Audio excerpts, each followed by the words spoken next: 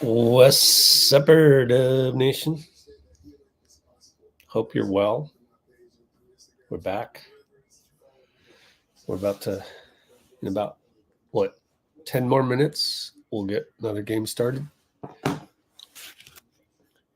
Senguun is playing, so FYI on that one. So we'll have to deal with him down low. And I actually wanted to start with a couple things. Senguun will play. Trace Jackson Davis is available. Kerr said that Kerr alluded to having a rotation of 10 guys. So any given night, you know the drill. Don't know if Pods will play, right? Because we'll see. He was all right the other night, but made some mistakes too, and so did a lot of people. And so one of the things I wanted to show you here is very, very unfortunate, in my opinion. This is not journalism. NBC Sports Bay Area is going to hire someone young. I mean, they're not hiring a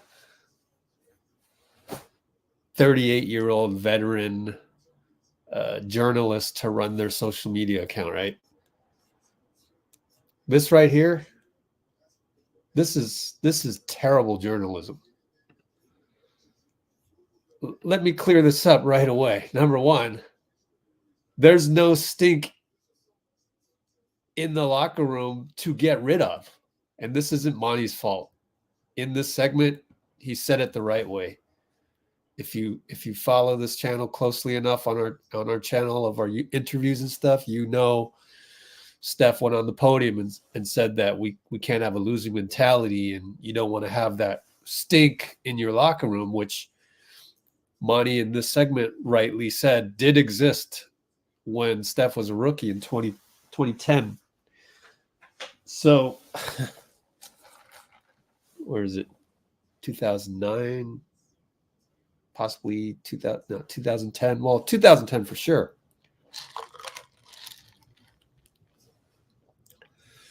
So Monty is making a reference back to the days when he still covered the team for the Oakland Tribune, and that's valid, and that's interesting, and that's fun.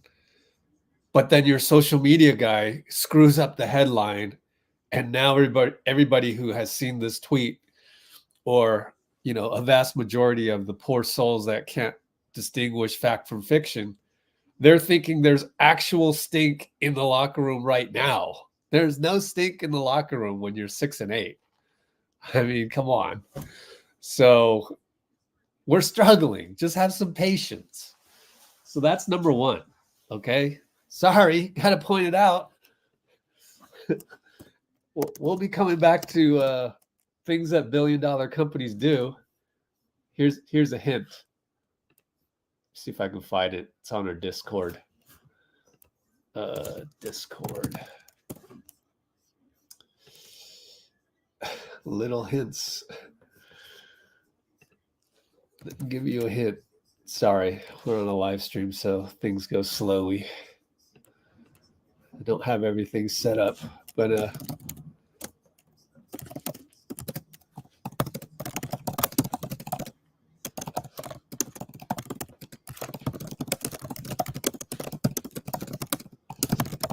that's very irresponsible. This tweet is supremely irresponsible. But hey, billion-dollar company is going to billion-dollar company. Hire the wrong people. Where's the Dillon Brooks one? Damn it. Where's the Dillon Brooks Instagram post? I lost it, so I got to do a search. Can't believe I lost this. Damn it. Dillon. Anywhere. Nope. I forgot to post it in there. So I got to go and find this somehow. But yeah, Dillon Brooks posted on oh, I know where it is. I probably saved it in my Instagram. Hold up. There it is. Oh yeah, I got it, guys. I got it. It's on the score aggregator.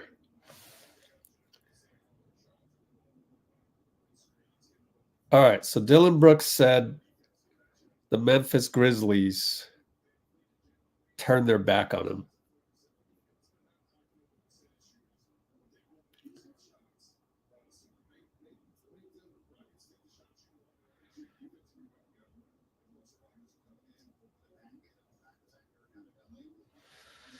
All right. Where is this? There we go. I found it. Copy, paste. Paste right here. My internet's a little slow. What I didn't like about Memphis was they allowed that stuff get out of the woodwork, and then I'm the scapegoat of it all. They'll come to me on the low as men one-on-one, tell me something, but then not defend me when everything went down. I feel you, Dillon. I hate to actually side with Dillon Brooks, but I feel you.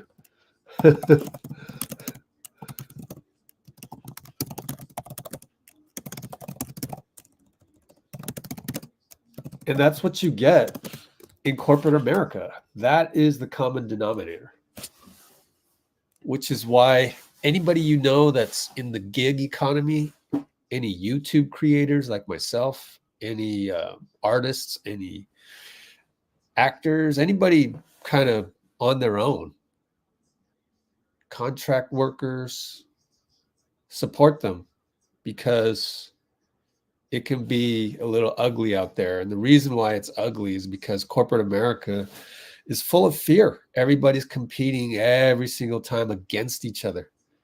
Everybody hates their boss because everybody's boss honestly sucks. It's a power struggle. It's BS. And I used to do it. I used to be in that world. I used to be in venture capital. I got out of there. Sort of due to the economy, but also I didn't miss it. And lots of times I don't miss anybody in corporate America. Nobody. So try to find your own way. Let me tell you, if you happen to be a CEO of a multi-million-dollar company watching this, all right, kudos to you, man. You figured it out. But small business is where it's at. That's what makes the world great. It's not all these million-dollar companies. I mean, yeah, sure, it's great to have Apple create the iPhone for you. That's great. There's some basic needs that are helpful. But just you wait and go work for Apple. Just give it a little time. Someone will stab you in the back. Speaking of which, this brings to mind a former Warriors beat writer, not me. I won't name the name because I don't want to put them in a tenuous position, but they were working for one of the big aggregators, not the score, but one that you know. And then somebody went and dug up some old tweets when he was a different person, a more struggling person, a person that hadn't figured out what they were doing, not quite there yet. And laid him out. It was character assassination.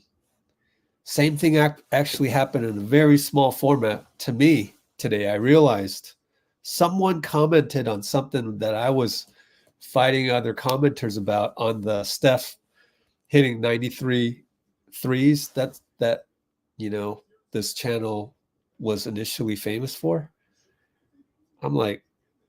He's like, oh my gosh, you're such a terrible person, cut to the bottom line, right? I'm like, wait a minute. That's me commenting from 3 years ago. Maybe it was 2 years ago. There's comments 3 years ago, 2 years ago. I looked at some of those comments. I'm like, yeah, I was pretty combative back then, more so than now. I was pretty, I wasn't that happy. So I went and finally I cleared all those comments out. But that's weak, man. And you know what happened to the guy, the beat writer that I'm talking about? The aggregator company, again, not the score.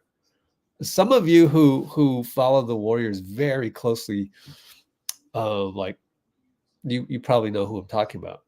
And they let him go. So all of a sudden, he couldn't cover the Warriors anymore. And it's not like that was his main job. He had a regular job because it's not like that job paid anything, but it did pay him 5 figures. Not very high 5 figures, but it was something. So someone on Twitter wanted to throw him under the bus, and boy, did they throw him under the bus to the point where he couldn't put the same amount of food on his table.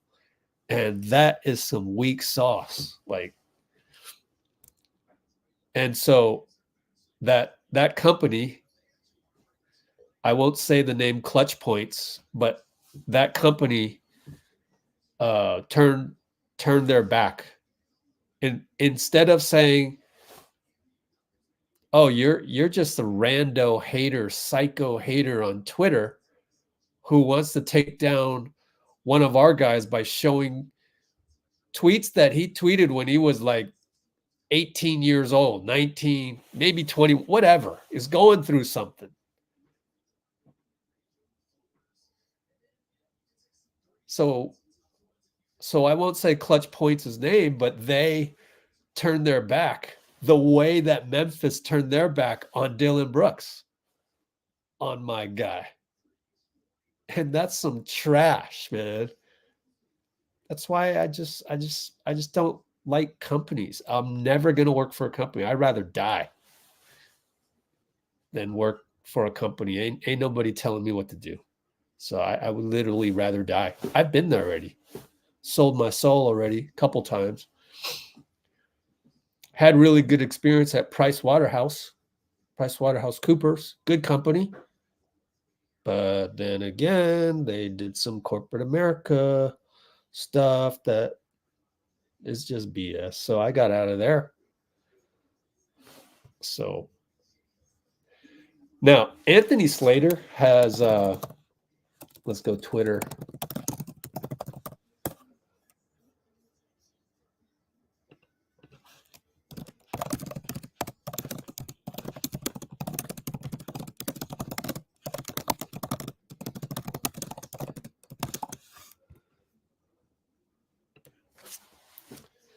I got a little sharp edge tonight logging on just because all of that kind of brought those memories back. It's so unfair to bully a person online to the point where they lose revenue, they lose personal revenue.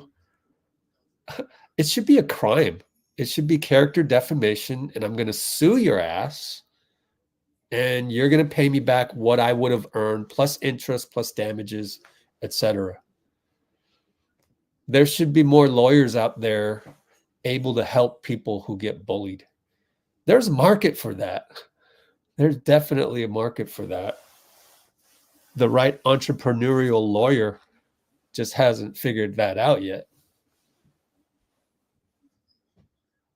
I hope we get to a point where people can't be bullied online anymore. I'm tired of it. Like, see it every day. But it really just starts with every individual to understand that you got to stop complaining. If you made that your absolute rule, your life would be so much better in an instant. Just scroll past it. Don't react. Don't comment on it. Realize that you're probably addicted to that feeling of shifting. Someone is bullying you. So then in some analogous way, So then you're taking that negative energy and then you're turning on somebody else to transfer that. That's what Twitter does. That's what commenting on Instagram does. That's what commenting on YouTube does everywhere other than, 90% of Let's Go Warriors. Thank you, Blue Wrenches, for getting us up to that. Basically we're 90%.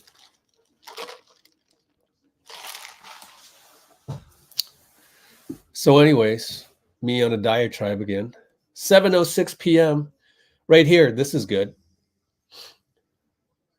Anthony Slater helping us out with this video. Steve believes we have 12 legit rotation players. So the reason why the rotations have sucked, the reason why all the casuals are complaining about Moody needs more time, Trace Jackson Davis needs more time, this guy, that guy needs more time, bench Wiggins, bench Klay. No, you got to be patient with them. You can't give up on them. You're going to give up on them the way the Grizzlies gave up on Dillon Brooks? We don't do that at Golden State.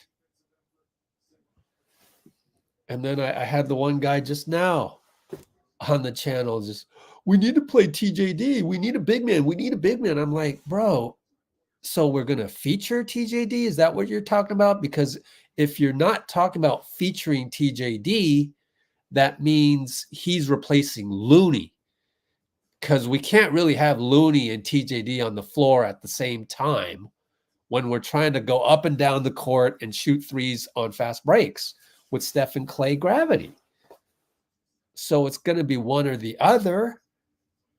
And if you're saying we need a big man, then what are you saying? Like, okay, so we're going to go and get a quality big man. I mean, we kind of tried that with Wiseman, didn't work. Wiseman was a struggle. So what? We bring in, what's the popular flavor of the month? Miles Turner. Bring in Miles Turner. All of a sudden we're posting him up or whatever. I mean, if he can run the Bogut split cut, great. But I don't know how great of a passer Miles Turner is. But if there's anything about Miles Turner that isn't Bogut-like, then we got to deal with that. And now we're changing the culture. So you're going to change our culture? You'd rather have Miles Turner than Looney? Okay, but it takes a long time to change that. Instead, why not just have patience right now? We're not even in December. And you're talking about changing the team. Like, that's a casual. That's casually watching the game of basketball. That's you coming onto my channel, having a pre-existing thing in your life where you're just like, again, I use the analogy, like, are you complaining on your birthday? Are you complaining on Christmas? Are you complaining on Thanksgiving? Are you complaining on your daughter's birthday? Are you complaining on your wife's birthday, your anniversary? You don't complain on those days. You don't need to. You have bigger and better things going on. Why can't every day be like that? Because something else is going on in your life that's bothering you, that you're hung up on. You're thinking that bad thing is ruining everything else. It's not. You just, A, you got to love yourself. And B, and this took me a while. It's taken me years to get to this point. I would say that I didn't reach this point until September. I mean, really. So, it takes time, but start with not retransmitting negative energy. It's as simple as that. Just don't complain. And and it sounds like I'm complaining that people keep complaining. I mean, yeah, but like at some point I need to tap people on the shoulder and make them aware. And I know that I'm forcibly doing it this way, but I'm trying to do it in as nice way as I can. The problem is when it bleeds into the Warriors, then you're sending out wrong information. Then you're fear mongering. Oh, we need a big man. Oh, we need a big man. Then everybody sees that tweet. Everybody sees that comment. Oh, that's right. We need a big man. Oh, yeah. And then it becomes this thing that like shouldn't have even gone past that comment. It becomes misinformation. Trade Klay, trade Wiggins. We're not trading Klay. It's transactionally impossible. What are we getting in return? And I talked to Dean Chambers last night. We had a good conversation about a lot of stuff, which then resulted in some great videos. Thank you, Dean, for the inspiration, but I was going to do these anyways. And now that I was able to do these rather efficiently right here, I can't wait to do more because I can do these really quickly now. It used to take me hours to do breakdowns, and I was like, I'm so tired. You know, I need to work hours on this breakdown video after sleeping at 2 a.m. Oh my gosh. But no, I don't need to do that anymore. It's great. The power of technology. All right. We're about to tip off. So watch out for that misinformation. Watch out for that misinformation. Oh my gosh.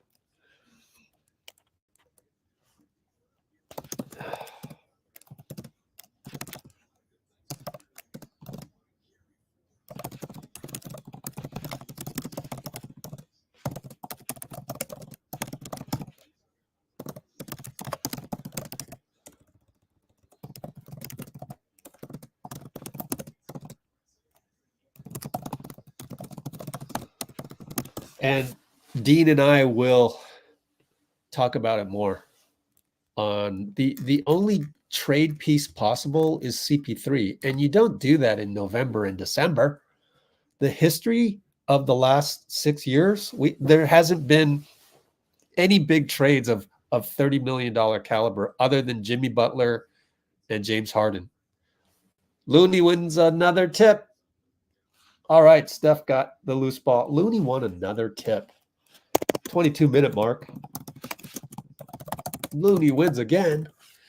All right, guys. Chris Paul is a starter again. Finds Klay. Curl. Oh, front rimmed it. No good. So the first play went to Klay. First play, Klay curl. There's FVV, Fred VanVleet over to Jalen. I mean, 2 passes later. Fadeaway Jabari. Oh, nice shot over Looney baseline.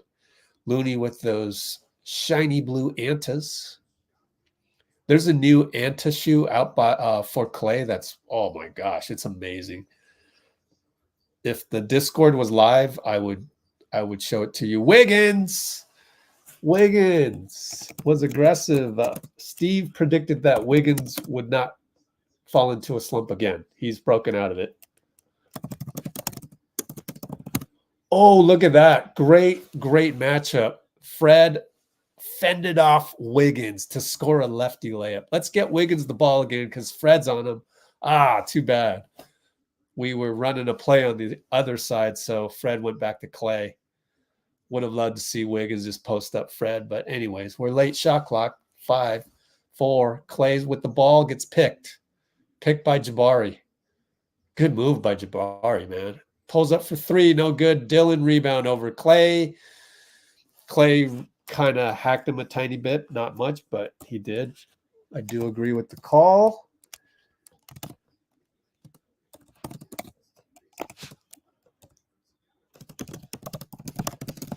Klay picked cleanly by Jabari. Oh, let me replay that. Is Bruce on the... I got to keep YouTube TV, I found out. Oh, man, I forgot to look if Klay boxed out Dillon or not. Let me see. Klay's dribbling has been super bad. Klay had to box out 2 guys, so I don't blame him for that.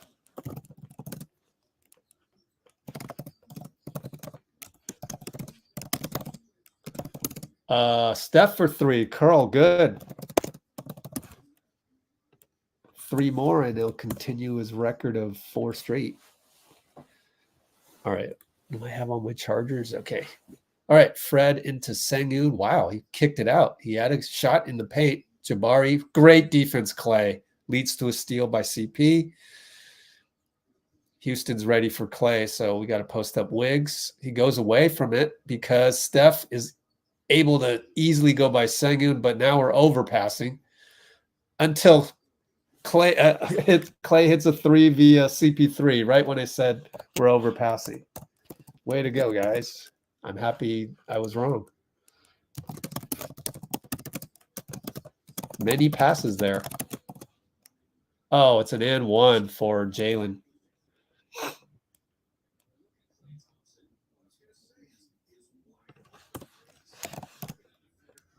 I'm watching Klay's defense on Jabari there. Great defense. They could have called a reach-in, but it looked clean. And the way that he chops down with his left hand. Oh, I'm sorry. Let's get the box score up. NBA.com. Wait for that to load because the billion-dollar company can't make a quality website. Klay another 3. Got it. Always good to play a young team to get out of your funk, which is part of the reason why also he struggled, right?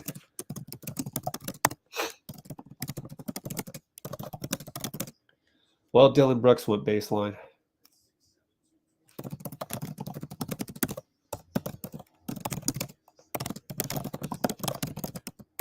I think the last time we played a young team where we could break out of a slump was Houston.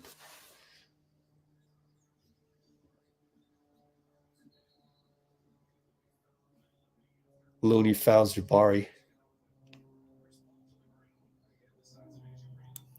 Yeah, that's some great action for once from the baseline. I gotta clip that since we're on a free throw. That's some nice action to see from the baseline.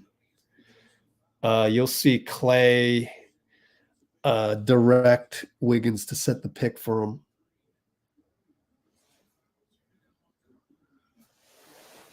So I'm going to clip that. We'll look at it next time out. And if you trade Wiggins, then how long is it going to take to teach the guy who replaced Wiggins to do what Wiggins is doing? How long did it take Wiggins to figure this out? That's an excellent, excellent screen by Wiggs. So don't listen to all the lies on social media. Just, 90% of it is lies. Klay, another 3. Got it. Man, I didn't even get a chance to see how that developed. Let me watch again.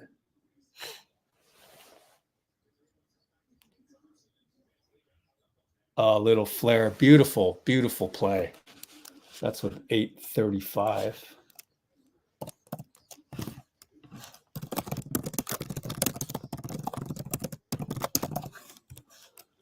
So they're really getting Klay involved. So that he just missed another 3, but he did a flare double screen to get open. Okay, so that was one-on-one against Fred. All right, so Jalen shoots a 3, no good. Jabari rebound, downloaded. Dillon versus Steph. Wants to attack Steph. Steph reaches in, no call. Senguun goes over. Looney's back, no call. Steve calls timeout, and he was quite upset with the ref.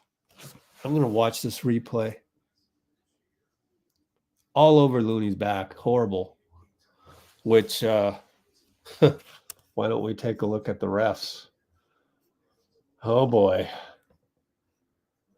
Let's take a look at their... Oh, Zach Zarba. I do not like Zach Zarba. He screwed up last night. He's on a back-to-back. He screwed up last night in Utah. Did you guys see that? I made a video about it. Go check it out. It's right here. No, it's not the enraged. Yeah, it is. Enraged at Kerr. What else? Refs. Zach Zarba has how many years? 21. Okay. You expect him to get calls correctly. I don't know if that missed over the back was his fault. Oh my gosh, Merrick Kogut. Oh my. This is our worst nightmare. He's got 15 years. You're kidding me. Scott Twardoski, he's horrible. Oh no, it's going to be a long night. Oh gosh, it's gonna be a long night. So let's Zarba,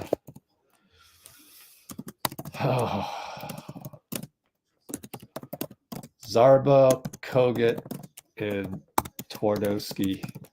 Yikes. Nightmare crew. All right, let's analyze the Klay 3 corner via Wiggs. Analyzing.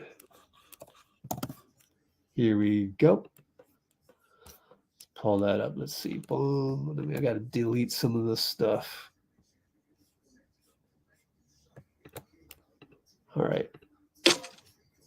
Clear up some memory. Here we go. You like my new Warriors themed cursor? I love it. Yeah. There we go. Oh my gosh. Hurry. We're almost back from the commercial break. Okay, right here. Watch Klay direct Wiggs to set the pick. This is neat. Or maybe he's directing Chris. Watch Klay. Yeah, he goes, go out. And that Wiggins reads it. So we're going to trade Wiggins? We're going to trade Klay? Who in the NBA is going to do this and communicate with Wiggins? Or conversely, who in the NBA is going to communicate with Klay to get him open in the corner? Good Lord. Do the casuals know just how dumb they are? It's literally stupidity. But, you know, I once said that I didn't want to use those words. So that'll be the last one. Klay draws a foul and one on Dillon Brooks. Late shot clock. Count it. All right, he's back. He's 4 for 7, 3 for 4 already. Klay's back. All right, catching up to all these. It's been a while. Zion. Denzel's in house. Sandow's in house. Arbel on Twitch. Well, you know the answer to that. Channing Frye doesn't understand Warriors culture, so stay where you are at, Channing Frye. Shay on IG. No, I did not. We got to check that out next time. Send me a link. Oh, Dillon Brooks. Nice move. Just couldn't finish. Instagram. Is it Shay? Klay up top. Yes, it is. We're going to have to figure that out later. Wiggins attacks Jabari. No, couldn't make it. Bodies fly. Ball goes to Houston. And both Wiggins and Klay thought it was off of the other guy. I told you. Crapshoot refs. I don't know. Maybe he gave it to Houston because he thought Wiggins fouled Senguun. I don't know. Whatever. I'll give him the benefit of the doubt. Wiggins should have made the first shot anyways. Senguun, he's pretty good. Misses though. The up and under. Hey, Klay, you got Wiggins against Senguun. Hello. Nope, Klay will shoot it. Short. Well, you know, Wiggs is always going to be the complimentary player. Moody takes a charge.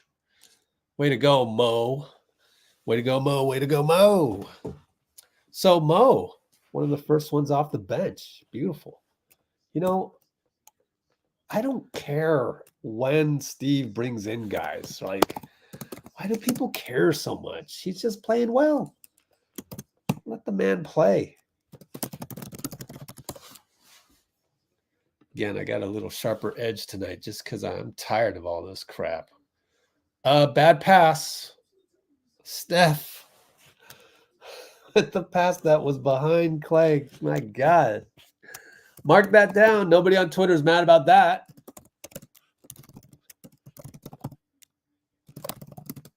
And they miss. We got a rebound. Wiggins. finds Steph on the curl. So maybe the Steph brain fart will be meaningless. Klay wants to take Jabari off the dribble. He does. Get swatted, though. Got to be careful with him. Can't underestimate that. Senguun brought it up about 80 feet. Not bad. Dillon, sidestep, 3-ball. Good. Eventually, he's going to make one of those. Like, he's a pretty quality player. He's got the antics, but he's pretty quality. It's worth his contract. And look, the way he's playing defense, wow. Good defense by Dillon. Dario misses an open 3, though, so no one got to see the actual good defense by shading off of Steph to hand him off to another guy and guard Moody in the corner. Senguun against Klay. Great defense by Klay. Pulled the chair on him, but Senguun too strong as the help was late. We're kind of small right now with Dario in there. Wiggins fade away too hard.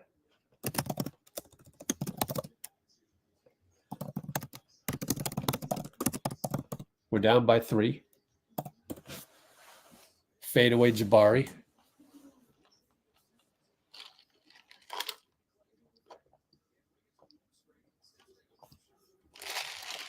Helreth Lewis. That's a new name. Cool. Aloha. Keep me posted on that Shea thing. At least I have the window up, so. What? Steph lost the ball against Dillon? Come on. Why doesn't Twitter get enraged by this? Oh my God, he just didn't catch it. He was thinking ahead too much. Good Lord.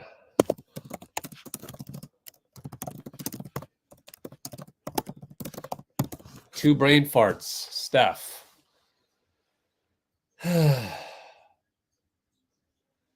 Jock Landale, he's pretty reliable, but not on that one. Air ball, hook shot. Don't know what happened there. Steph knows he screwed up a couple times. Casuals couldn't tell the difference. They think Steph is perfect.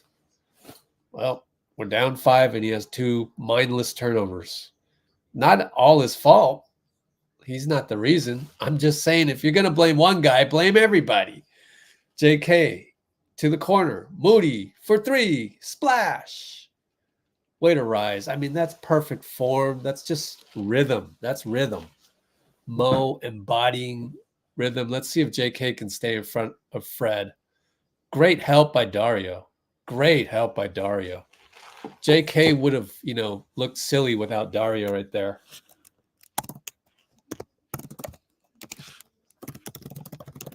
So Pods does get some minutes. And JK attacks, gets fouled. Doing what he does. Again, good to play a young team. You feel like you have a little bit more freedom because the young team will do things that young teams do. And 2 fouls on Dillon, but you got to hit free throws, and he's having trouble with that. So JK misses 1. But good decision to attack. Good decision. Kings are getting trounced. Wow.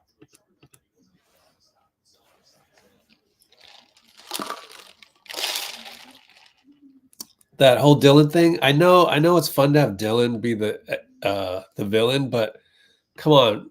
Memphis Grizzlies, they turned their back on him. Typical corporate America behavior.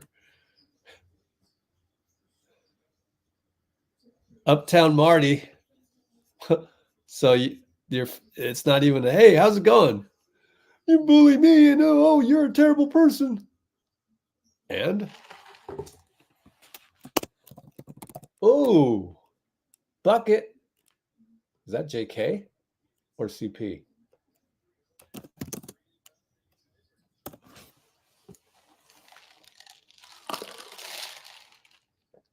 Free ball. Houston, no good. Dario rebound. CP brings it up. Pick and roll Dario. Back to Dario. Wide open. Over Jock. Got it. Typical CP pick and roll.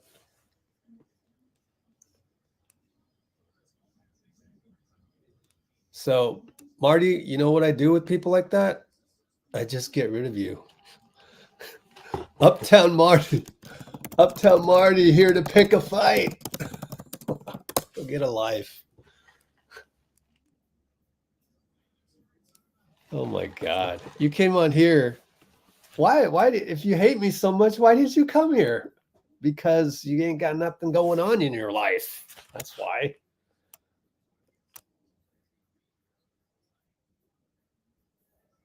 Man, the whole time he was here, he had a grudge on me.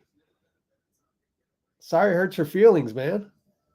You bullied me. I guarantee you bullied me first. Guarantee you. I never bully anybody. It's always get instigated on. And you know, it's the same thing with Draymond. Like people think that, oh, and he wanted to get in the fight with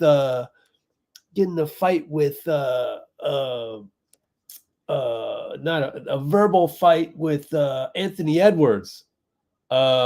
He fouled Edwards, helped him land okay, and then Edwards says, "Don't foul me like that, N-word." I mean, those are sparring words. Draymond didn't start that. I didn't start it with you. Come on, man. Oh man, please. You need to work on yourself. You need to work on yourself. And it's too bad. It's really too bad. Calling me a racist? Yeah. I'm a racist when my 18-year-old black scorekeeper, I'm a racist because I drove him home to the hood, you know, and then a few days later, he got shot and killed at the same place where I drove him home. That makes me racist? Okay. CJ Holmes gets to go to Brooklyn, and he gets to go cover the Paris games. Excellent choice of destination.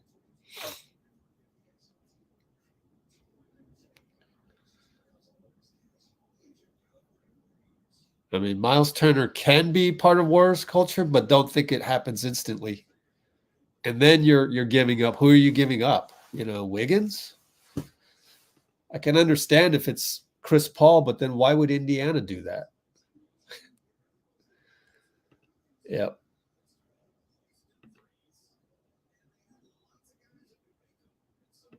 Yep. But then you figure out who's got a strong heart.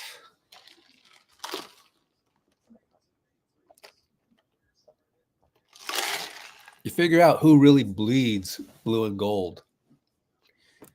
That's what we try to do here at Let's Go Warriors. Try to make you the 19th man on the squad. We're in zone with Moody up top. Try to make you the 19th man on the squad so that these 6-game losing streaks don't affect you as much. You're still part of the culture. You're still feeling like you're part of the team. Corner 3, no good. That gets JK open on the wing, inside dunk. Oh, foul, no call. What the hell? He could have got injured, man. Come on, ref. Wow, but that was some great 3-2 zone team defense. Oh, but Jalen scores. What a move by JK. Exactly what we needed. That was like a Jordan-esque, Kobe-esque finish. Finally. Should have been an and one, too. Dario fadeaway hits it. How did he do that? Dario with the runners. Impressive. He's such an offensive force. People need to use that word better. Jalen Green, little bit outside. I don't know. What was Steph joking around saying, review that. Tell the ref to review that. Let me see. I got to watch Steph on this one. I think Steph was like, hey, ref, review that because you suck, ref. Jalen for 3. I missed the Warriors possession. It was a Dario 3-ball that missed.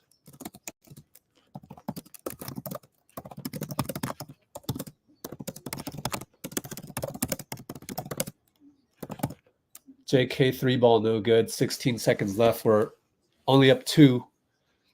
So good job by Houston to stick around. Tate, I love Tate. He's a baller. Gets it over to Jalen. Jalen left side, still in zone. Moody all over that. Good closeout, Moody.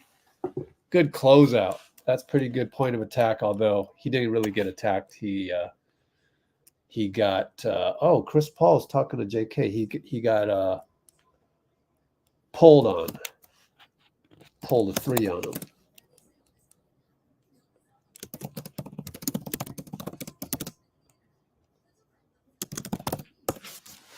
Oh man, just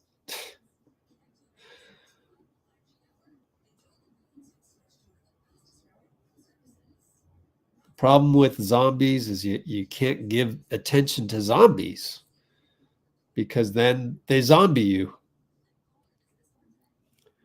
All right, so I think CP's talking to JK about that early pull.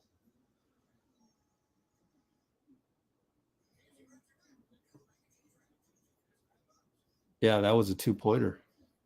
Yeah, not the best decision by JK, especially when he can blow by that guy.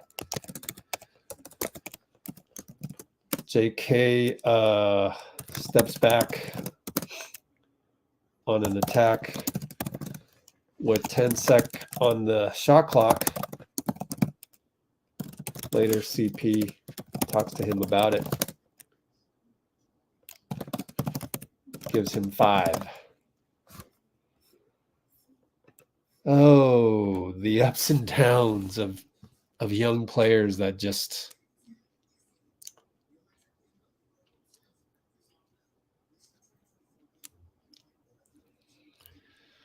nothing wrong with change. You disagree, isn't that what I said? People are changing. Anyways, if Marty's watching, do you see how Percy worded that? Worded that like nicely, like we could have a follow-up conversation about that.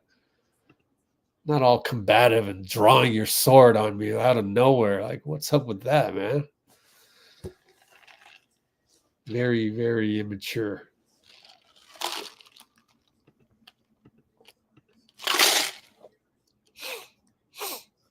Black ice in the house.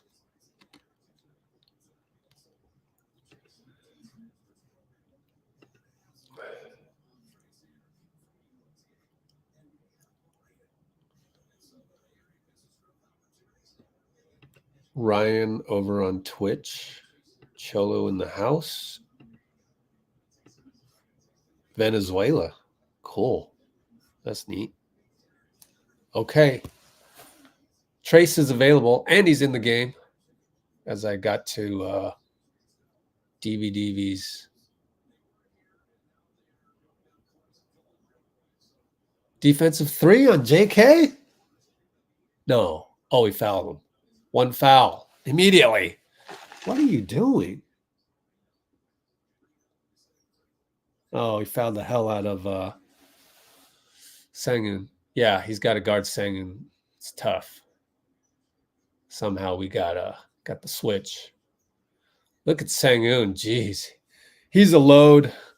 Takes it in on Trace. It's good.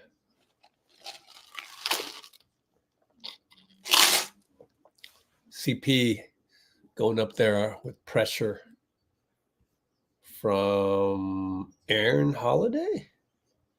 Oh my gosh, turnover. JK, bad pass again?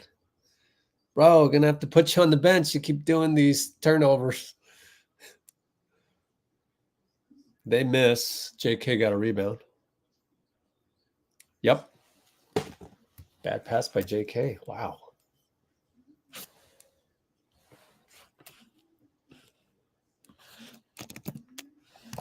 And then we score.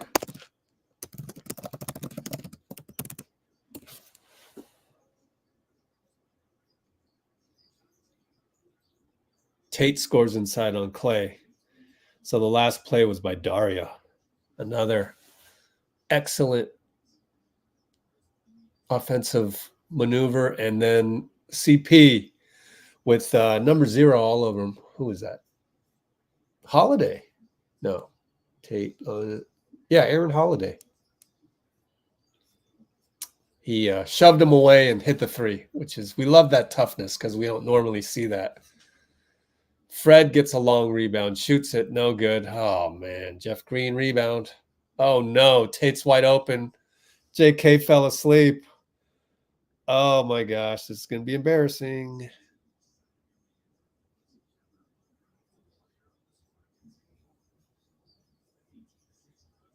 JK had no idea who he was guarding. That's why. That's what happened.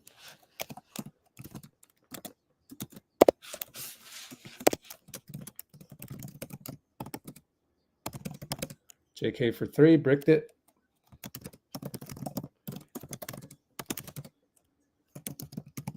Don't foul Fred. JK, he doesn't. They swing over to Tate. No good. Klay rebound. Look at CP box out Senguun. That was incredible.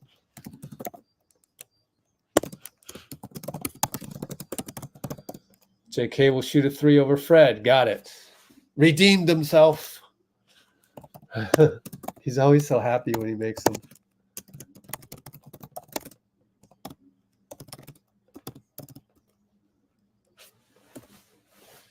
As legions of Rockets fans say, we're too small. Why is Fred guarding JK? Good defense against Senguun, JK. But they hit a 3. Pretty good defense. I'm proud of the defense there, even though they hit a 3. Stayed in front of him. CP for 3. Oh, Trace overran the rebound. Fred got it. Now he's downhill. Pulls up for 3 on Dario. Oh, missed it. Front rim. So that was online. It was just short. CP now gets a screen from Trace. Pulls up from 2. There you go. Hope that gets more and more automatic. CP pointing to the bench says, you can sub for me now. I'm tired. 39. And yeah, Steph's ready to come in with 804, 803, 802, 801.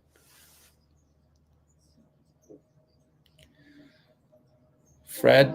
Oh, CP picked him, but it ended up Tate got the ball, and now Senguun, and now Senguun misses, tips it to himself. CP steals it. CP doing things. He's playing like a lob down to Dario, holding on Sean Tate. 5-yard penalty, automatic first down. Wow. CP with some great help. D versus Senguun. Oreb, that was incredible. You can't teach that. What he just did, you can't teach it. That's incredible stuff, man.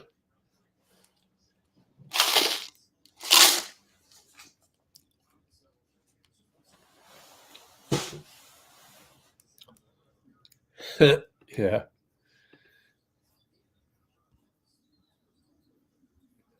Ryan, you want to watch the game live? Maybe try Stream East. Otherwise, I don't know. Ben in the house.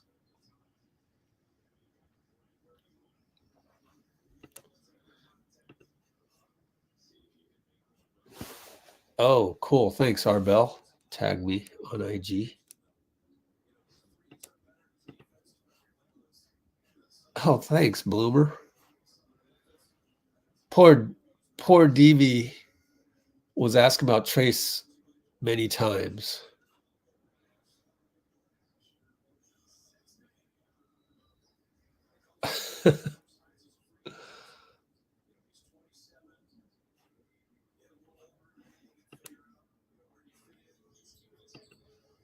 All right. So Steph had gotten fouled and he was at the free throw line. So we're up by 5. Here we go. Steph on Jalen. Oh, boy. Gets a screen from Senguun. Good job by Steph. Look at the footwork. He stays in front. Excellent. Steph is such a great cerebral defender. Give him credit. 722 mark. Now Senguun has to shoot a 3 at the buzzer, and he got it. Darn it.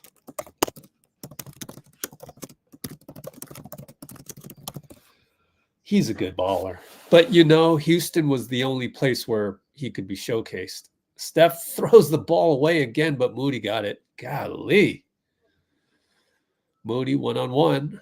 Over to Pods, 6 seconds. Over to Wiggs. Go Wiggs. Got to go Wiggs. Shoots a 3 over Tate. Banked it in.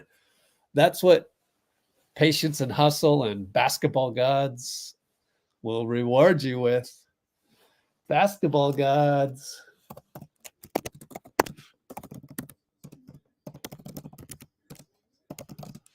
Tate from 3. Pods wanted to charge. I want to see if I can see that on my slow stream on my laptop, see if it was a charge. Pause left side. Wiggs will post up Tate. I mean, I think that was a charge, man. I think it was. Wiggins 3 ball. Yeah.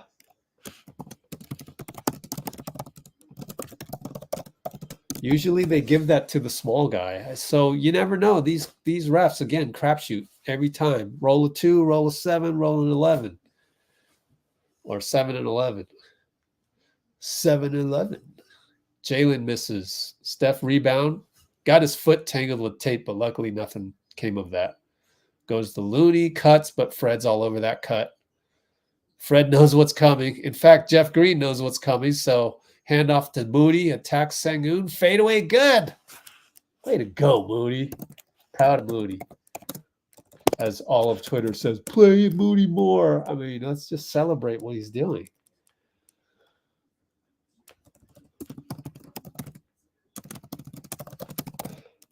So FVV and Jeff shut down Steph, cut. Mo is there. Secondary to attack. Push shot good. Impressive. Timeout Udoka. Timeout me. I've got to use restroom. Restroom break. BRB. And score is GSW 49-42. Q2 8-5-22. Yeah. Be right back.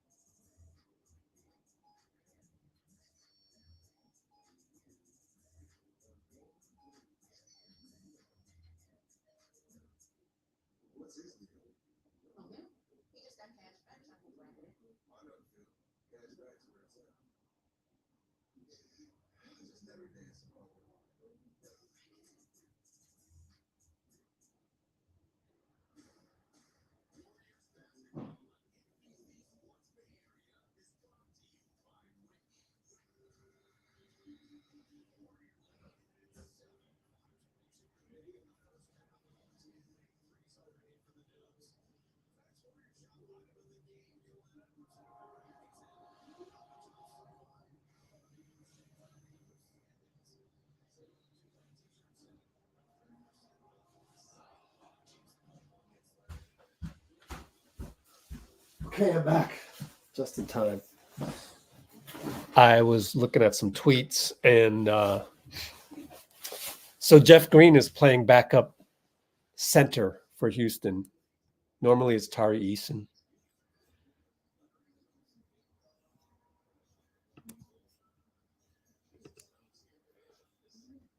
Okay. Houston with the ball. 10 on the shot clock. Fred against Looney got the switch. Senguun now posting up Wiggs. Good spin by Senguun. Boy, he's got some moves in the post. The one place where you can't give that up. So just in case we have to switch next time, don't let him go baseline. It's kind of reverse. Anyway, Steph into Looney, trying to finish against Jabari. Finishes. What a finish by Looney. He's so reliable these days on such finishes. Jalen attacks baseline. Moody fouls him. See, Jalen is a talent, but Moody is nowhere near where we'd love him to be point of attack wise, right? So not to pick on him, I'm just saying when the people go nuts that say, oh, Moody's this, Moody's that. I mean, he does have some flaws. They're not major though.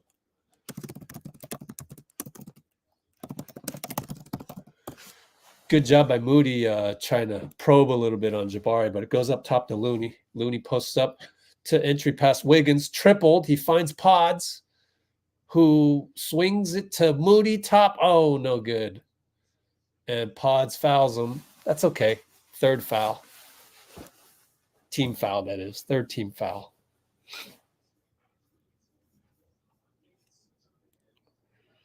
I thought it would be colder, so I brought my jacket. But it's not that cold, actually. Up by 7, 4 minutes, 3:59. Jalen goes right by BP. Oh, boy. It's a tough matchup. Don't show too much frustration, Pods. That's my advice. Yeah, it was pick and roll defense. They got the switch they wanted. I think Pods ended up. Whoa! Fred and Looney entangled. That's an easy tech. Fred's a little pissed about something. I don't know. Did Looney hold him or what? Let me watch the replay. Oh, they wanted a moving screen foul, and it ended up that Fred almost like threw a punch, but obviously it wasn't a punch. He just swung his fist, and you're always going to get a tech on that. Steph misses. Wow. What's he shooting for the season? Fred's still arguing about it, but got to do what he's got to do. Steph and Curry. With the inbound to Steph, baseline, shoots it, scores. Chris Paul fouls the hell out of Fred. But Chris hurt his hand in the process. Free throw shooting for Wardell. CP says, my bad. We have 4 team fouls, though, so we're in the penalty.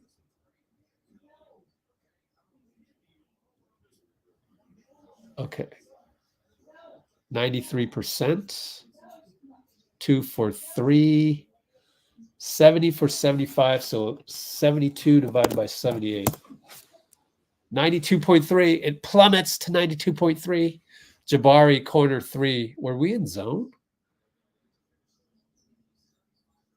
Yeah, we're in zone. So Jabari, corner 3 against the zone. Mark it down. Give up one of those, then we got to abandon the zone.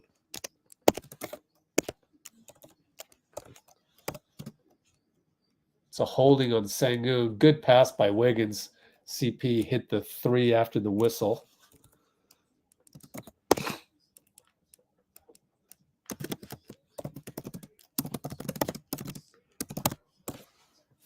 So we got Klay playing the point on the zone. Wow, interesting. Wiggs attacks baseline. Oh, what a block by Jabari. Man, this guy can play.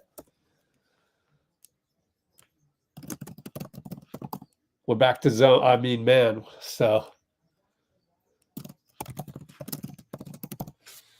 Tate against Klay. A few fakes, and Klay doesn't bite. Great defense, Klay. Great defense. Another great defense. That's why you read the social media posts. Oh, we can't play defense. Let me send you some tape. Got Wiggins one-on-one Senguun. Oh, he lost the ball. Uh-oh. 5, 4, go Wiggs. He goes. He attacks. He's fouled. No call. But Looney tapped it in. Ref, what are you watching? Let me watch the replay here as I lose track of that. Oh my God, he was just mauled by Jabari. Come on. Absolutely mauled by Jabari. What a pass by Steph. Extra pass Wiggs to Klay. Back rimmed it. CP tracks it down. Foul. They got to call that one on Tate, which will give him 14 fouls.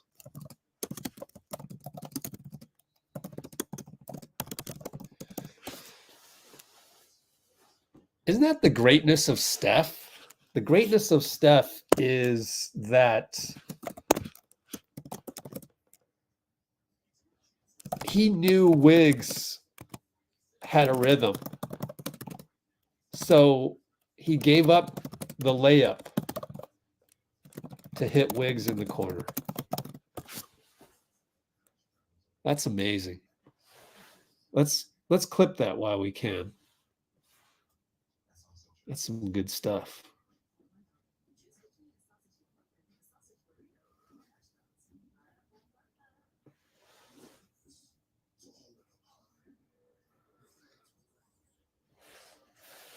And before that, Senguun got free near the hoop. Good assist. Was that by Fred? I don't know. But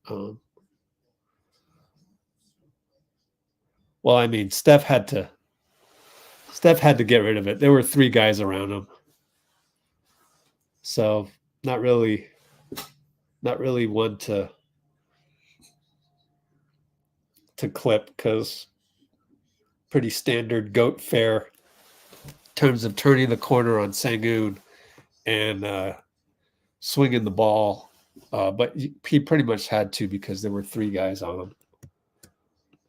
So good ball movement. But again, Wiggs extra pass.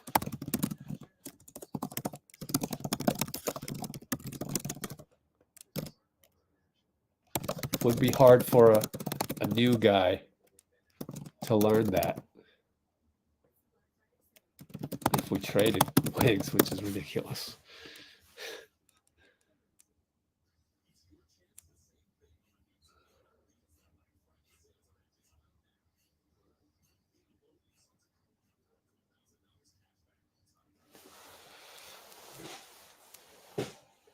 Denzel Cicero on Twitch. Welcome. I always want to say hello to the people on Twitch, because our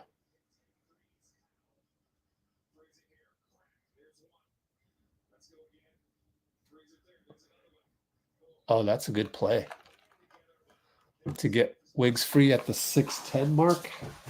Kalena's going through that. I missed that because I was talking about something else.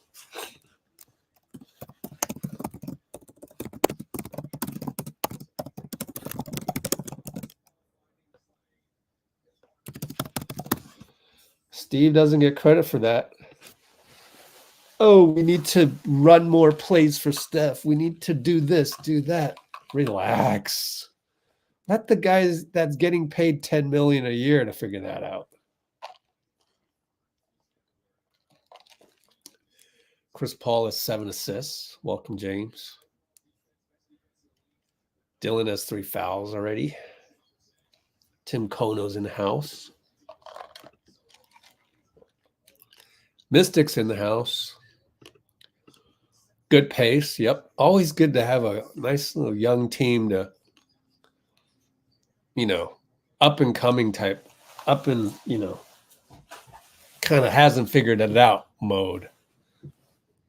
Because you could bring up OKC as a young team, certainly, and they're just super talented. Pick and roll, Fred. Good job by Steph. I'm impressed. Oh, and what? Now Kogut's going to call him with a foul. Of course.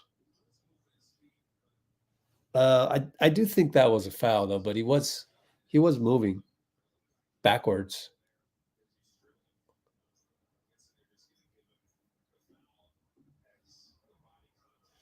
It's not going to be shooting foul, though, right?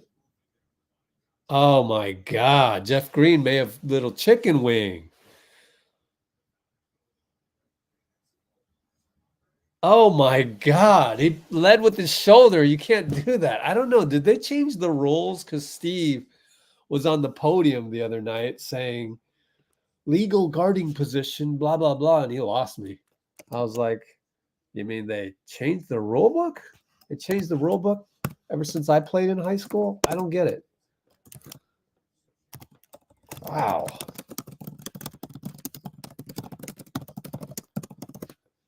Craziness. Only up 4. Steph, step back on Jeff. No good. Jalen swallows the rebound. Over to Fred. Left side.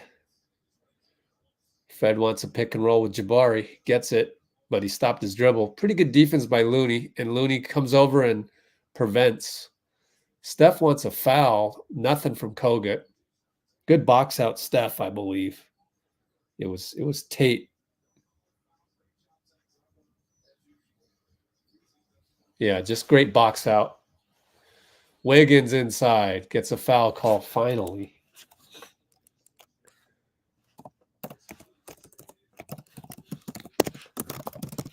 So Steph is really engaged on defense.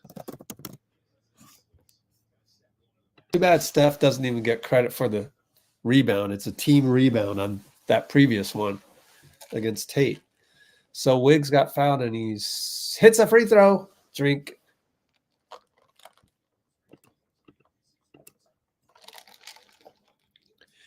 MVP JB in the house. Welcome. Let's welcome these people.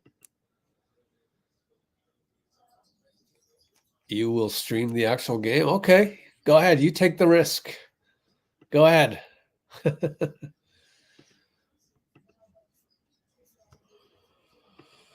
Go, Loon. Go, Loon. Okay. Jalen against Steph. Let's watch Steph. His footwork has been impeccable tonight. Oh, look at him shade over. We suddenly switched to zone. Awesome. Fred to the corner. Jeff. No good. Wow, we switched to zone on the fly. That's impressive. That's impressive.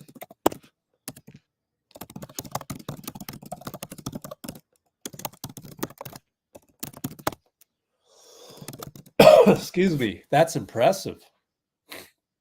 That's so hard to do. Oh, what a play for Steph. 3 ball and 1. Udoka's besides himself. He's like, you can't foul him. Jalen did. What a series of screens. We're really taking advantage of this double screen flare, aren't we? We saw that earlier with Klay.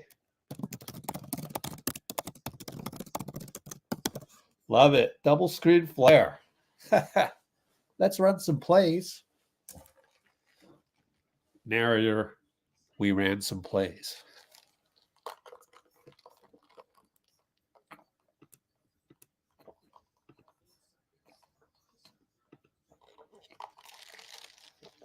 Jalen, wild 3.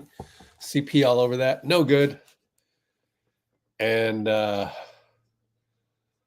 we are good. I think Senguun's about 6'11", 7 feet.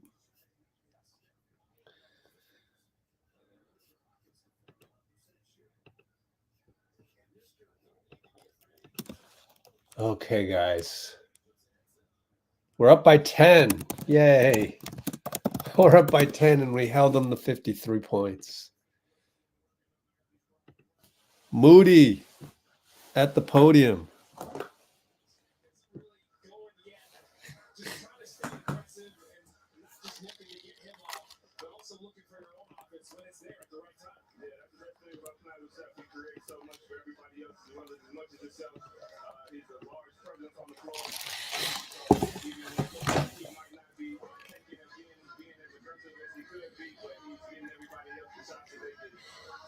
Turnovers only, Moses. The way you guys are taking care of the ball, I know against OKC, it started to get a little scattered in that third quarter. Is that what you're going to talk about at halftime? Yeah, you know, just that's definitely something the coach can appreciate. Obviously helps that equation for the team, keeping everybody composed and playing under control, and that's what I like to thanks for stopping. We appreciate a good first half. That is Moses Moody. He and Kuminga off the bench along with Shards. Absolutely excellent. All right. Let's take a look at that double screen flare, for lack of a better word. But now we've used it twice on these young Houston kids. Warriors are back, baby.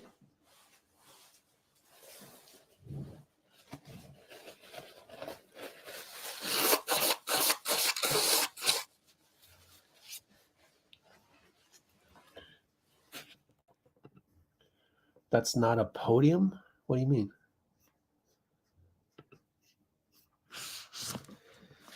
All right.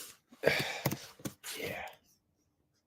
This is a good one because I haven't even tweeted the link. Oh, but I gotta put the play up there. Yeah, let's do that.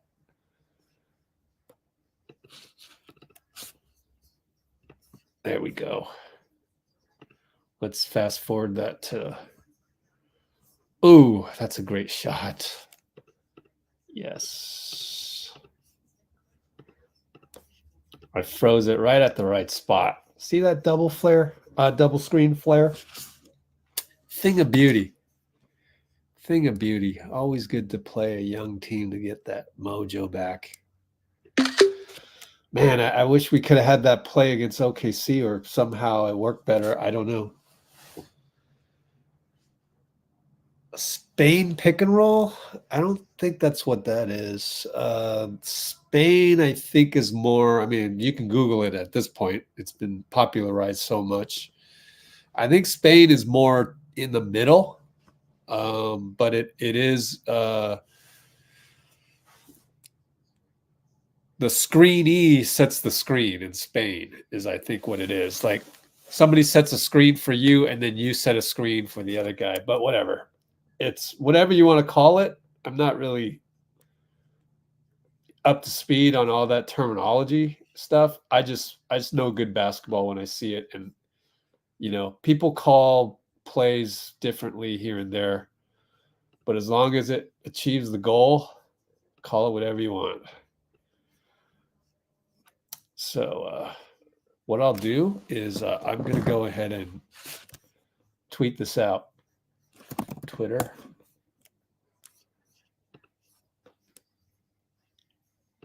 Boom. Boom. Boom. Boom. Boom. And go here and tweet this puppy out. Now live on Let's Go Warriors YouTube channel, analyzing the last 3.1 play for Steph.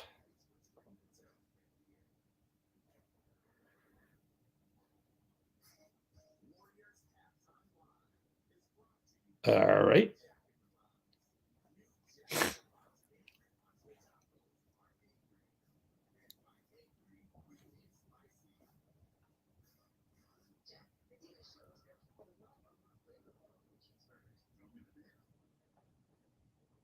And of course, I forgot to download the screenshot. Which forces me to delete the tweet.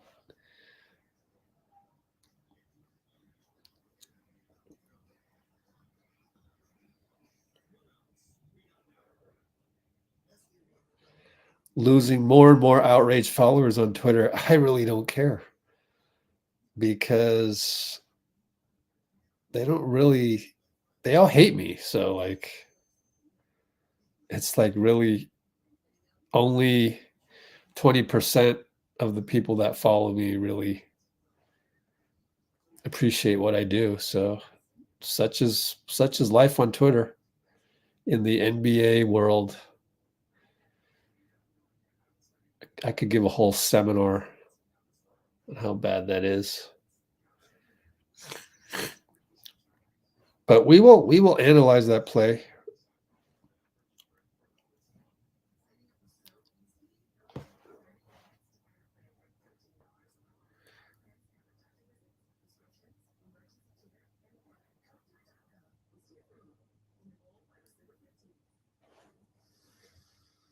All right, finally making some headway here. Be right with you guys.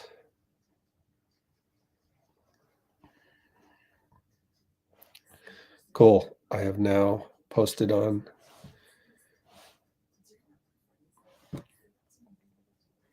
Instagram. So now we can go here and analyze this play as I said I would.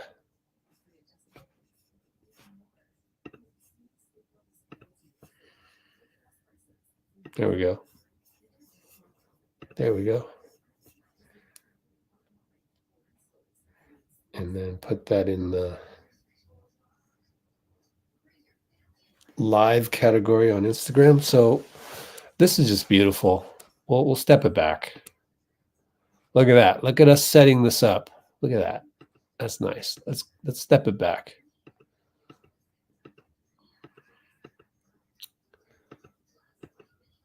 Klay brings it up. Steph goes, I want to run the double screen flare play, Looney. Okay, 30. No problem. Here I go. Let me go over here. Set a pick for CP. He comes around.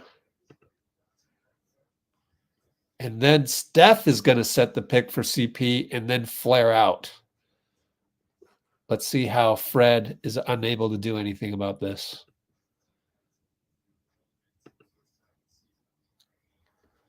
So two guys go out on him. That's a mistake.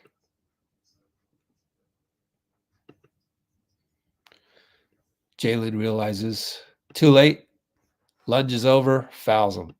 But Steph is a master at drawing the contact. You know, best shooter ever to play the game, of course. Let's watch Jalen. Let's watch Jalen this time. See where he screws up. Let's see. Here comes the screen.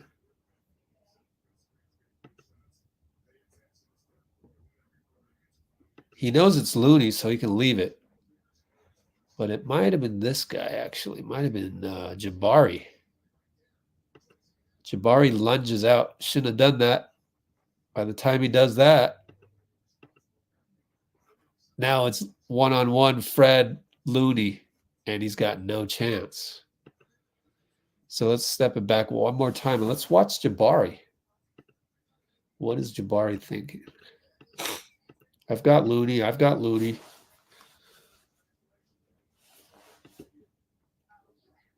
There must be some earlier action where it's just a pick and roll between these two, but the fact that Steph creeps up,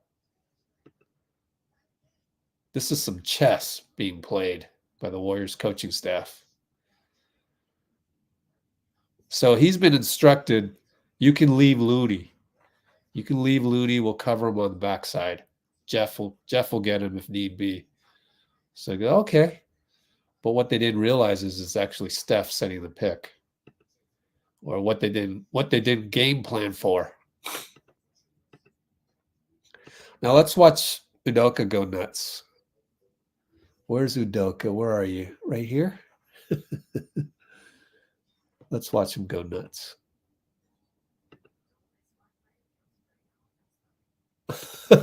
Watch him go nuts. It's hilarious. It's fun to totally bamboozle the other team, but, you know, it is the Rockets. Very young team.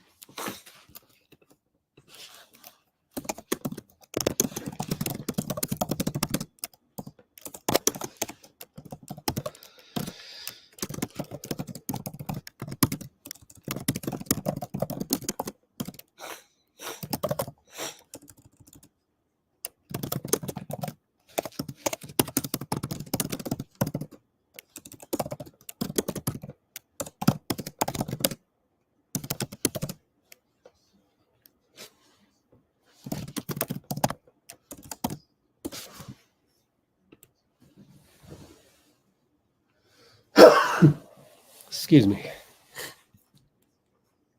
All right. Oh, nice. Heard CP call that play. Are you at the game? Oh, he was yelling it. Okay. Oh, then I should turn on the sound on that one. Man, I'd have to go way back on the stream. There's Moody. Okay, let's see. Turn this on. Oh, man, now it's playing music. I don't want that. Right there. Wiggins will get to the line. Foul. I guess he over. There it is. This is a lot.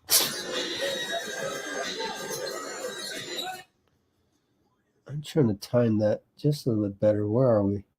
53:08.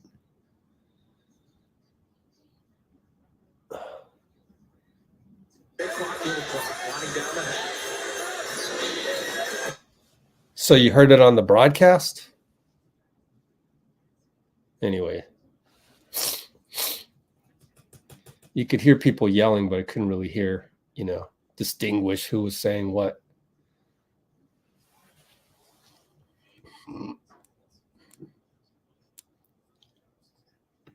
Let's trade and wave fans.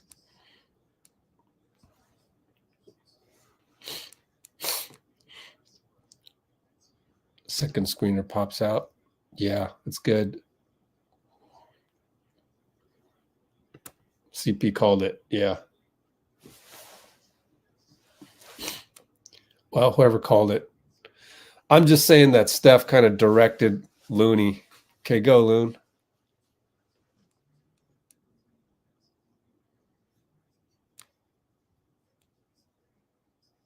Okay, we are back.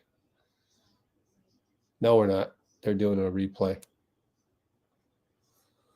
How many likes do we have? 41 likes. Wow, we're almost double. 81 concurrents, 41 likes. Please splash the like button 40 times. Or 40 of you splash it one time. How about that?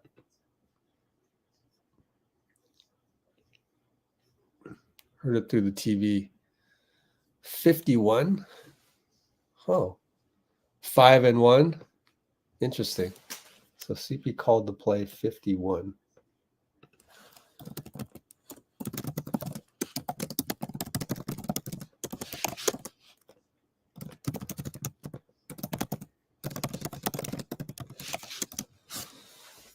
Heard through the TV. Cool. Area 51. Because Steph is an alien. Yeah, depending on matchups. But, we're going to get Draymond back. So the guy that would sit would probably be Looney. But we'll see. Okay, we're back. Steph with a little clap in his hands of encouragement. We're doing all this without Draymond, which is pretty encouraging. Keeping the pace up without Draymond. Very, very, very encouraging. Oh, good switch call by Wiggs. Fred for 3. Short. Good switch call by Wiggs. Every game, we're getting better and better at communicating. It's wonderful to see.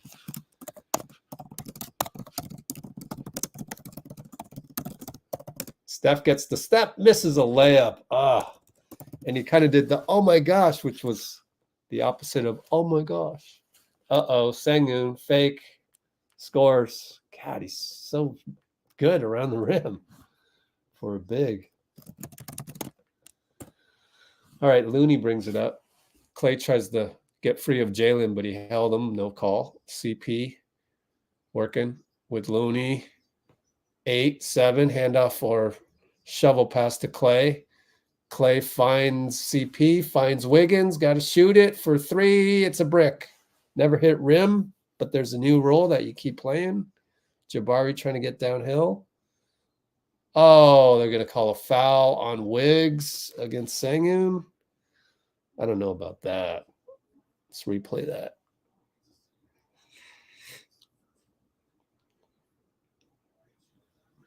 Oh, Senguun pushed him. Like, come on. Like, you're going to do that, then you got to let the next one go.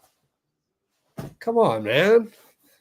They're just, there's no principles for these refs. It's a crapshoot every time. Senguun ends up with a 3. Okay, I got to stem the tide. Pretty slow pace, especially with CP walking it up.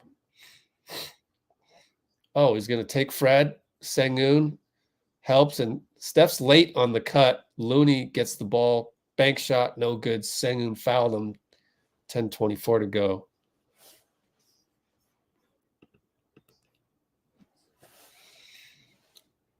So we're up by 5.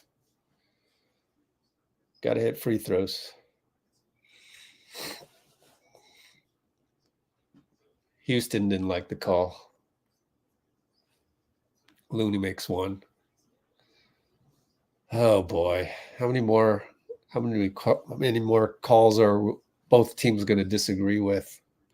Probably a bunch.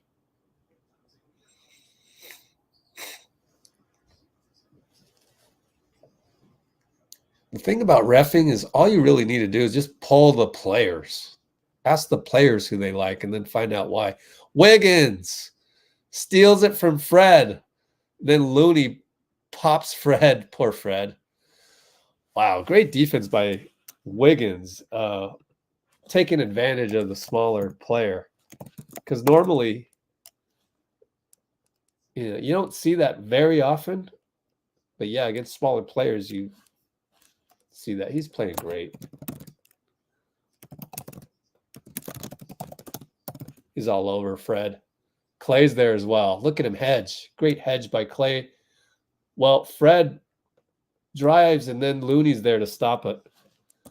That's great team defense. Klay with a flyby. Got it in transition, and that's what we do. And the Warriors, we play great defense, and we run the ball up court for 3. Timeout, Udoka. He didn't call timeout.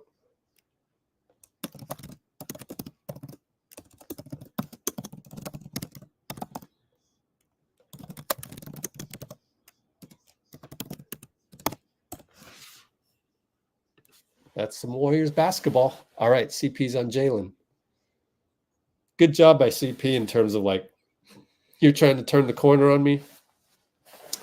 Nah, I'm going to make you think about it next time. Oh, Klay traveled. But that's Kogut. You see how bad they are? Oh, my God. Jalen, no good.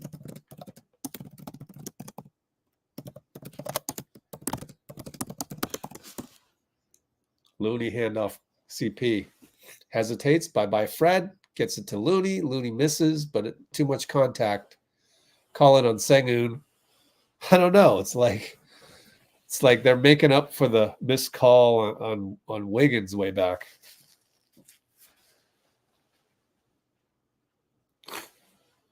Seemed to be like a bit of a reach-in, but Looney's at the line, so I really don't know. And it's only 1 foul on Senguun. How many on Fred?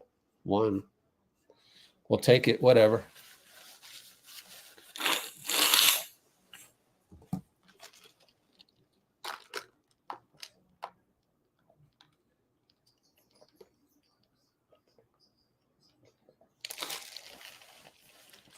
Looney missed a free throw.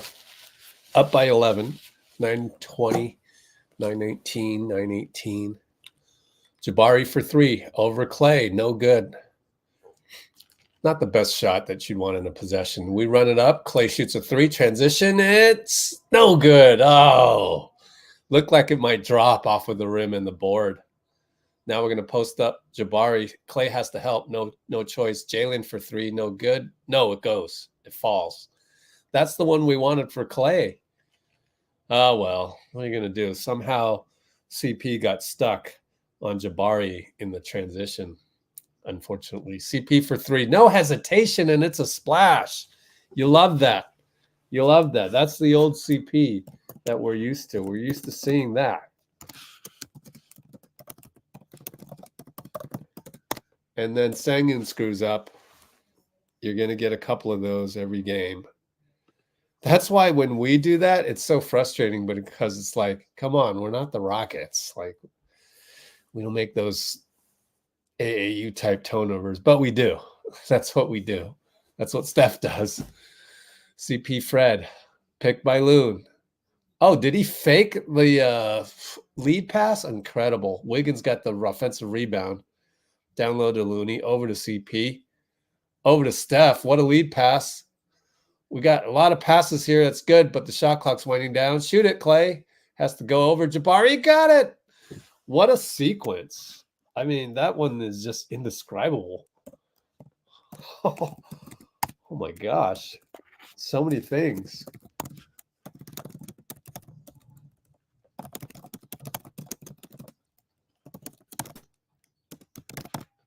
Jalen attacks, scores, and won. Chris once again says, sub. I love that. It reminds me of our old man's team in Rec League. You just kind of go, yo, get me. Sub me out, man.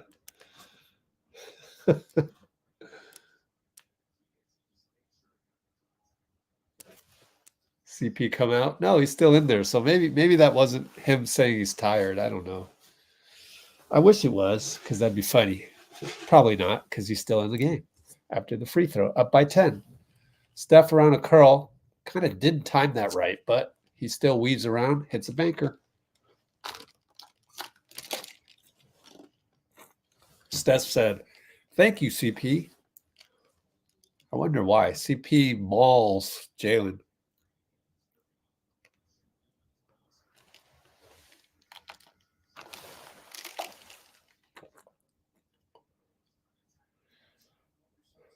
We're doing a better job of communicating on defense.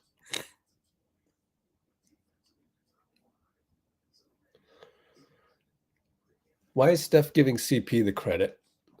CP comes out.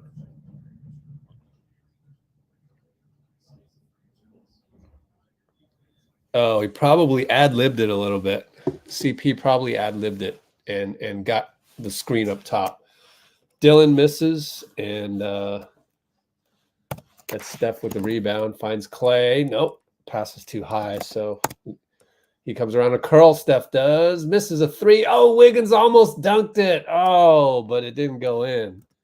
And then Moody, good try. But now they're in a fast break. Jalen hits a three.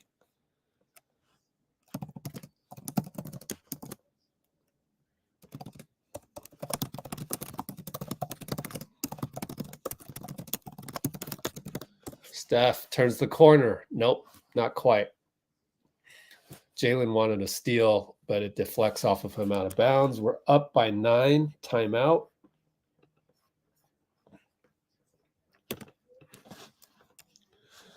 We can't screw this up, guys. Don't screw it up. We have good rhythm. No brain farts to hand the Rockets anything today, please. Well, let's clip the one before.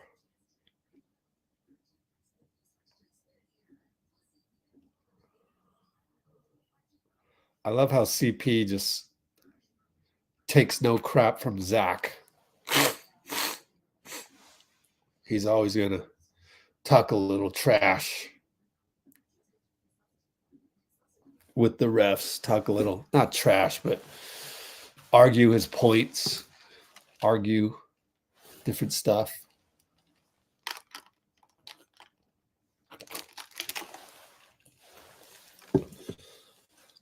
I have like severe allergies for some reason right now.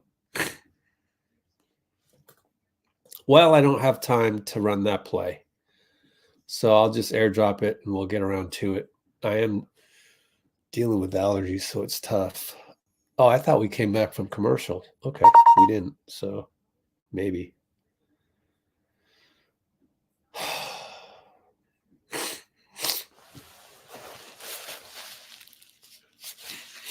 All right, then. Let's look at that play.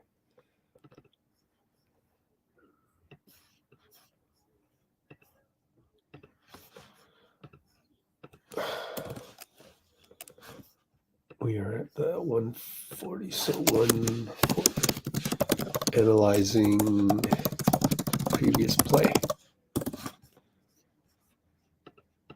Here we go.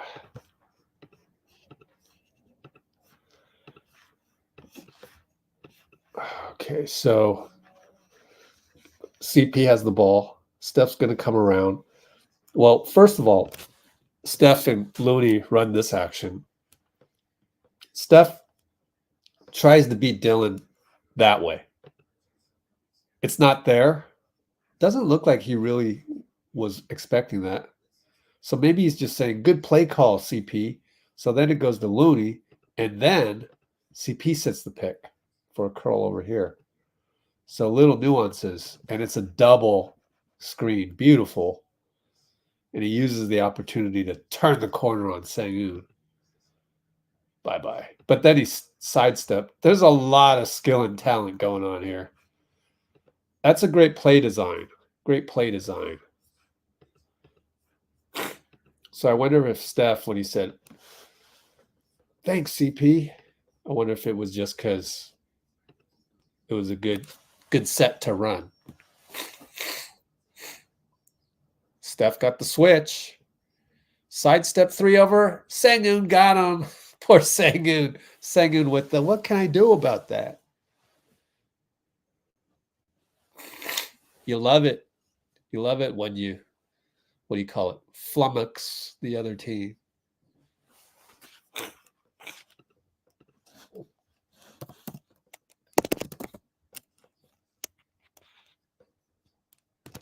Senguun no good. Way to hold your ground, Sarge.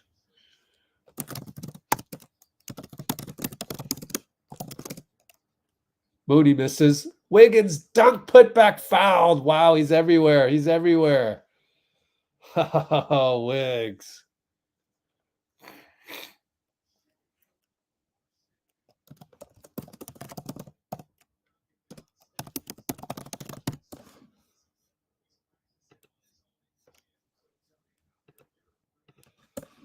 Yeah, Kalena giving some praise to Senguun, and I agree.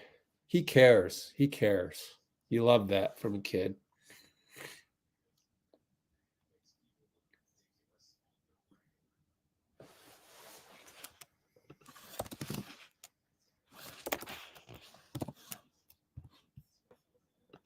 Okay.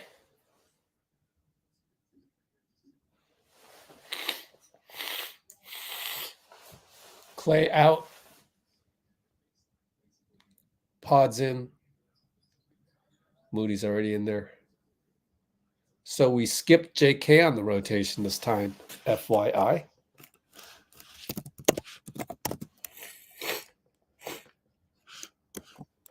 So Moody got the first crack.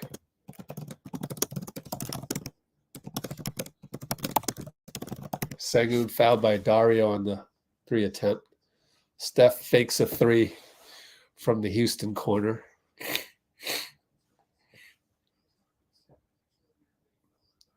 We're up by 14. Senguun goes to the line because we're in the penalty. Did he make the free throws? Yes. All right, Wiggs. Oh, because Wiggs was still in? Oh, yeah. Yeah, because Wiggs is still in. Thank you.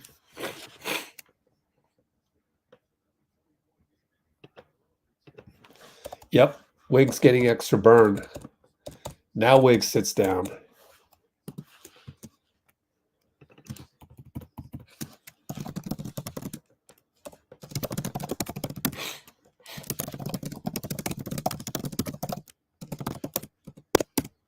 Missed it. Steph rebound.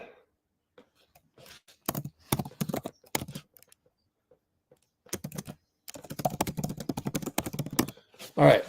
Dario looking for pods. Lost the ball. Man, was that Senguun? Dillon for 3. Transition, no good. Tate, nice tip, but JK got the rebound.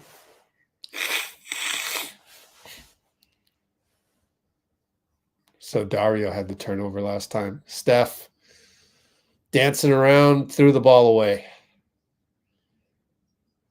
Here comes Holiday over to Senguun. Over to Dillon Brooks for a dunk. And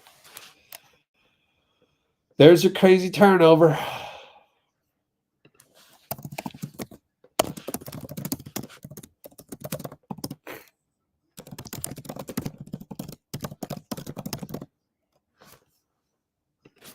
Let me see how bad that was.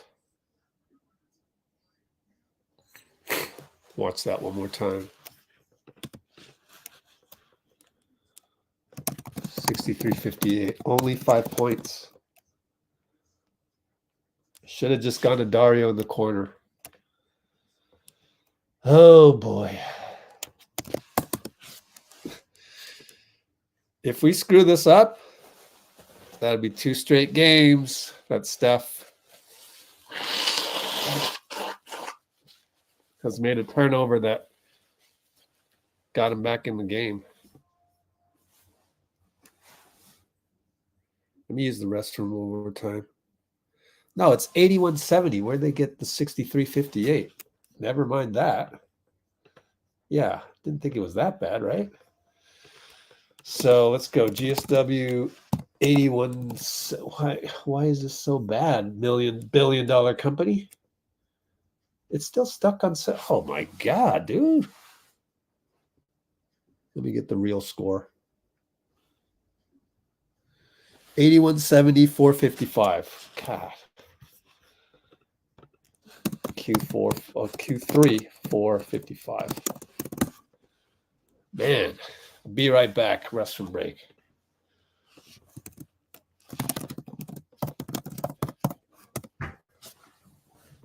Yep, my StreamYard's having issues.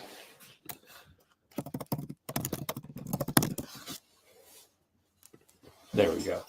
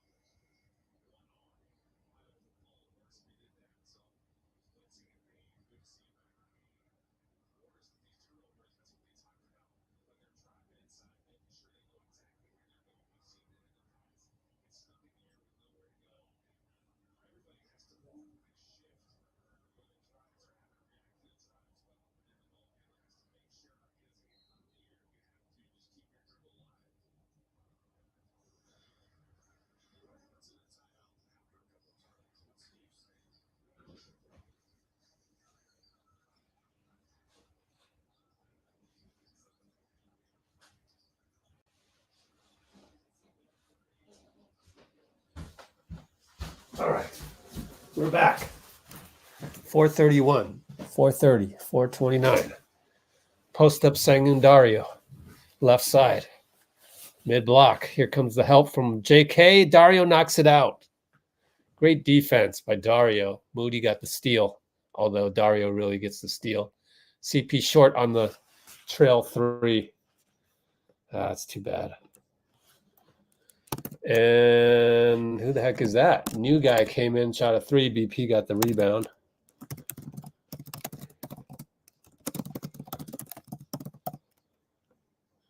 Dario for 3. Top of the break. Oh, was JK limping a little bit? Huh. Well, that was a replay of the slow-mo showed later. So did Dario get a steal on that? Nope, they didn't give the steal to Dario. But, of course, this box score could be way off. Oh, triple. Who was that? Dillon Brooks? Dang it. It's too easy. That's just way too easy, Mo. Oh, well. I won't put him in the notes. BP for 3. Got it! All right, B. All right, B. We're up by 14 still. Way to go. We needed that one. Holiday. Triple. It's good. Dang, man.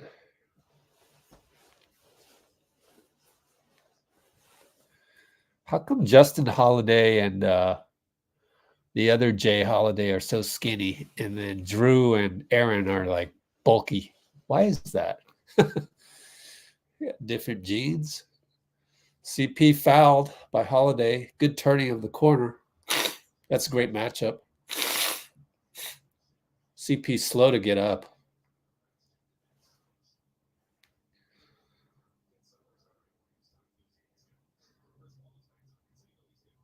Huh. Talking to BP about something. I wonder what he's talking to him about. Let's take a look.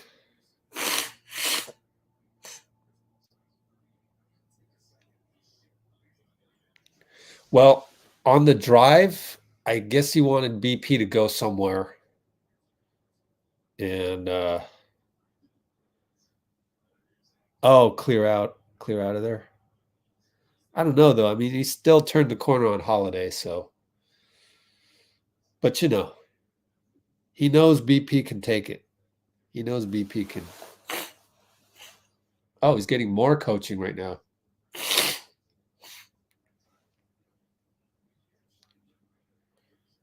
I wish we could listen in on that. I might even take some notes on this.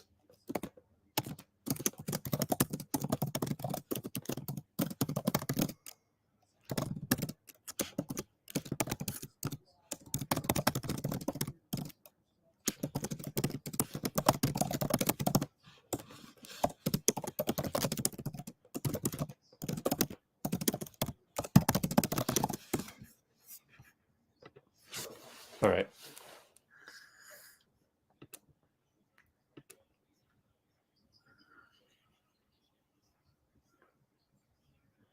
So Steph came out after the turnover.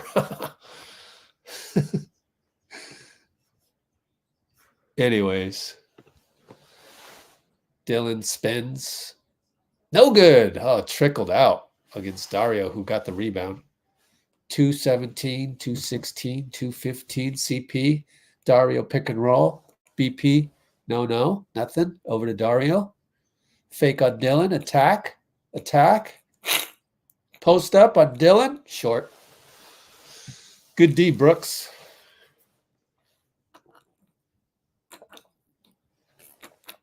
Tate charges BP. Way to go, B. He just anticipates so well. Very good court awareness. Like Tate had no chance.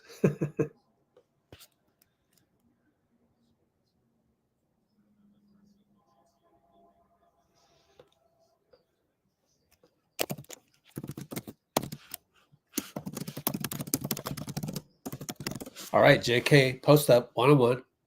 Against Tate, way taller than him. Just go. Fade away. Why? Jump hook. Just do what Wiggs does.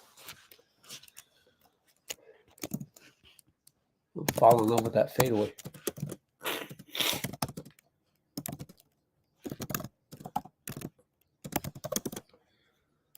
Jalen for 3, no good. He thought it was down, but no. Dario, another rebound. How many rebounds? Been calling his name a lot. 3 only. JK left side. Sidestep on Jeff. Okay, I mean, that's 2 outside shots you've missed. Attack. Leads to a 3 by Holiday.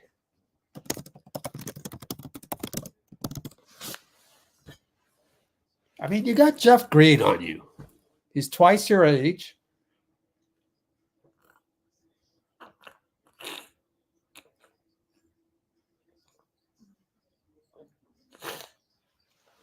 Post up Dario. Aaron bodies him. Good foul by Aaron. He says, my bad.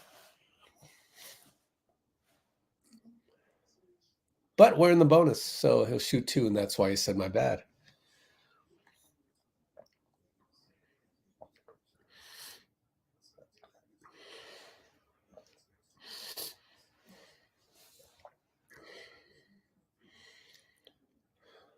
So we're up by 10. Dario at the line. 37 seconds left.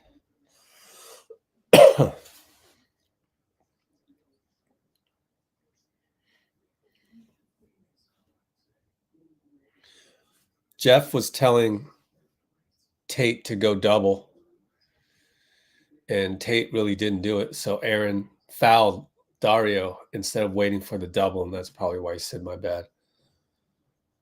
Mo trying to stay in front of Aaron. JK trying to stay in front. BP trying to stay in front. Jalen over him. Tate put back tip over CP. Up by 9 only. 17 seconds left. CP walks it up. Calls for a pick and roll with Dario.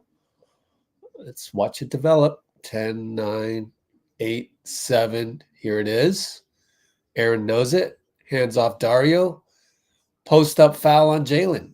Jalen wants it the other way, but no. So Dario will get 2 more. Good game by Dario. Ime Udoka does not agree. Is he challenging this? 10 assists for CP. No, he's not challenging it. 12 points, Dario.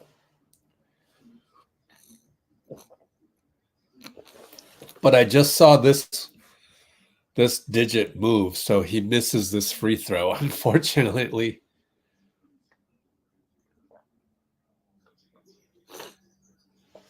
No, I read it wrong. He made the free throw. I don't know. Oh, he missed the first one because no, he made both. He made both. My bad. I just don't know how to read a box score. All right, Jalen shoots another 3 at the buzzer. No good. We're up by 11. Got to close these guys out. 92-81. End of Q3. Let's see. Oh, we can look at a play that I had airdropped earlier. Let's see, which one is this? Oh, we did that one already. Yeah, we did that one already. Never mind. Unless I got another one over here. Let's see. That was at 8:30 p.m. Yep, we did that one already. Okay, well, the one time I had time to do a clip. Oh, well.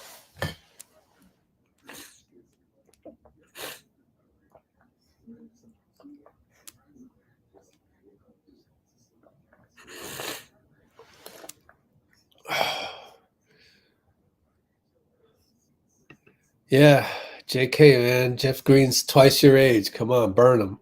Actually, let's look it up. Jeff Green. 37.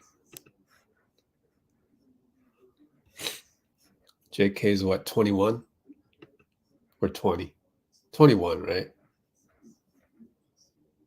21, yeah.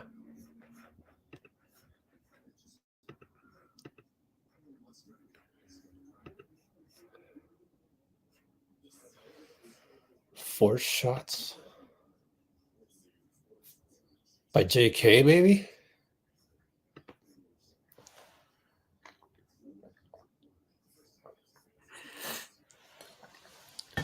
Sure hope you're right. We need a team to just throw in the towel after going through OKC, Minnesota, Cleveland. Man, that was a brutal schedule. No one's talking about that, by the way.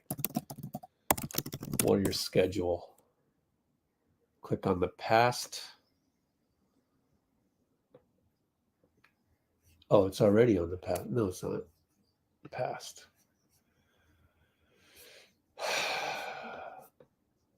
OKC, Minnesota. Oh, Denver before that. Wow. Brutal. 1, 2, 3, 4, 5, 6. Wait, what is this? Summer League. Oh, okay, yeah. That's right.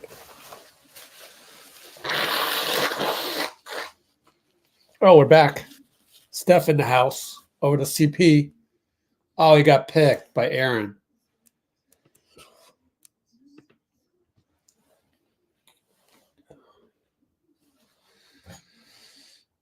Aaron Holiday and one against Moody. Oh, man. Oh, man. Oh, man.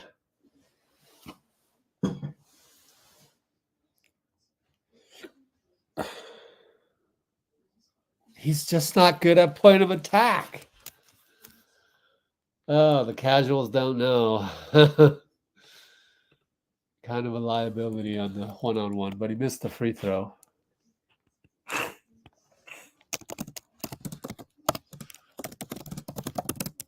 Moody attacks. Gets his own rebound, scores.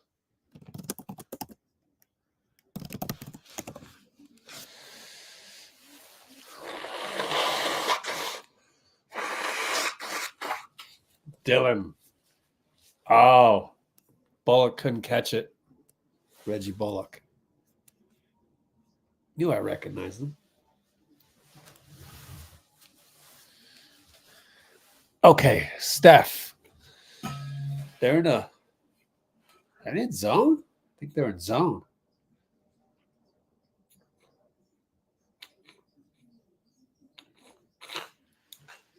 They're a man now. Dario 3 corner over Dillon. Beautiful. Up 14 again. Man, what are we shooting? 17 for 33, guys. Wow, finally.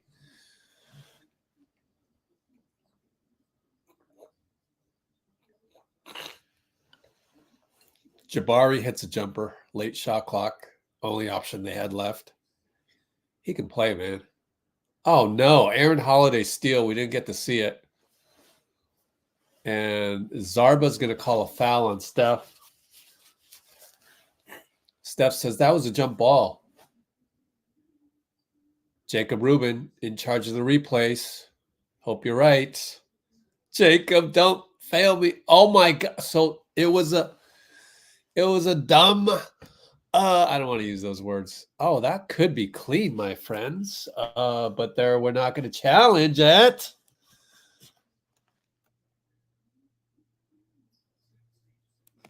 Steve just says, let's play. Steph, mindless turnover. Alternate angle. Steve says, keep playing. Giving free throw. Steph. Oh, that's twice. The last brain fart, we got away with it. Fred here's the foul that Fred did.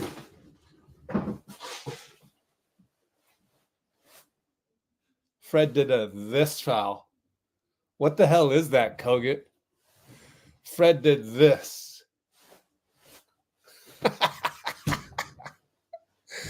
Oh my gosh, these refs are clowns. Absolute clowns.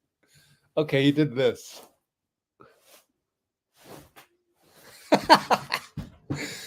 Steph for 3. Splash! Makes Jabari upset about that one because they didn't know what to do on the switch. Get to watch it again here. Yeah, great play design, by the way. Great play design at the 10-minute mark for the long splash. Again. Jabari, another jumper? How many jumpers does this guy have? Jeez. 5 for 10. Like 5 jumpers, feels like. Dillon all over Steph at half court. Sheds him with Dario. Thank you, Dario. Bye-bye, Jabari. But Jabari says, no, I got you. Boom. Swatted him, but they call a foul, and he can't believe it.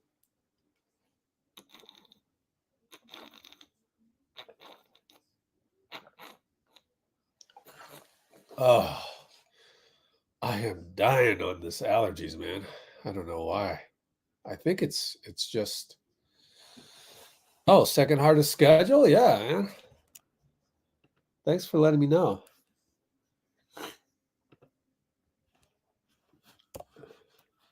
Klay back in. That was a long rest for Klay. but they just had to do something with the rotation. Long rest for Klay, but he's back. Probably rotation based. So Steve talked about that in the pregame, which I need to go back to via the pregame, Anthony Slater.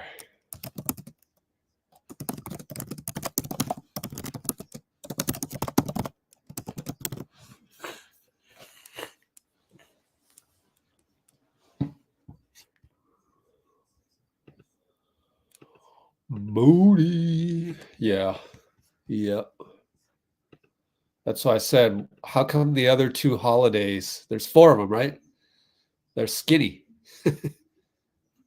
Maybe it's a different holiday. I don't know. Yep. All right, here we go.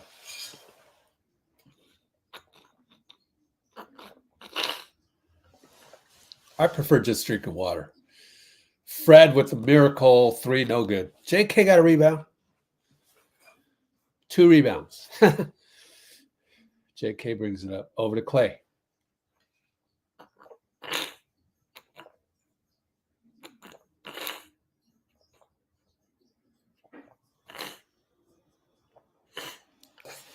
What happened there? Great lead pass by BP, and then Steph thought he had a tic-tac-toe and celebrated too early.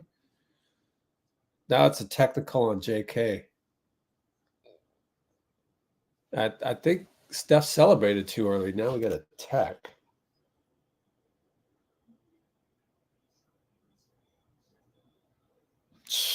You knew it was one of these guys, right? You knew Twardoski would do something like this.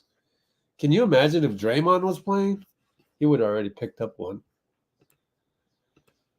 Man, Steph, what are you doing?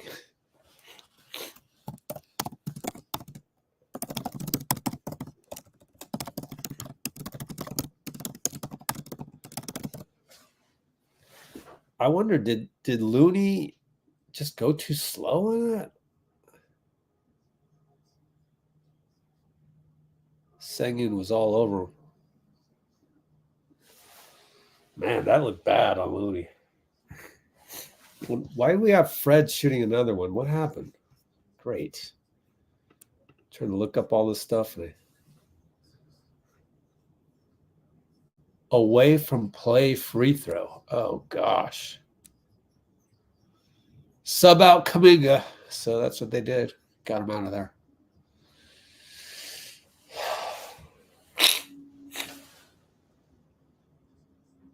Some brain farts, man.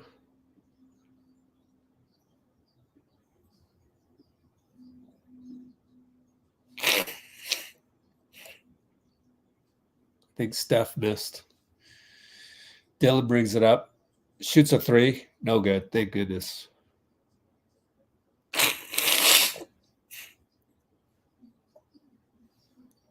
BP over to Steph. We reset. 7:39 to go, up by 11. Oh, he found BP on a cut, but he mishandled it. So Looney's going to go one-on-one. Blows a layup. Oh, man. Fred for 3. Thank goodness missed it. But they get a putback, Jabari. Only up 9.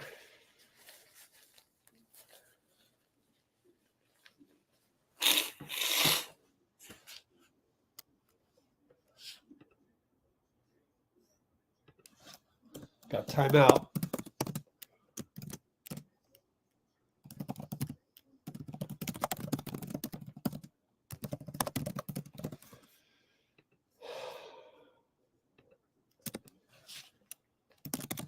A little bit of a brain fart by JK there. I told you, all you got to do is stop complaining. You stop the complaining, none of that happens.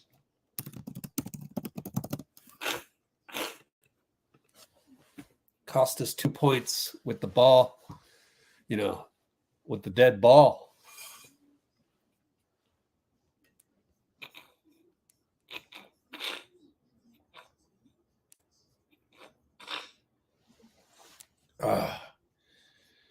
Well, these guys actually have more than 5, unfortunately.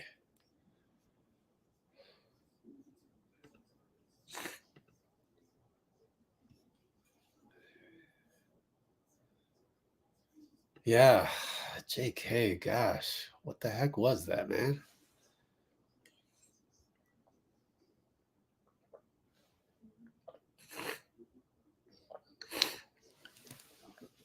That's right. A lot of weird things happen.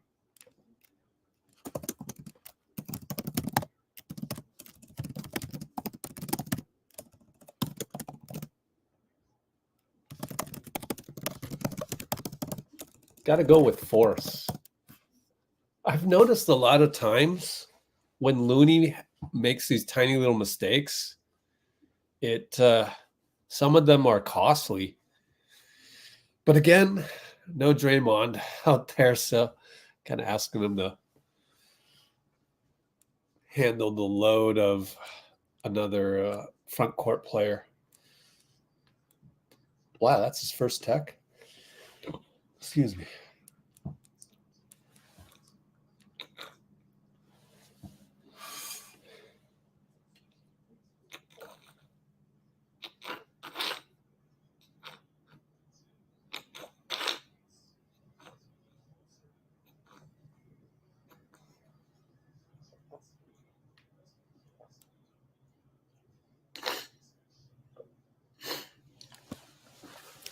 I did think shambles was a little too strong there. Let's try to use some better words out there.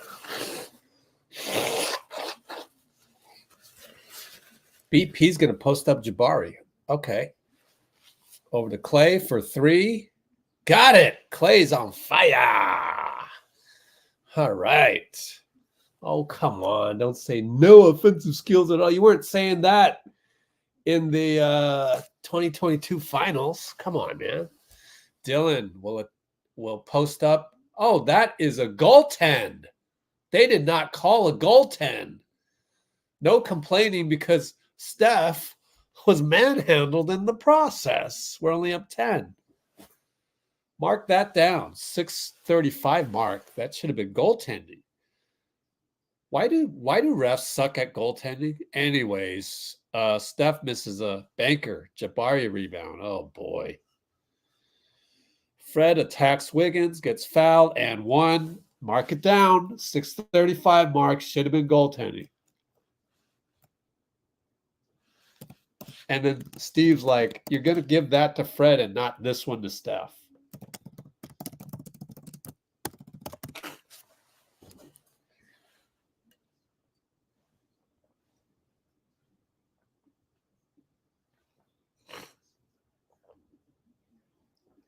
I'm trying to look for that goaltending one more time as they shoot a free throw, and Fred got it.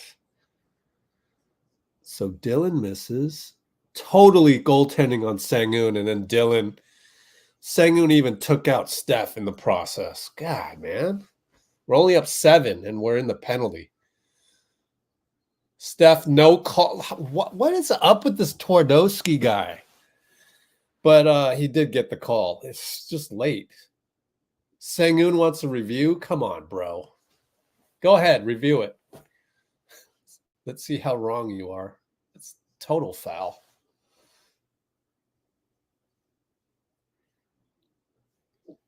You just that's a foul. No.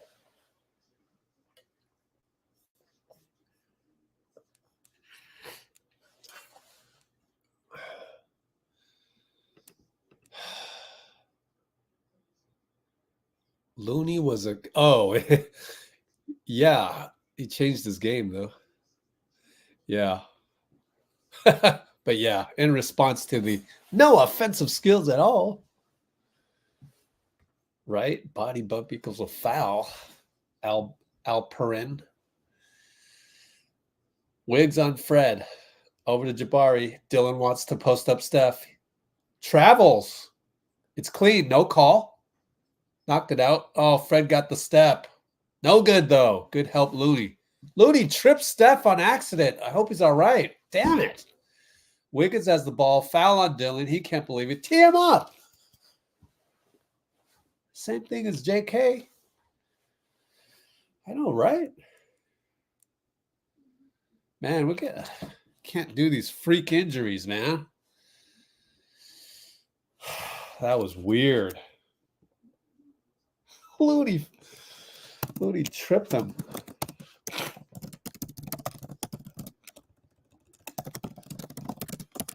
All right, Steph around Looney. Deep three, short.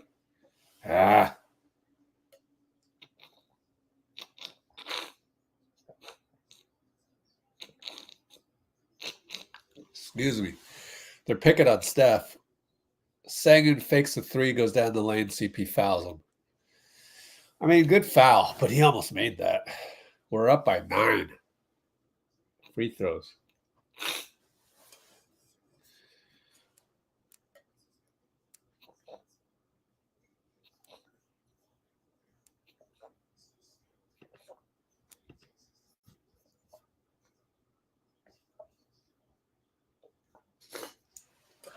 Wow, only 8 turnovers. Steph has 4 of them. Good Lord, that's so much. Oh my gosh.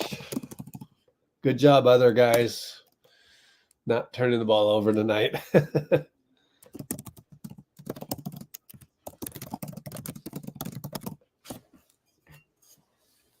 So luckily Senguun missed the first free throw.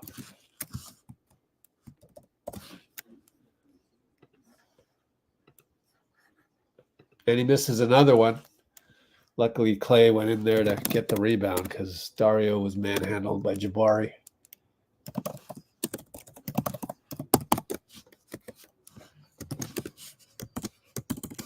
Okay, Wiggins on Fred. Down low. Draws a double. Goes to CP for 3. Hits it! Yeah, see? That's how you do it.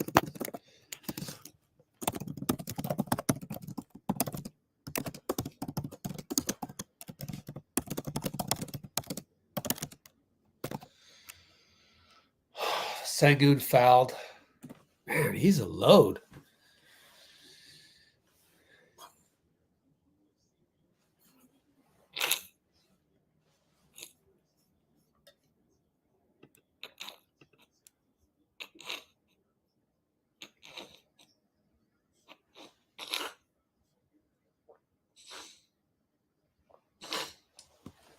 Yeah, Senguun got an and 1. Didn't seem like it was an and 1, but they gave him the continuation, which makes no sense. Tim Kona with a better play-by-play than me because I'm dealing with allergies. Wiggs doubled in the post. Senguun's defensive 3 seconds. They're not calling it. Come on. What the hell? Are you serious? You can't do that, Senguun. That's why we put it in the freaking rule book. Oh my God. Zarba's trash. Steph for 3. Hits it. So we should have an extra point, though. He celebrates, does a little shimmy on the bench. Want to replay that baseline design. Yeah, good design on that baseline inbounds.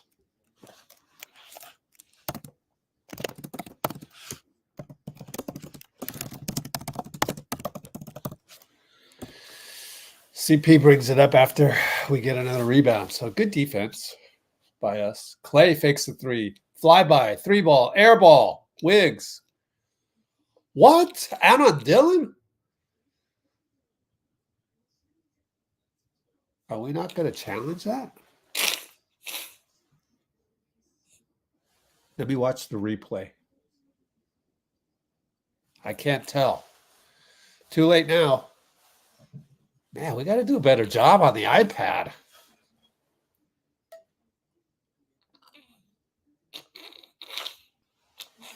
Senguun scores again. What's he got? 30 on us? 24 and 13.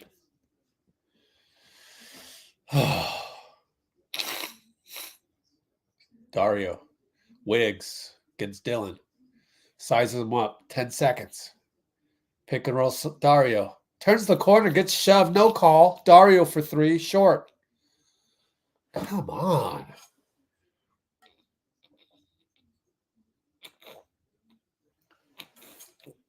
Alperin is a beast. He just beasted Dario. We're up 8, 236, 235. Get it across the timeline, Chris. 18, 17 gets it over. Dario wants to send a pick. No. Oh, we ran backdoor on him. Beautiful play design. Beautiful. Job by Steph to improvise.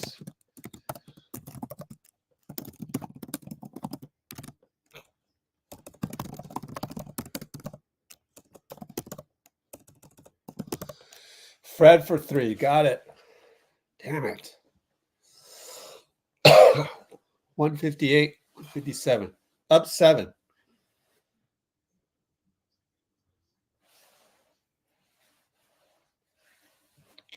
Steph against Jabari. Pick Saric. Step back. No good. Oh, God. I'm dying. Oh, no. 3 by Fred. No good. Oh, thank God. Good rebound, Klay.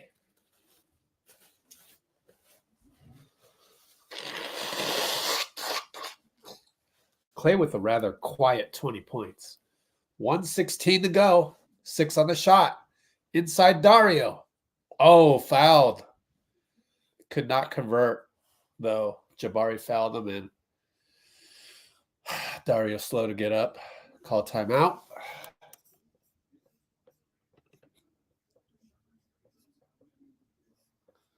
Right? 115, 108.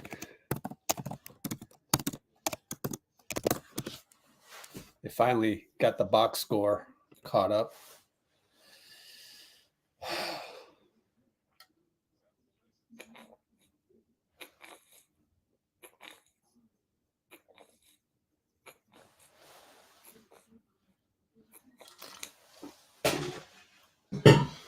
Oh. Be right back. I got to do a water break.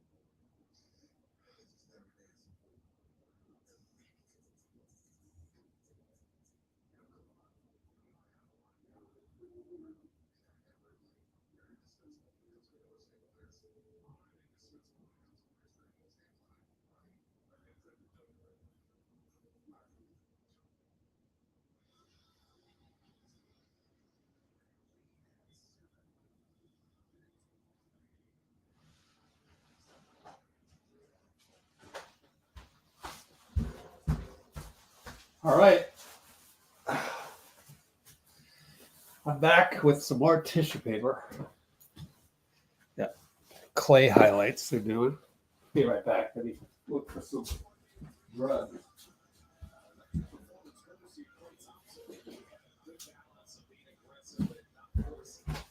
All right.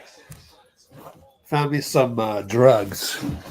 antihistamine and stuff.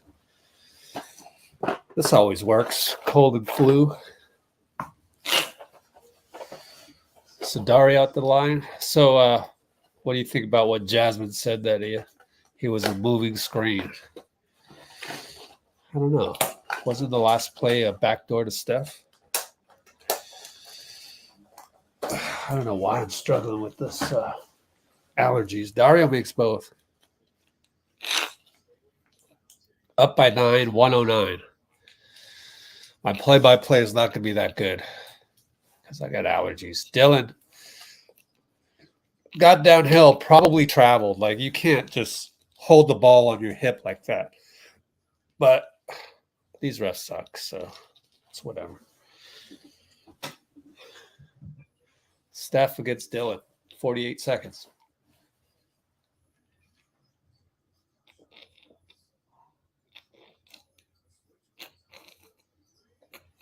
Klay misses a 3. We're up 7, 35 seconds to go. Don't do anything crazy. Inside the Alperin, how did we get that switch? Now we're only up 5. Steph trying to dribble through 3 guys. Careful. Now 3 guys are on him. Call timeout. Okay, we got a foul call, luckily.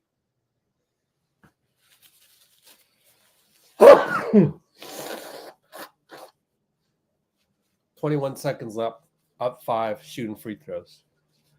Man, that was close. You do behind the back. Fred, good thing Fred's not that fast. And Fred could have stole that. Oh, God.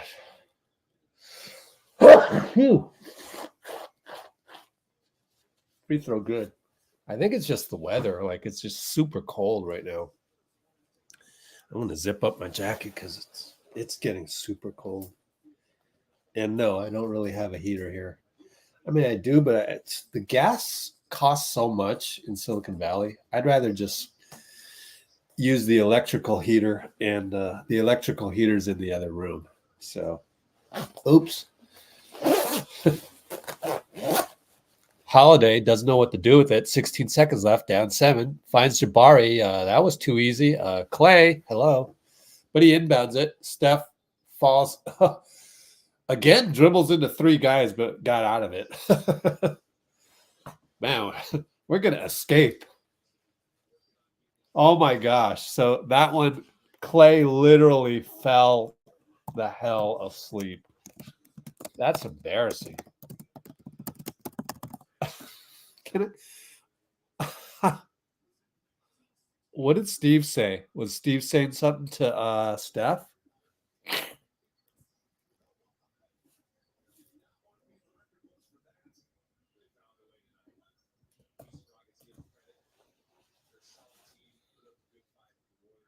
Are they in zone? Warriors were in zone?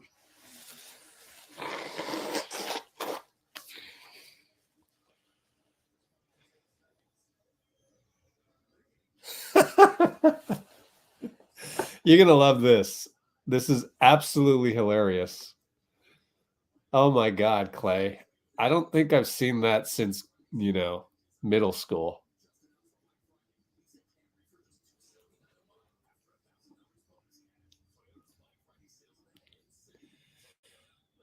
This is absolutely hilarious. You're going to love this. This is good comedy.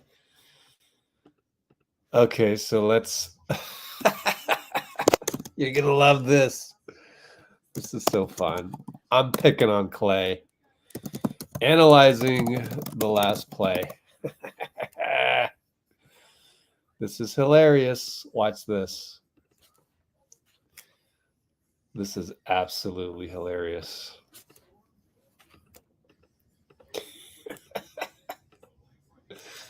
Can't wait. Can't wait. Okay. Check this out, guys. We're up 7 with 21 seconds. We're good. We're good. We're good. Everybody's got somebody. Everybody's got somebody. Klay goes, I got Jabari. Okay? Klay goes, I got Jabari. Now let's watch this.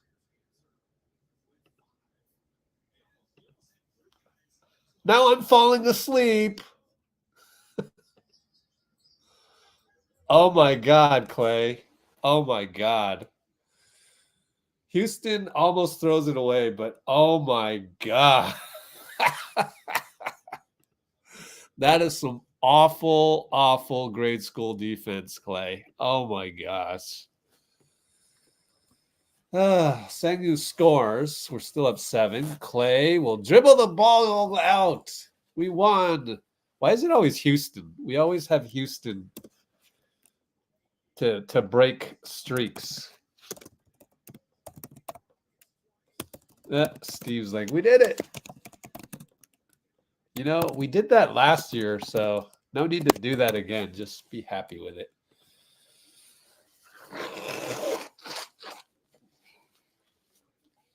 Warriors. Who the heck is that? Is that Thor? Looked like Thor for a second. What's the actor's name? I can't even remember his name. Dean Chambers is available. Oh, perfect, because I can't talk anymore. I'm hurting, man. This is some tough allergies, man. The temperature here in Palo Alto just plummeted.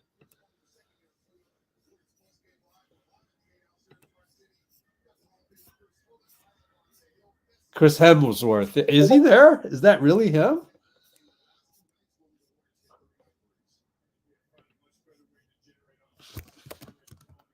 How did I forget Chris Hemsworth's name? I mean, come on. Is there any chance you could do a background? It's a nice one, you know, quite honestly. I'm talking to Dean Chambers. Our URL link is almost an actual word, which is funny.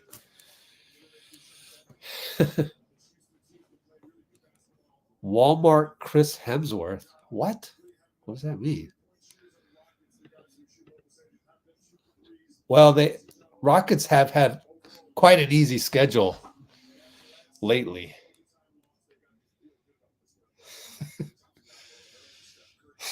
It was hilarious, man.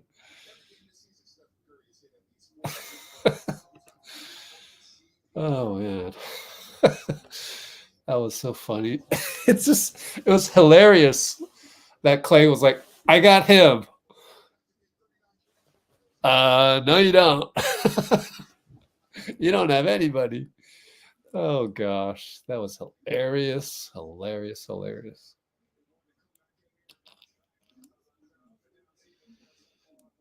Sky's not falling for one night. We got Phoenix though coming up.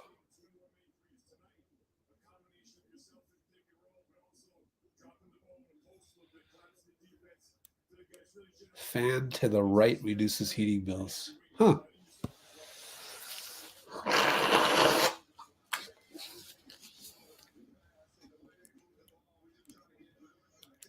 Could be the Rona.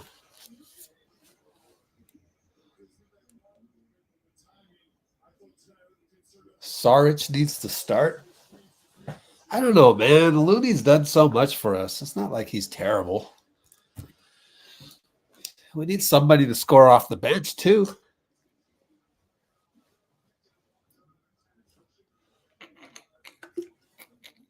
Don't be too needy.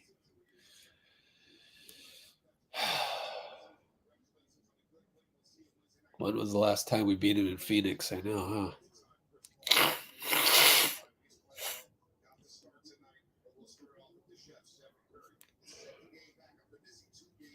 Oh, yeah, they definitely do.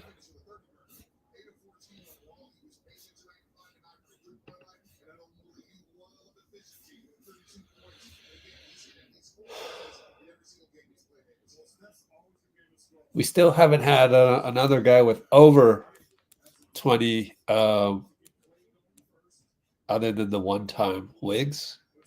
I don't know.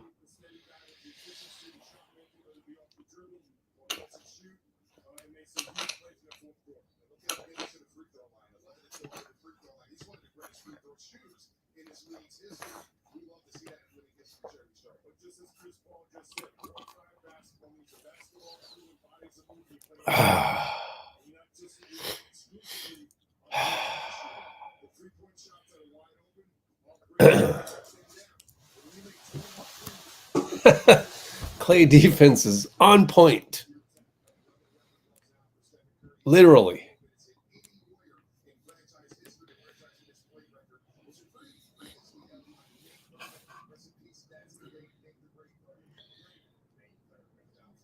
What the hell is Chris Hemsworth doing there?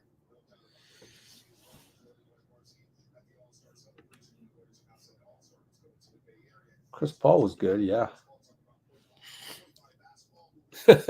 Corey Joseph, the MVP, because he didn't play. I know, right? Ben Conan in the house. Oh, come on. Let's not crap on Corey Joseph. Guys were out. Steph was out for 2 games.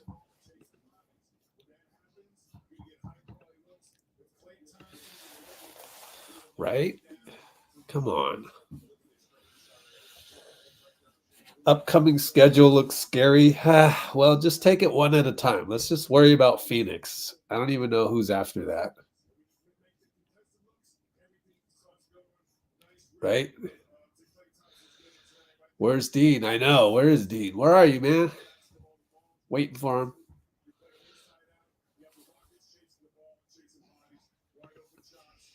Yeah, I actually wanted to say that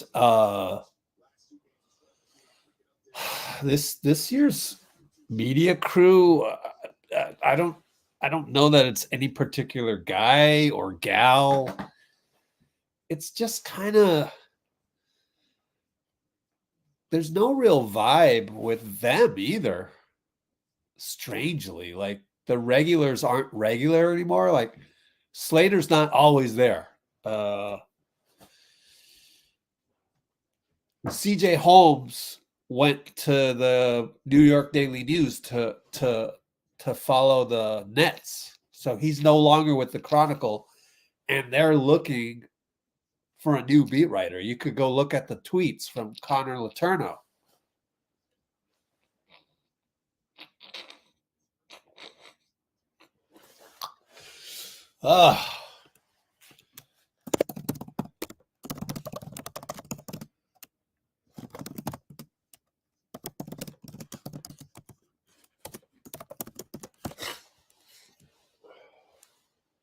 CP3 played well. Trace got a few minutes.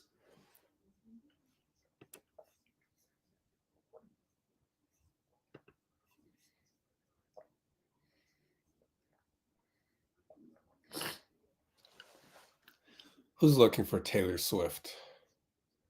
Chris Hemsworth? Now I'm really confused. Did they used to date? I have no idea. I don't really keep up on pop culture, to be honest with you.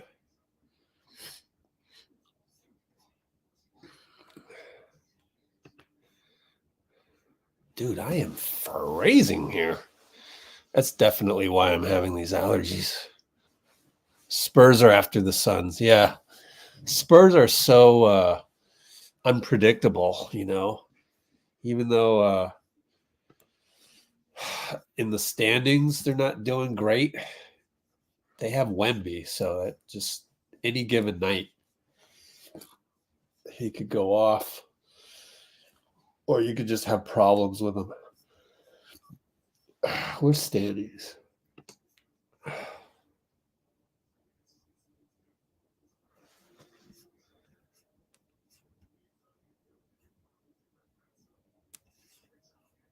Oh, Spurs are the worst team in the West. But they can beat anybody any given night.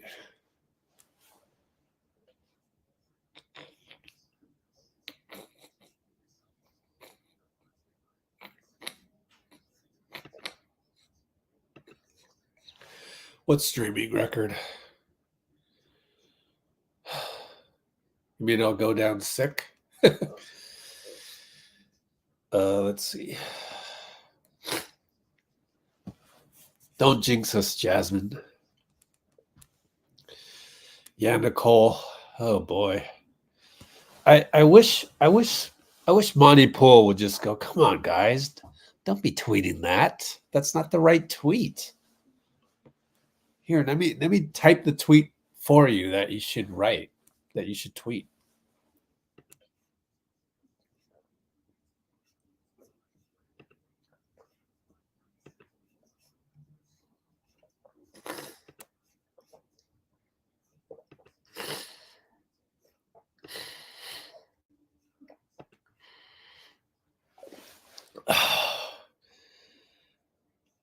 I think it's game 4.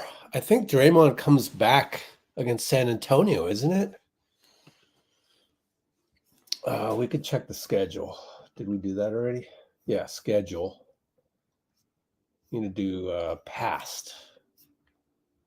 So,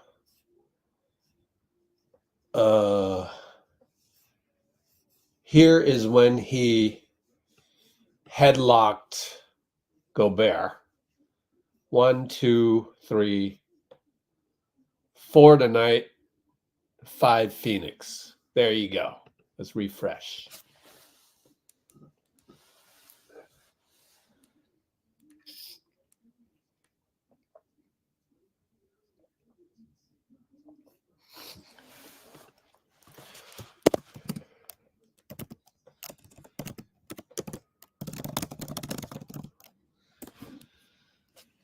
I should get a heater out here.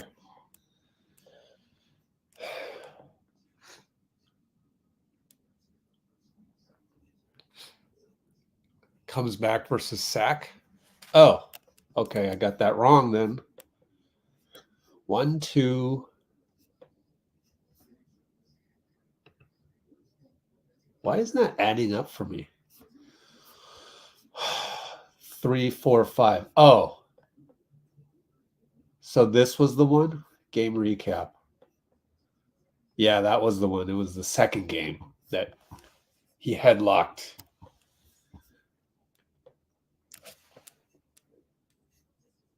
Wait, without Curry, Thompson, and Green.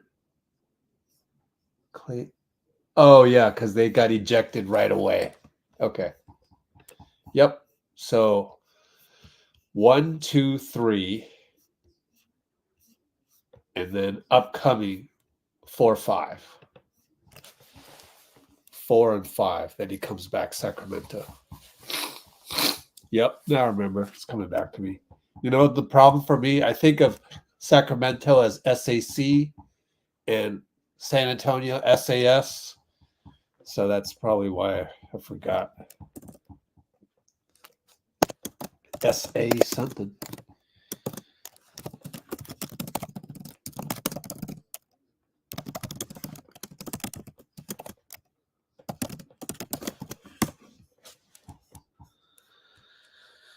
Oh.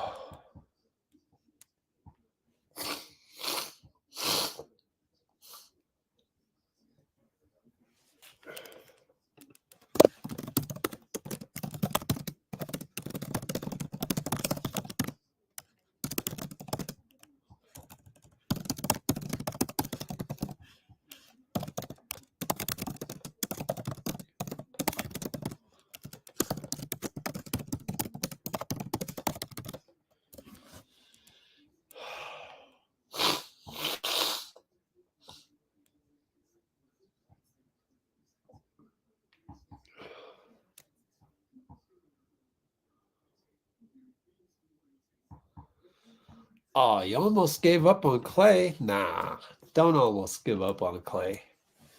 Nah. All right.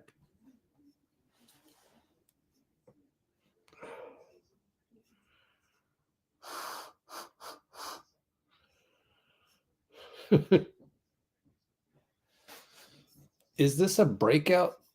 Okay.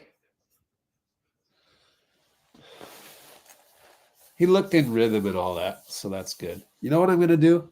I'm going to go get that heater. Man, it's cold. Be right back.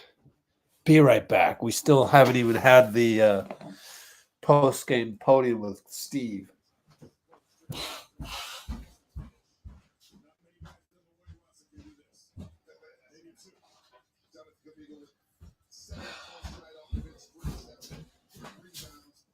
All right.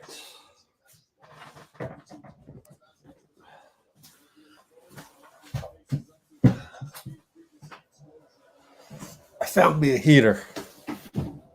It's a little space heater.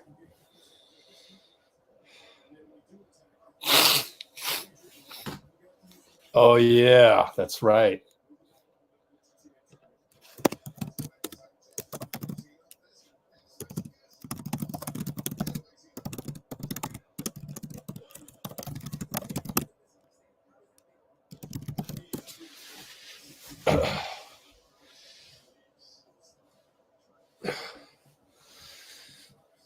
Oddly enough, I thought that tweet did throw JK under the bus. It was JK at the podium the other night said, we'll get our groove and it'll be fine. Everything will be fine. And then he goes, just like Nicole said, you better run that by 30, Steph Curry, because Steph had gotten on the podium after JK to say, oh, yeah, you bet it's urgent. 6-game losing streak is urgent. You bet. Yeah, I don't get that. Yeah, I don't get that. Are people upset at Draymond deep down inside? Are they? Because every time that happens, every time Draymond gets attacked, you can feel the eye rolls from Media Row. Like, it's like, it's like Joaquin Phoenix in The Gladiator. We do not approve of Draymond. I don't know what it is. I'm just trying to figure out the psychology of it. So, whatever. Steve's at the podium, and Dario is talking to Festus and Xena.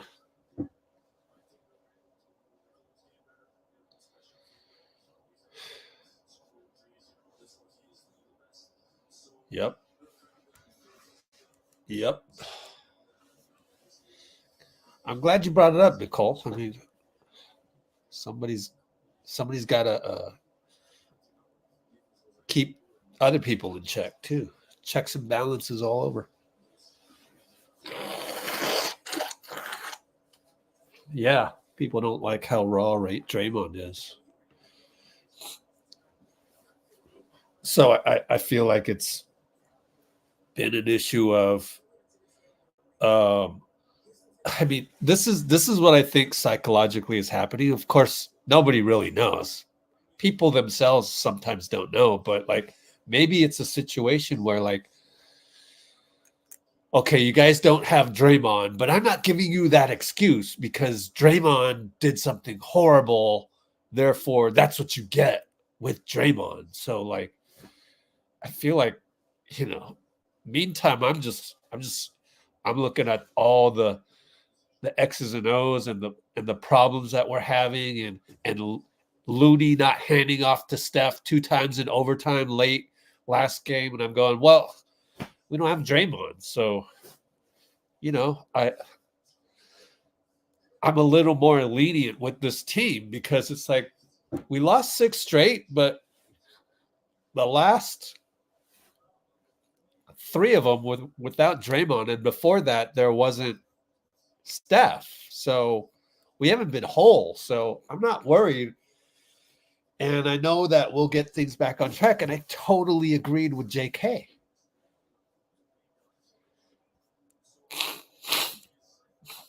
Yeah, we don't know what happened to Draymond's show. Still waiting on Steve Kerr to be, but he's at the podium right now. Actually, we can flip it over to Twitter and then you'll see twitter.com. Wow, this is a long interview with Dario they got.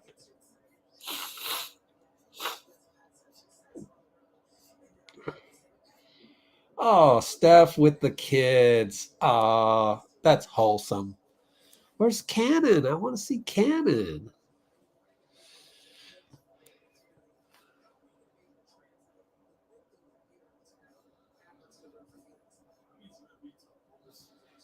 Oh, it's on repeat. Let's get out of here.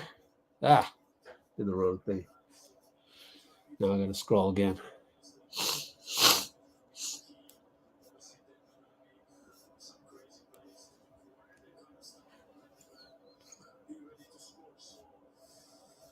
I don't understand why, so Dalton got a exclusive with Ron Adams to talk about Dario, and then NBC gets Dario again. It's a lot of Dario. I mean, you have anybody you want. CP did a post game, so that's good. Dean said he was talking about 0.5 basketball. Don't celebrate too exaggerated. Remember the last time we did that? It was last year on the road, Houston, and then we lost a few more after that. So I still remember that. Like, let's not get too happy, because basketball gods, they frown upon those things. Got to have some more humility sometimes.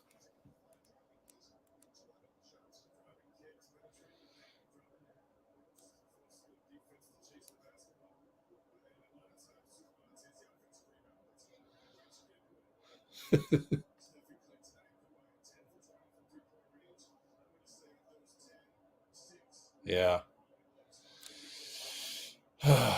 Yep. See that, Nicole?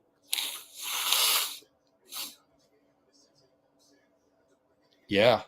I feel like the media doesn't know any better on how to get clicks. It's almost like they fear, we're not getting any clicks.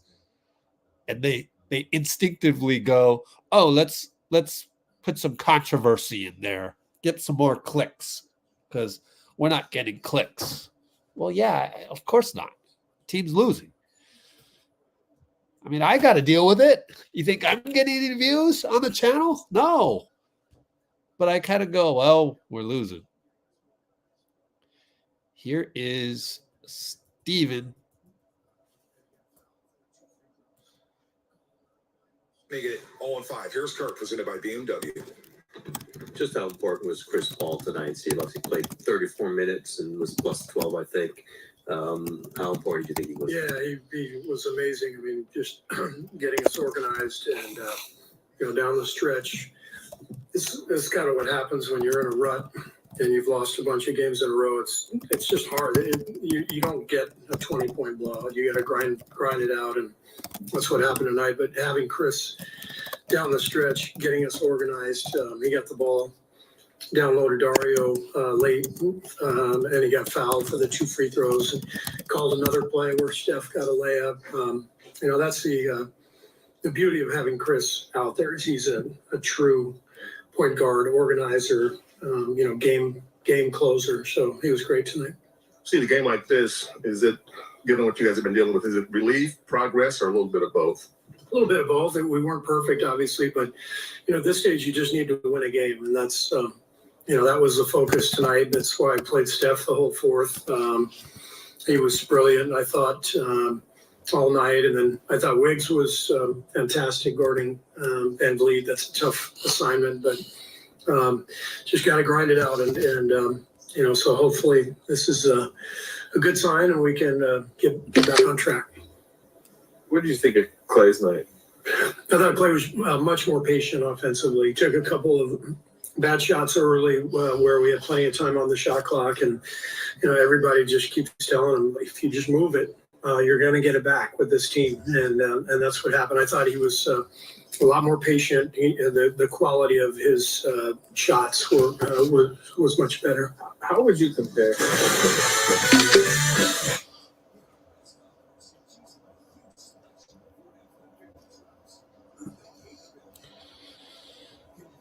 Nicole gets the game ball. Nicole gets the game ball tonight. Totally agree.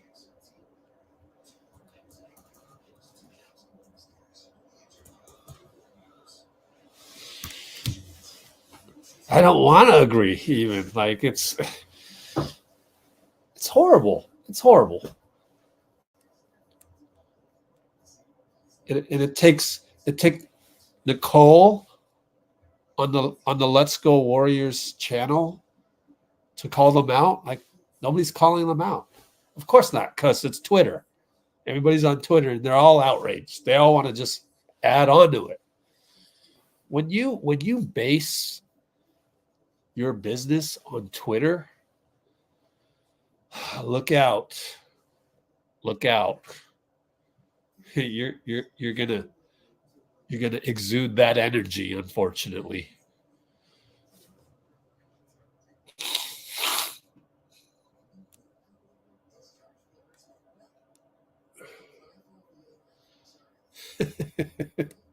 Yeah. Yeah. I got a couple screenshots in there. I might just throw that out there. Might just throw it out there. I might just tag Mr. Green. We'll see if I come around to it.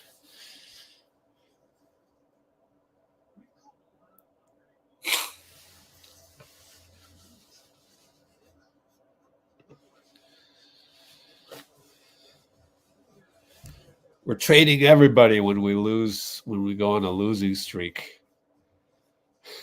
That's pretty much the mantra.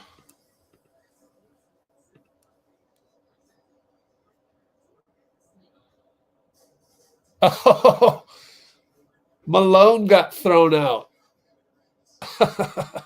Wonder what happened.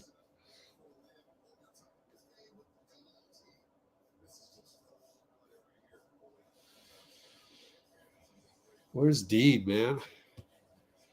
Don't forget to check your microphone, Dean. Remember, we've had trouble with that.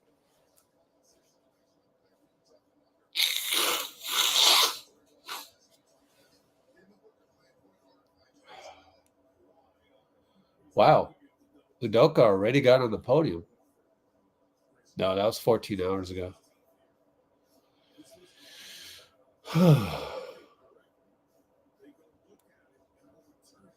Why is he posting that right now after they lost?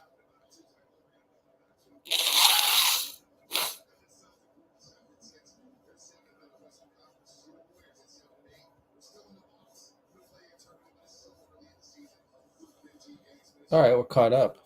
We just replay this a million times.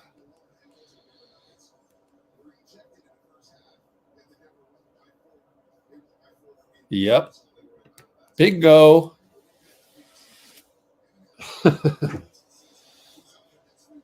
Yep.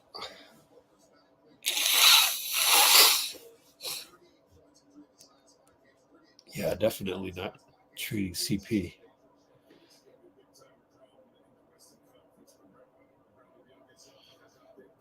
Yeah, and don't forget OKC. Remember he was on OKC? He took them to the play-in. I was like, what? Or not the play-in, but the playoffs. Playoffs alone. They didn't have the play-in back then at the bubble.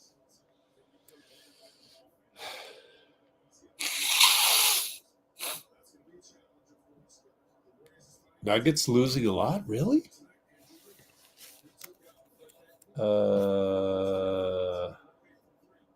NBA standings.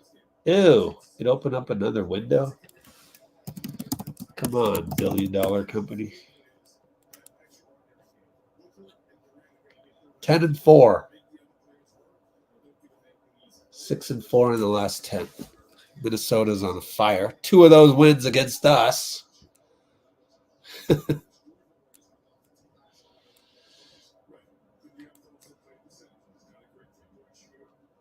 Yep.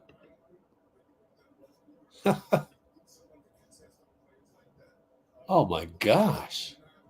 Wow. Ejection. Let's look.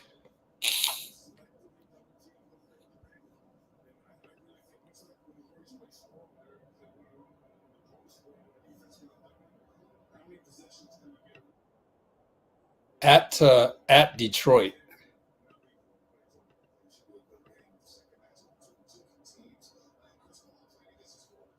Wonder who the refs were. Oh, CP's at the line. Whoops. What's this? Well, here's CP.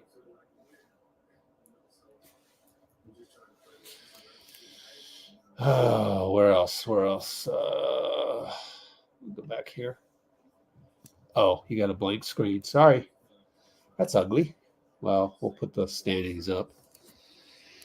Gosh, we're so far down the standings. They haven't updated it. We're 7 and 8. Come on. How you not update this? Wow, dude. All right. CP, post game, audio, now on.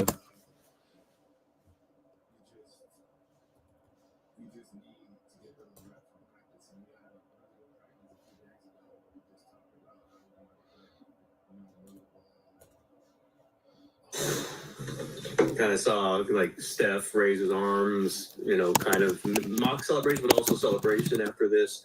Is it a sense of relief after all these losses? What's the emotion? Yeah, in a long season, you lose that many games in a row, you forget what it feels like to win. So we just tried to play with a sense of urgency tonight and see if we can come out on top.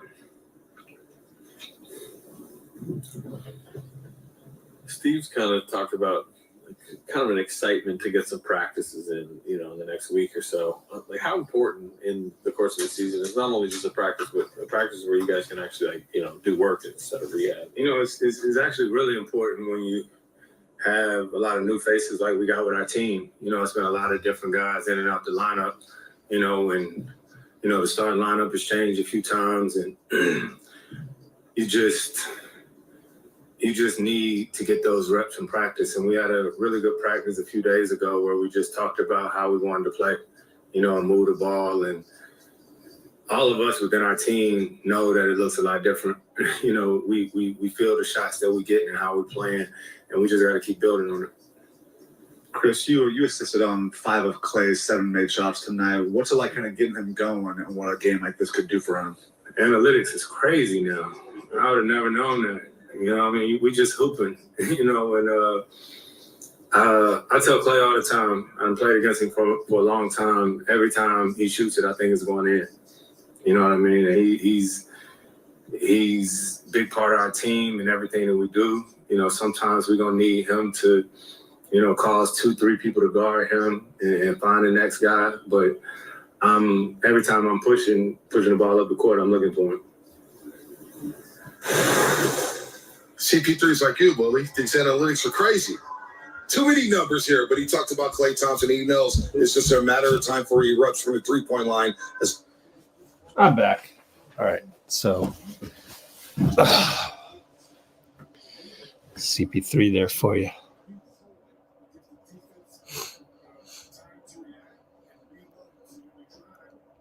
Dean here yet? Dean's not here yet.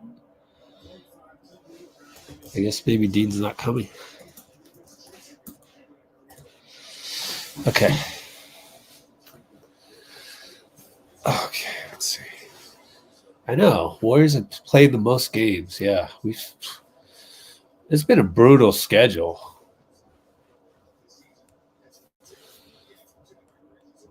There was a time when the Rockets had only played 9 games and we'd played 13.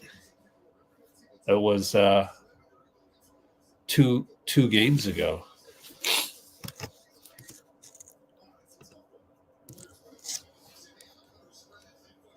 Ooh, setting up a new laptop, Dean.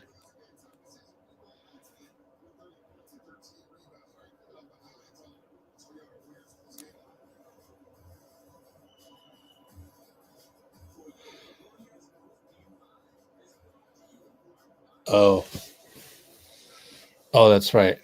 Yeah, Ruckus was all over that. Kings lost by 36. Wow.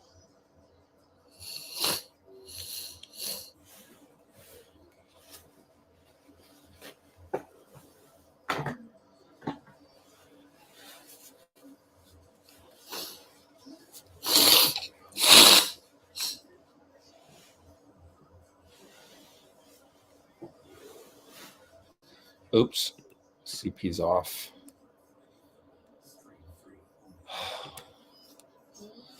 Yeah, let's go to ESPN, sadly.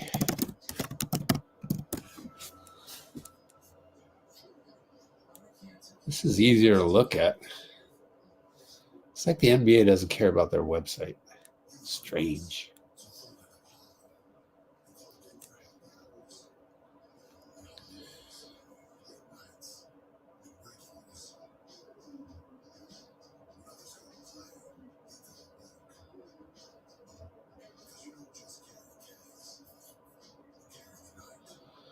Man, yesterday I saw Utah. Man, they're a good team.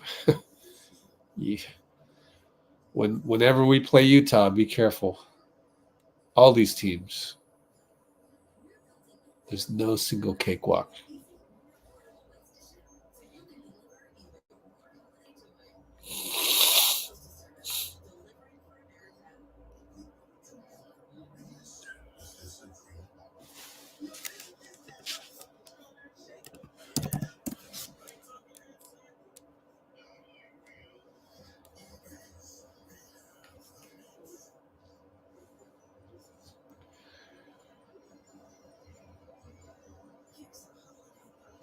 Wow, they clobbered Pelicans. Kicked some butt. Kind of want to listen to Mike Brown as we're waiting. Anything new on Twitter?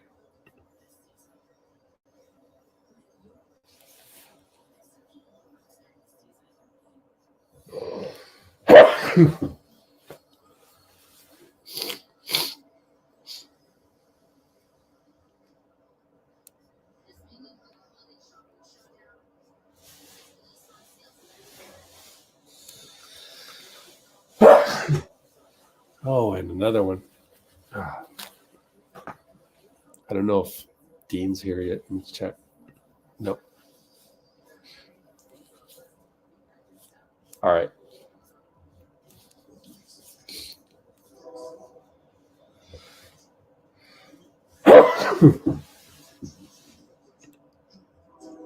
Wonder what Mike Brown had to say. Let's listen.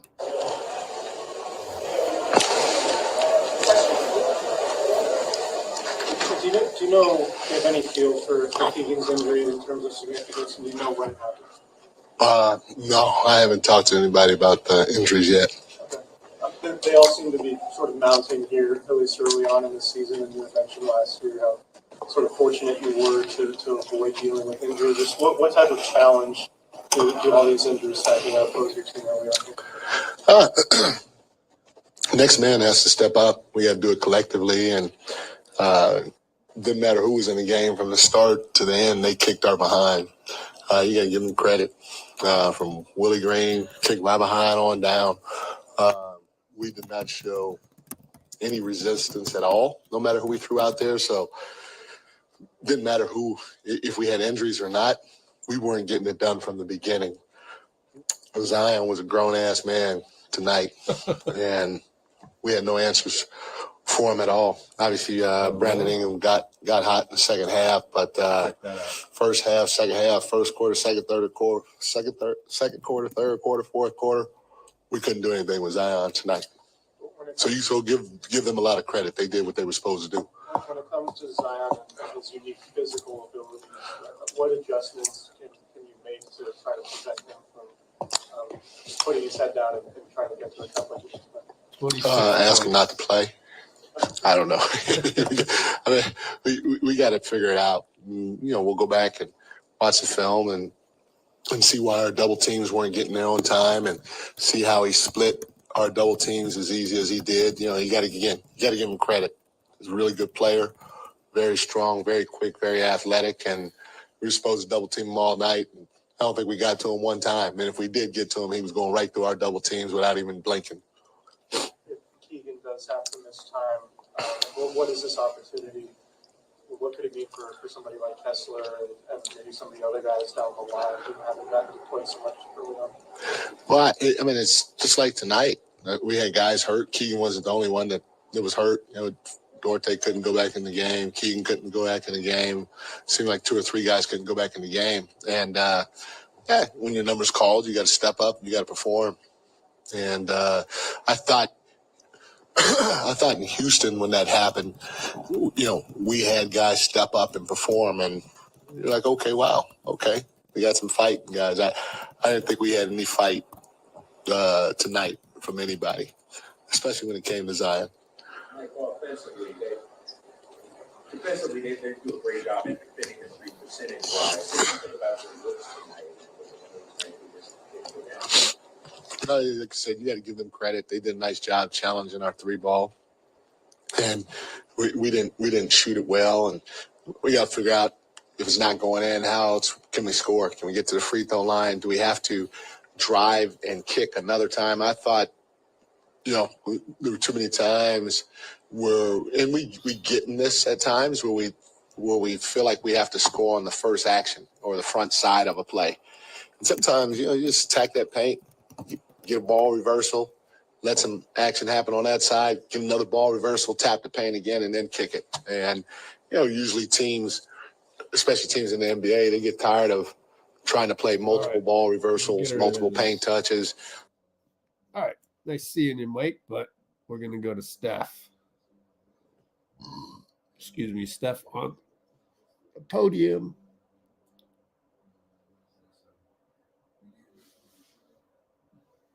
Work, Willie. This is just a good offense beats great defense. Here's Steph Curry at the arms race celebration after the buzzer sounded.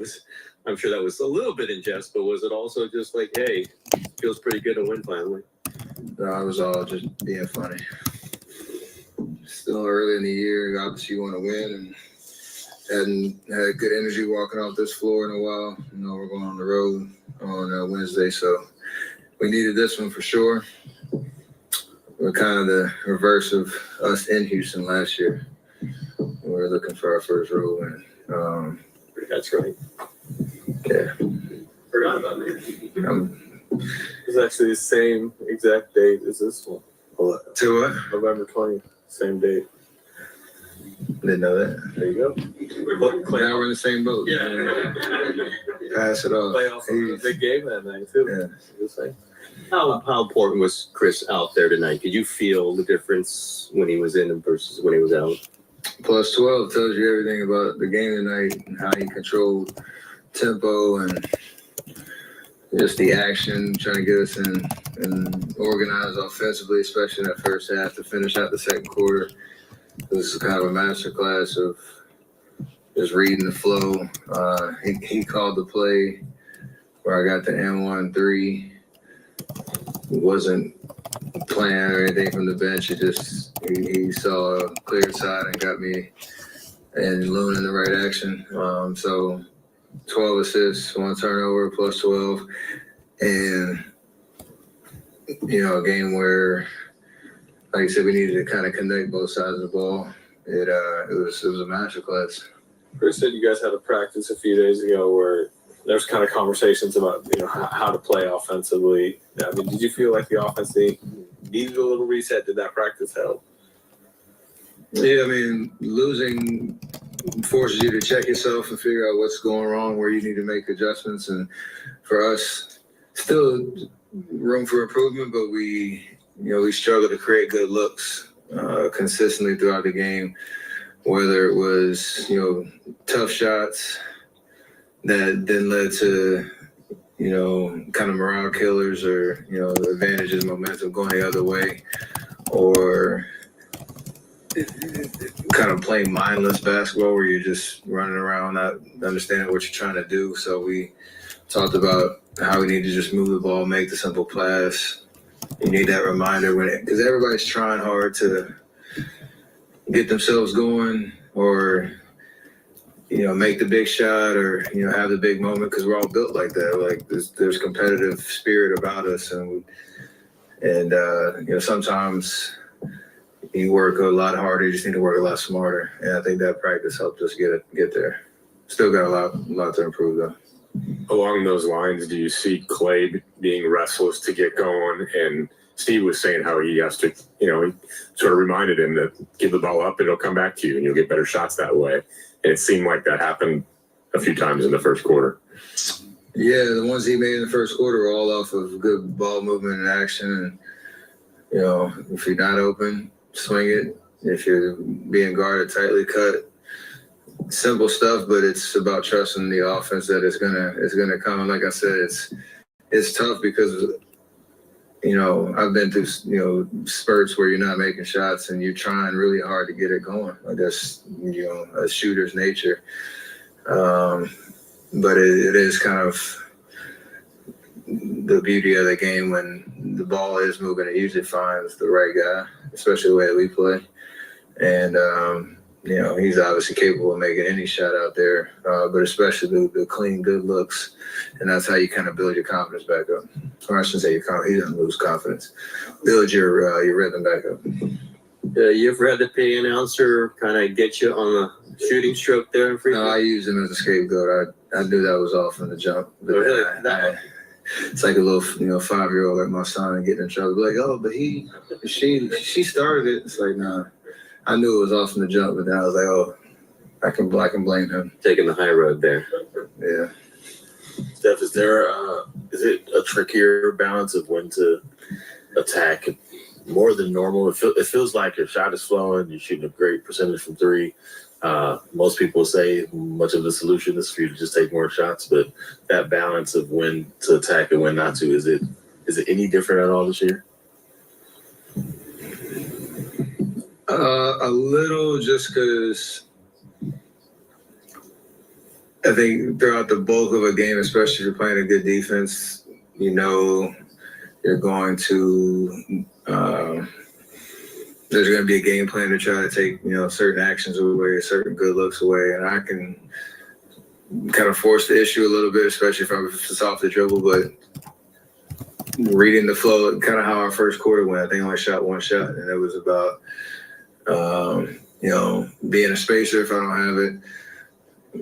Had some screens off the ball, some driving kicks and stuff like that. And then reading the flow, like if things kind of get stagnant, I think we did a little bit better job in the second half, especially in the fourth quarter of being a little bit more methodical on offense with the ball, trying to get to some pick and roll stuff and play matchups. And then to Tim's question, like about CP, kind of getting us organized too. So I have to kind of read the game and know I can always, again, force the issue, but more so for us to be successful, there's got to be a balance. And every game is a little different. All right, everybody. Joining us today, Duck Dynasty. I had to look that up. I didn't know what that was. But, okay. That's pretty funny. That's pretty funny. Dean! What's up, Rich? Thanks for getting the laptop. Yes, sir. Yeah, absolutely. Well, Figured it was a good game to bust it out, How was the latest episode of Duck Dynasty right here? Because obviously you were there. Just kidding. Nah. Bruce is getting on you for that. Let's see. But it's a compliment. Yes, Nicole, Denver, Sarge is the MVP. Well, Chris Paul was pretty awesome too. Steph had 32 points on 14 shots.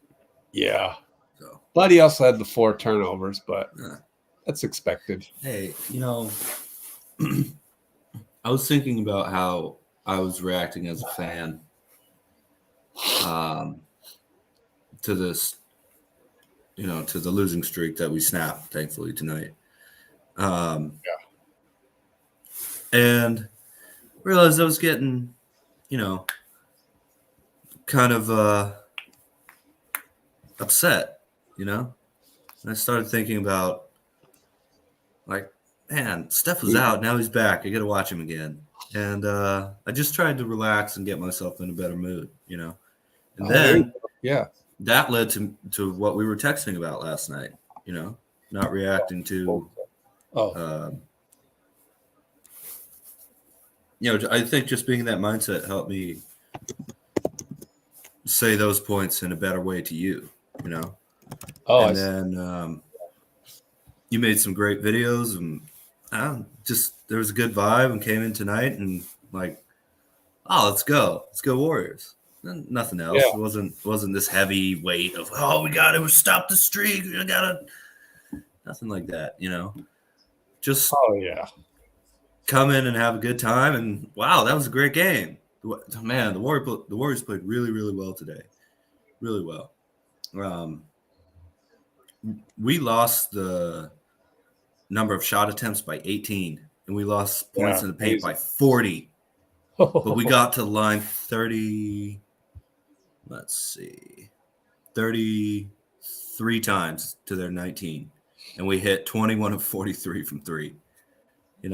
So, and gotta say, and by the way, I love your cursor, Rich. It's huge and very Warriors. Yeah, exactly. Excuse me. Yeah, big point. Yeah. Well, but for the videos, yeah.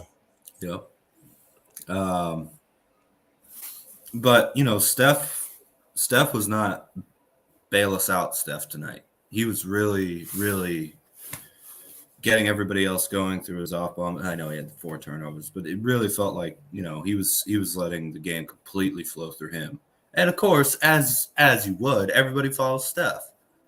So as great as bailout Steph is, because he can do it, tonight, that like him creating that flow, which leads to the turnovers because he was playing without thinking too far ahead, which is what the flow is, right? Hey, did you lose the light? You got to get. Yeah, I can't find it. I don't. Maybe it's in my parents' place. Yeah, I've been looking for it, but I don't know where it is. Yeah, but ladies and gentlemen, thank you. Steph totally played team basketball all night long, and that just unlocked everything else. He put Klay. He had some good sets, really good sets. Yeah, he put Klay in the right position, let CP3 run the offense without Dre out there, especially. Got good Kuminga minutes, and then once that started to falter, boom, there was immediate substitution by Kerr because there was no worry about minutes or ego or shots or anything because Steph he barely shot. He had like 10 shot attempts by the third quarter, So,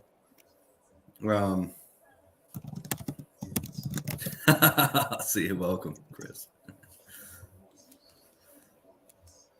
That chat turnaround. So okay. Look at that. Another back-to-back. That's the most. That's a great compliment right there. Yeah, Deck's always positive here. No, I mean maybe. Huh? Oh yeah. But I love the way Klay played.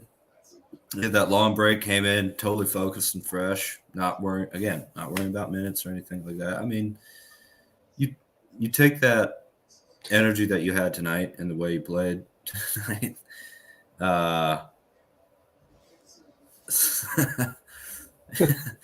Please don't go around slapping our franchise player, Nicole. I understand what you mean, but it's not a great look for Let's Go Warriors. So, yeah, man, it just what a fun game. What a total team effort. And as you were pointing out, Rich, we've had a very tough schedule. A lot of games against a lot of young athletic teams and a lot of nights, like way ahead of anyone else in the West, at least. I think maybe at one point ahead of anyone in the league. And we have a little bit older team. So if it's heavy on the front end, it has to be light on the back end or in the middle. Counted it. It just has to be. We had 14 games in 24 days. Yeah, that's crazy. Oh, Klay is dropping by saying hello to Festus. Oh, it wasn't that quick, so that's it. See you, Klay. There we go. Bubble guts. Oh, I don't know. No, man. Curry's helped my guts out a lot late in the game, man. I don't agree with that, Bruce. It's so funny. I forgot to eat.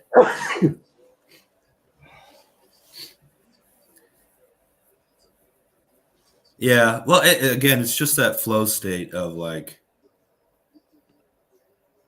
not having that. Hey, wait a minute. Let's think about this for a second. Which is why he's able to shoot the way he is. But it's also like, oh, my guy's open, and I'm throwing it while I'm realizing there's someone right behind him curling in, and it happens. But he always makes up for it. I don't. You just have to accept things about players. Oh, excuse me. Oh, GP for the Suns game. That's good. Oh, yeah. Yeah. We're going to need him for. Huh? Is that official? Nicole said she heard that GP might be back for the Suns game. So. Yeah, I have it in my notes somewhere from pregame Steve. It's going to show Buck at the rings again. Steve said what? GP. Hold on. Let me look for it. Okay.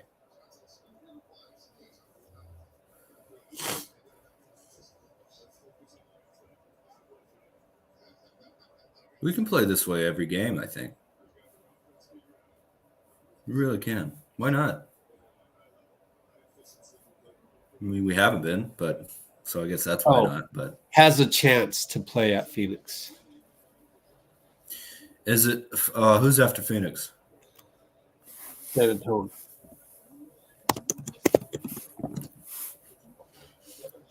All right. Yeah, it's tough that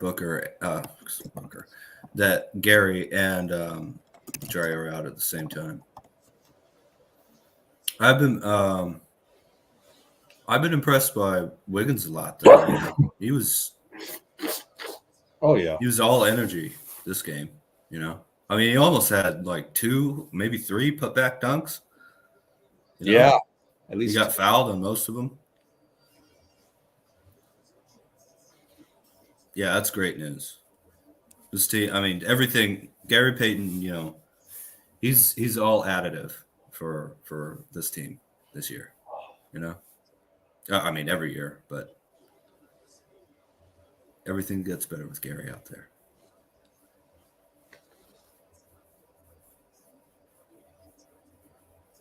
Yeah, the hustle from Wiggs, absolutely.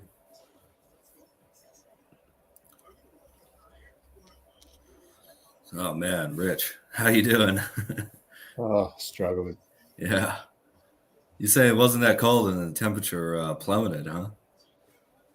Yeah. It was actually sunny today.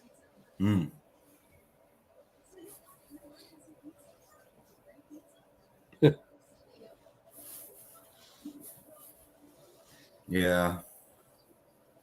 I don't get that. I get being upset after a loss, but why don't they ever show up and win? Really? Yep. Then it's not passion then. It's just I don't know. It's just abuse. If you're able to, can you hold up the fort? Because I'm gonna go do some work real quick. Yeah, I'll do my best. Will work. Okay. All right. I'll log off for a little bit. Dean has the floor. Oh, before you go, Rich, are there any more interviews coming up? I doubt it. Okay. Steph's usually the last one. Gotcha. Let's see if there's any more. Okay. Nothing happening over here. So, all right. So I'm getting out of here. Yes, sir. I'll be around. I'll be in the background. Okay. All right. Yeah, what a fun game tonight, man. Thank you all for joining us. Please splash the like button if you haven't already. Let's see how many likes we have here.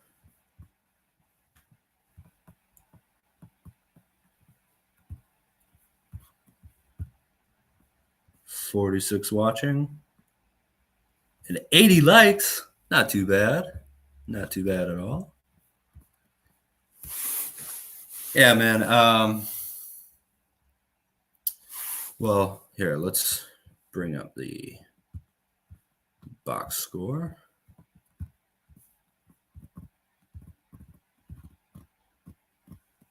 Curry 32, only 1 assist, 5 points. Chris Paul, 15 points, 12 assists, 6 rebounds. Klay Thompson with a cool 23 and 3. Wiggins 12, 1 and 7. Not bad. Sarge 18, 2 and 5. No, that's very JK and BP. I mean, BP had 5 rebounds, of course, and probably not very many minutes. All that is a sign of, the team kind of all buying into their roles, I think, which is, part of the problem with this home stretch that we've been having, which bizarrely we didn't have on the road. But the other thing is, like, so many of these games that we played, wins and losses throughout the year, have been last second, down to the wire kind of affairs. And I think that happens when me and Richard talked about this once in a while with KD taking 2 months. That's December, right? It's around Christmas. Thank you, Amy. And that was when you had most of the 2016 team, the bones of the 2016 team, in their prime. When either Steph was a little off trying to help KD, or KD was a little off trying to overhelp Steph. So this is an older team than that. CP's, is a small player, just being completely honest, right? He's just a little bit. Him and Steph play kind of the same position. You don't necessarily want that backcourt out there all games. So there's, right, KD, that was just trying to integrate an MVP level player, but he was coming in to fill the position that Harrison Barnes was playing, and it's an upgrade, obviously. No offense to HB. So this is always, I think, going to take a little while for the dueling play styles of CP and Steph, to you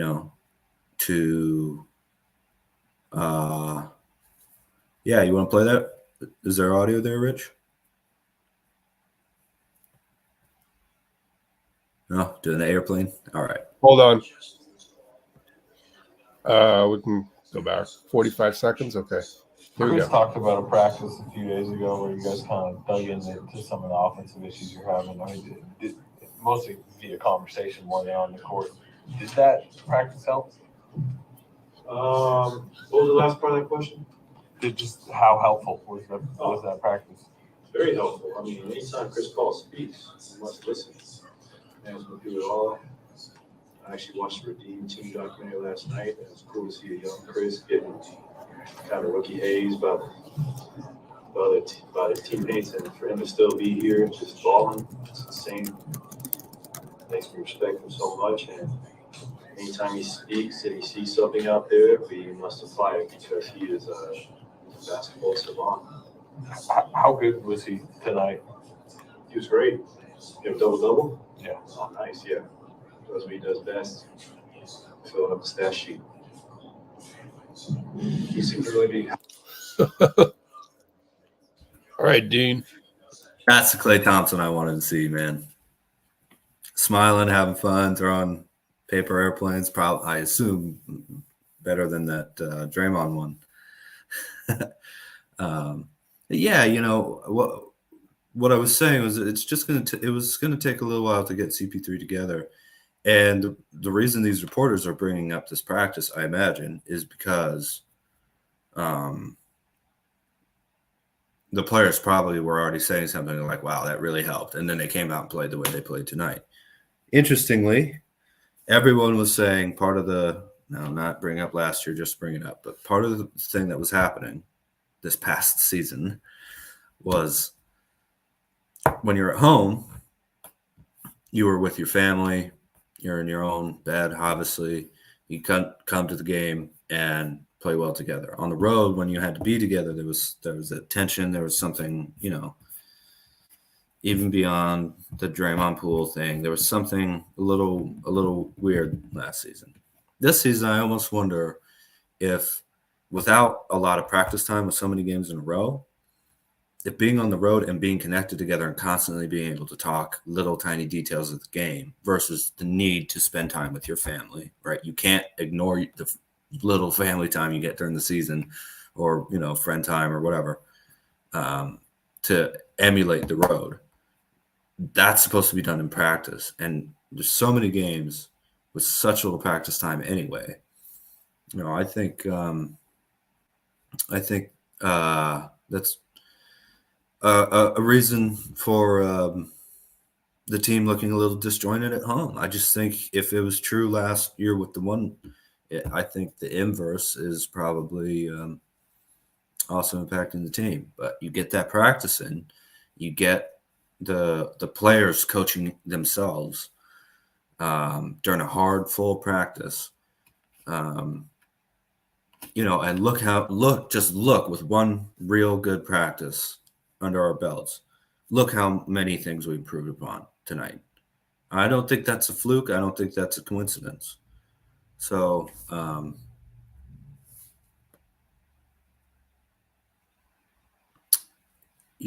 I'm so happy to see Klay, smiling and having fun because he looks stressed. He looks stressed these past couple games, and man, it just I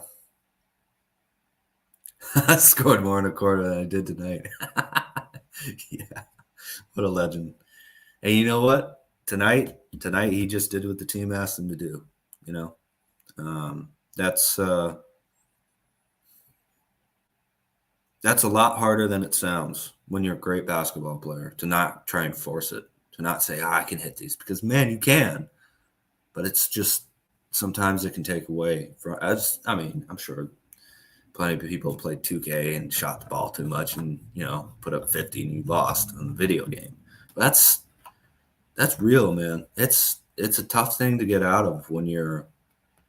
Every NBA player was always probably the best player in their team, at least until college, and a lot of them in college.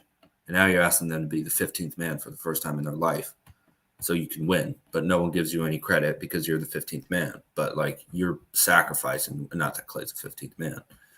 You're sacrificing a lot. Klay's sacrificing he only took 16 shots tonight, No, it's one of the top in the team. But,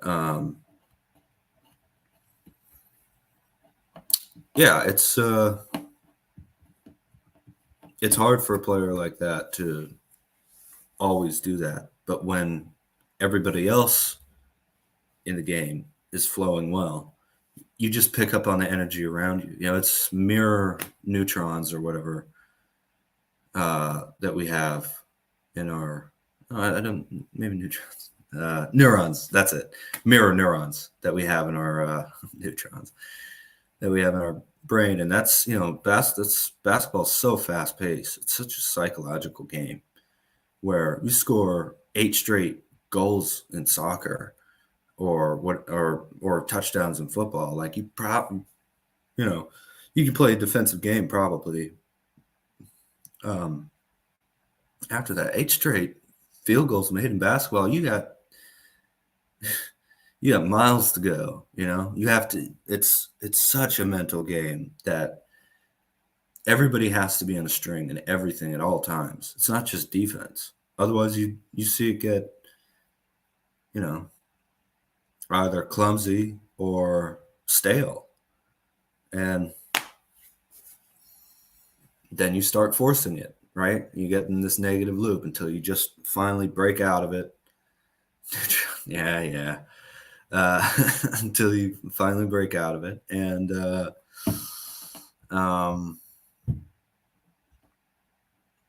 you know, and then everything looks completely different. You're looking at the world through a totally different lens, you know? So, and the Rockets are not this like bottom dweller team this year either. That's a huge difference from last year. Like the Rockets are, well, here, let's see. I'm sure Rich already touched on this, but they are the 7th seed, right behind the Lakers. It's 6-6 now. Maybe the Lakers are the 5th seed though. It hasn't updated yet on Google either, Rich. So, yeah. Every time he shoots it, I think it's going in.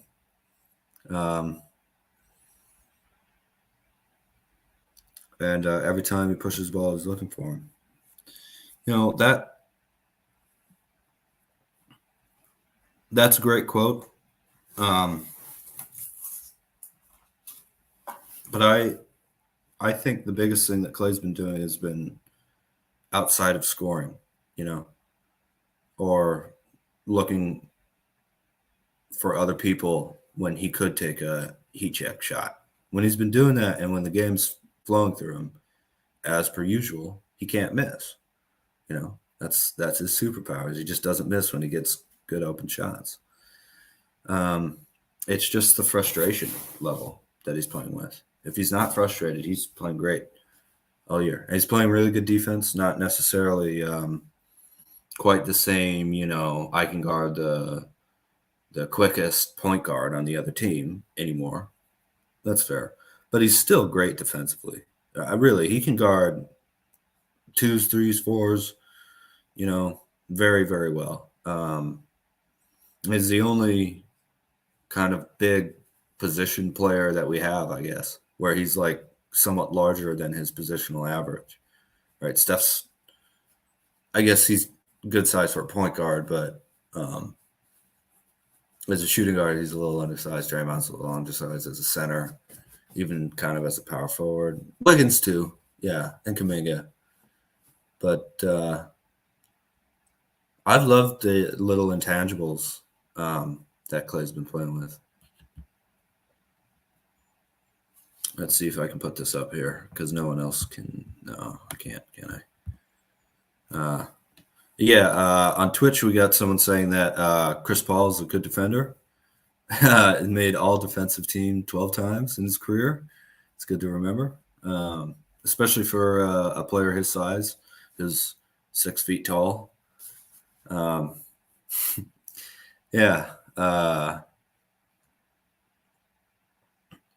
Chris, 15 points and 12 assists. That's not far off Magic, you know. Magic was getting like 19 and 14. So on like 3 turnovers, CP3, you know, I was amazed he had 1 turnover at all tonight. And people on Twitter saying, oh, it's the point guard's team now. That's kind of silly, of course. But I liked that we did trust CP with really running the offense kind of the entire time he was out there. You know, Steph really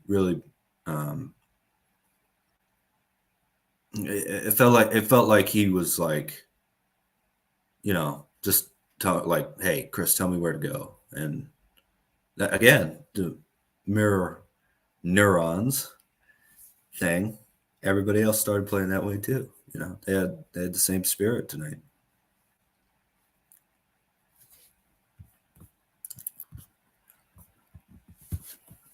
Okay, can't help it. Let's see the other games going on tonight. Let's see what else happened. Ooh, Bucks big time against the Wizards, 142-129. It's a lot of points. Timberwolves win again. Yeah, as people were mentioning, the Pelicans stomped the Kings. It's too bad. I like the Kings. They're a California team, man. I want to see them do well. They've been having a little issues here and there. Clippers got another win against Spurs. It's a lot of West Coast games, Western Conference teams. I mean, I don't know, Nicole. Where are you hearing that from?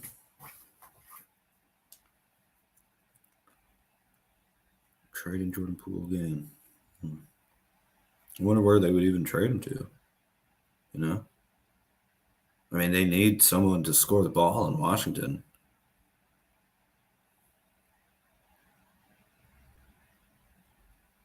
Yeah, I'm seeing Last Word on Sports, Sporting News, and one Sports Illustrated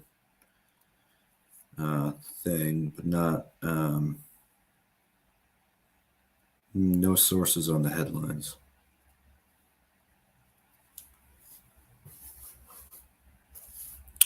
Yeah, that's Alpern Senguun, Rodney.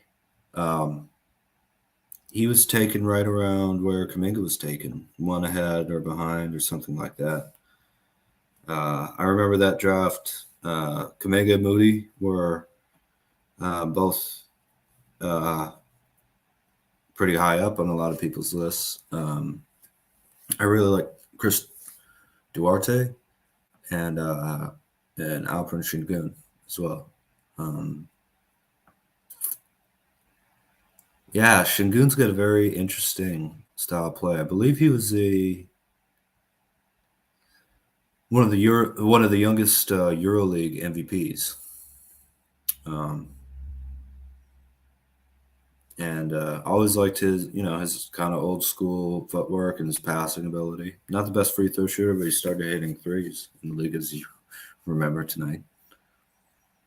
Are there any sources though, Nicole? You know, like, I don't know,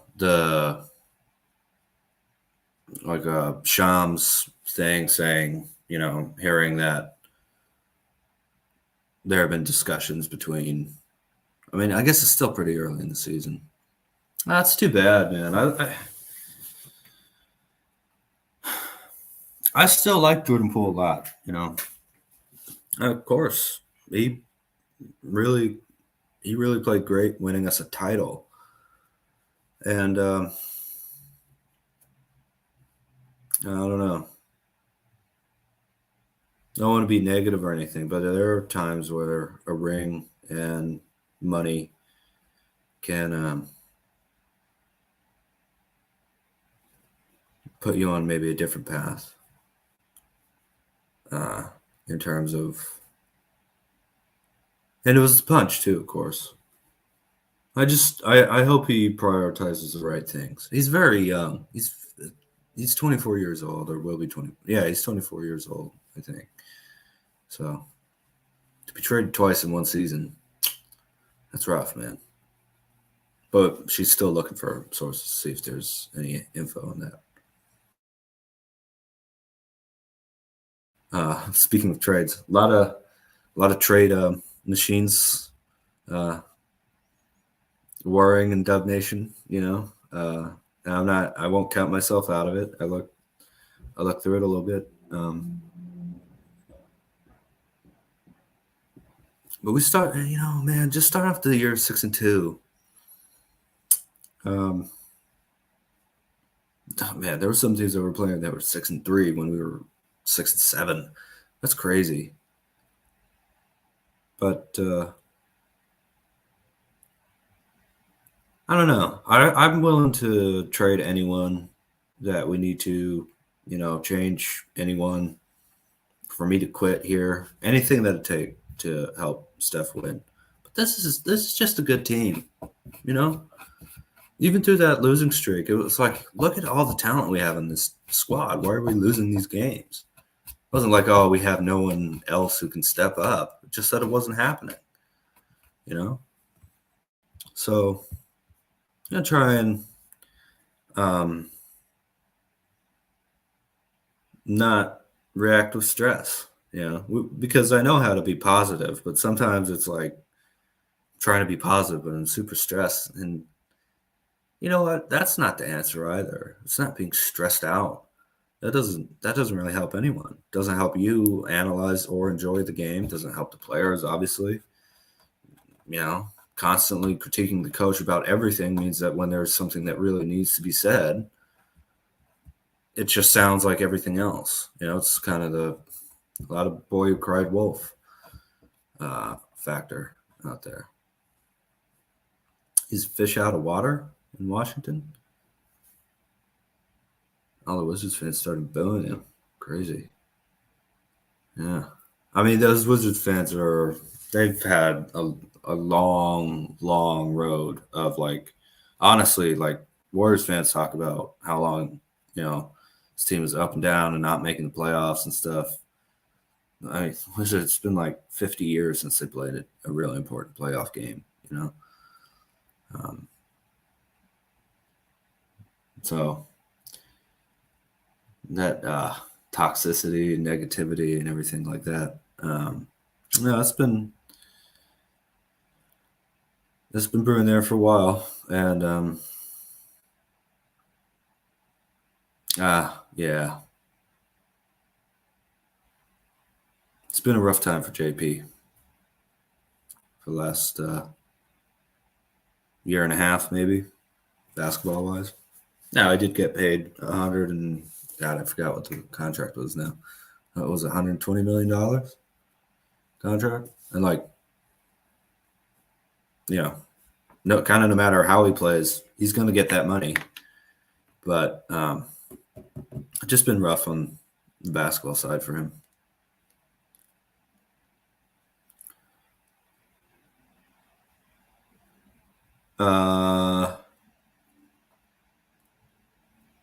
I don't think the Wizards care about that, Rich.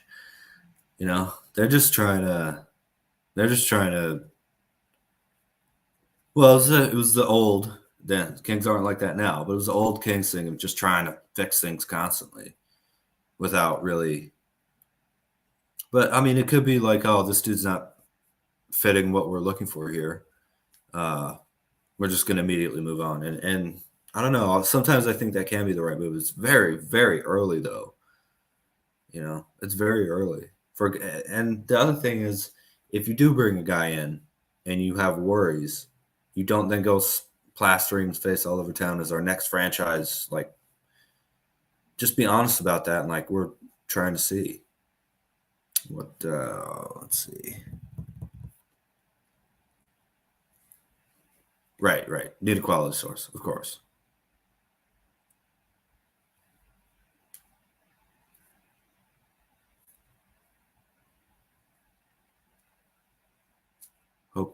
Hope the trade's not true. Yeah, trade rumors are not true. Yeah. It's a Mark Stein thing. Yeah. Oh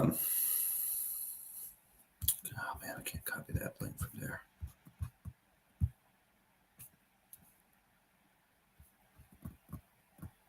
Wow. Are likely to move on.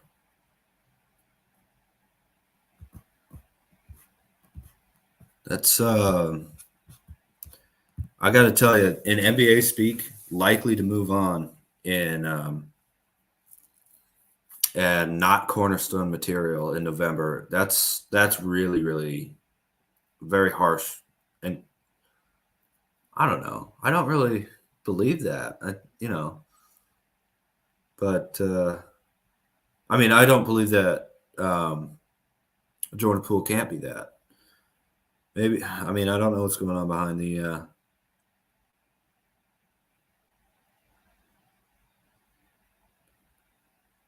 yeah.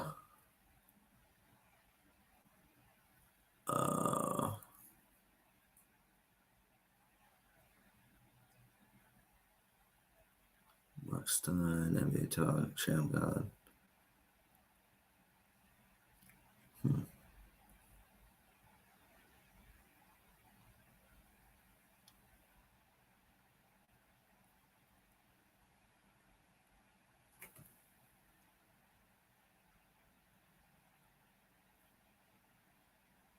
Huh.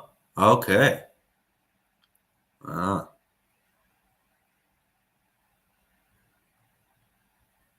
That's Twitter, man. That's what happens when you make it easy for people to look legitimate, I guess. I don't even know.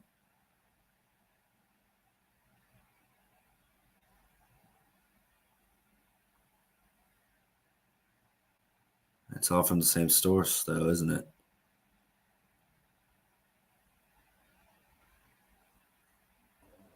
Dean, those are pages, right? So, I mean, it's all from the same source. No, they're lying, right? So, no, they're all that's what I meant. They're all quoting the same fake thing?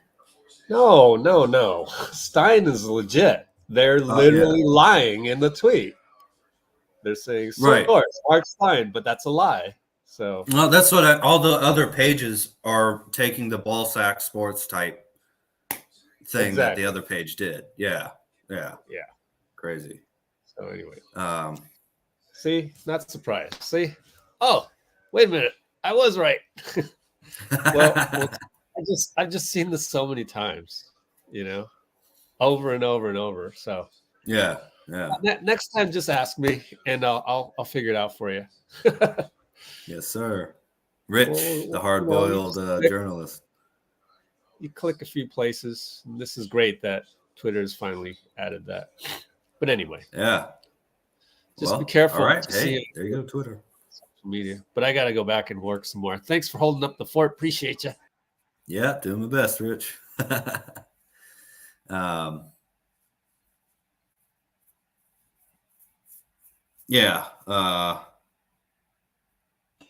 Before I go, remember what we talked about last night, Dean? There's big contracts don't get moved until December and January. Look at the history. I looked it up. Only Jimmy Butler and James Harden. Yeah.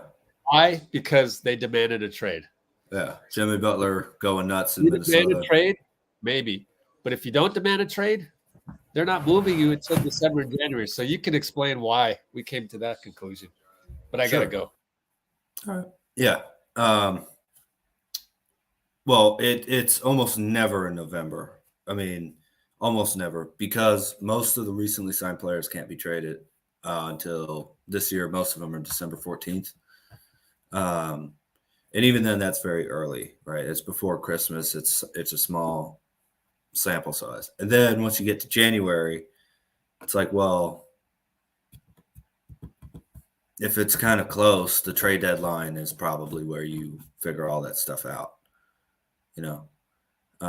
So that's, again, unless you have someone who either does what Jimmy Butler did in Minnesota, or a player like Harden who's kind of constantly unhappy, and you're probably already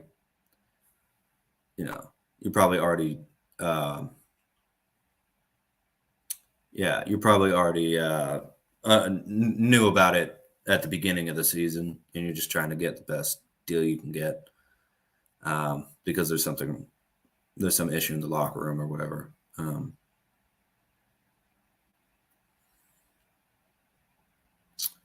So that's right, Rodney. Rich is saying there's no market as well. Yeah, and it is a tough look too, isn't it?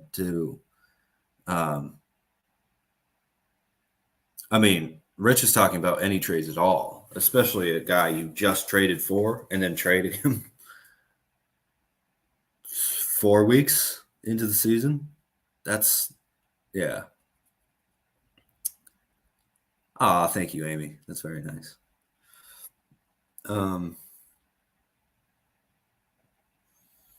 Yeah, so even all the people out there are talking about Warriors trades, that realistically probably isn't going to happen around here. I think, again, the stress mindset of the 6-game losing streak, put us in a mode of desperation where we probably should be hitting the brakes on that. If there's something that needs to change, there's a time to do it, but it's not after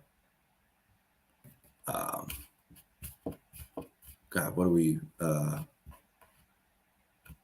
7-8 now? Yeah, 15 games.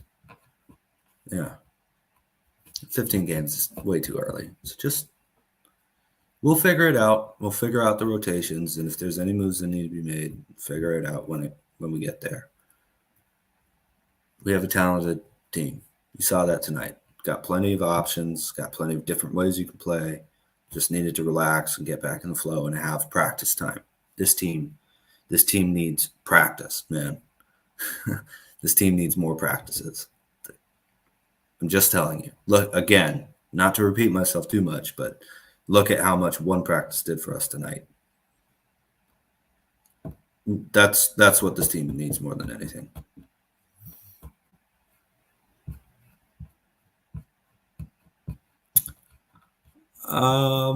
Yeah, I mean, I don't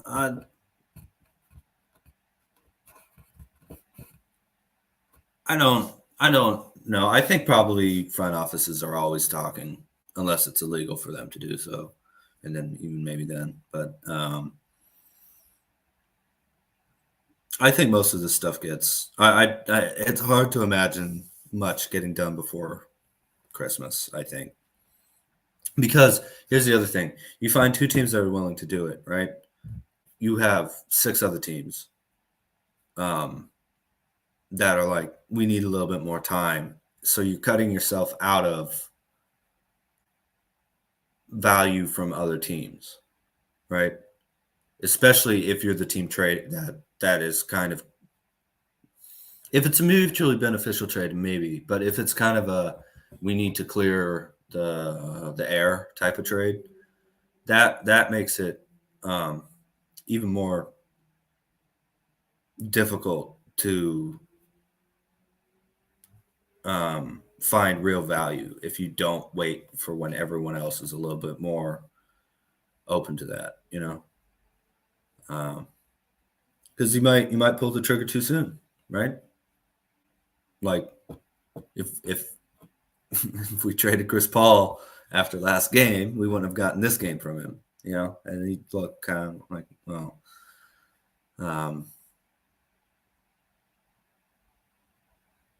wow. Yeah. Crazy, Nicole.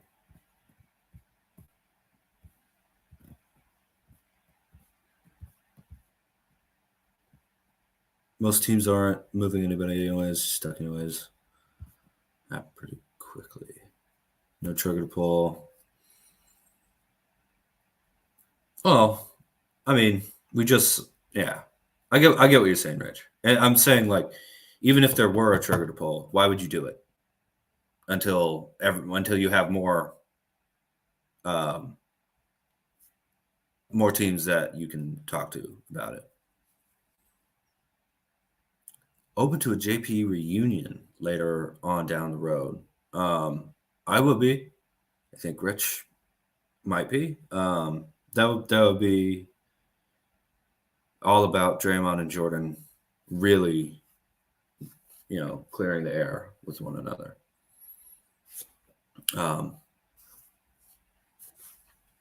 Yeah, that's all about that relationship. And Kerr, Steph, and Klay all seem to be have an okay reunion. All seem to have an okay relationship with JP. So, yeah.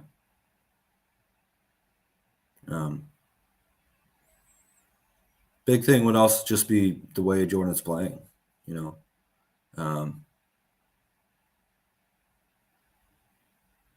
Yeah, we'd have to see a little bit more maturity there. And you have to see Draymond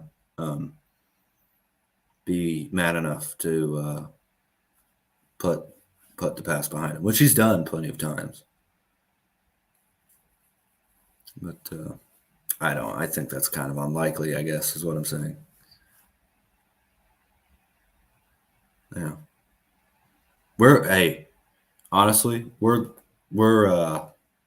very, very blessed to have gotten GP2 back. That doesn't happen that much, you know. And one of Lacob's big investments, you know, number 2 pick, James Wiseman, being able to trade that for a role player just to help us win. That's even rarer than that.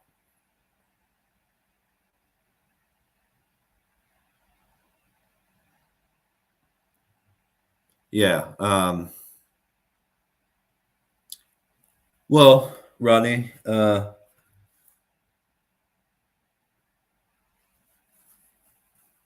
that's what happens when you win, is you get the right to defend what you have, you know, and your voice means something. Steph Curry, great, you know, as great as they are as shooters and as players and everything. If they hadn't won, yeah, you know, they wouldn't have stuck together. Draymond.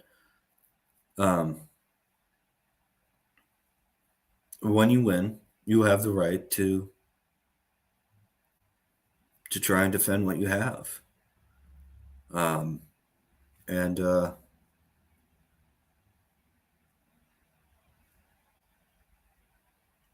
God, it was 5 straight years of the finals, and as soon as Klay comes back, it's another title.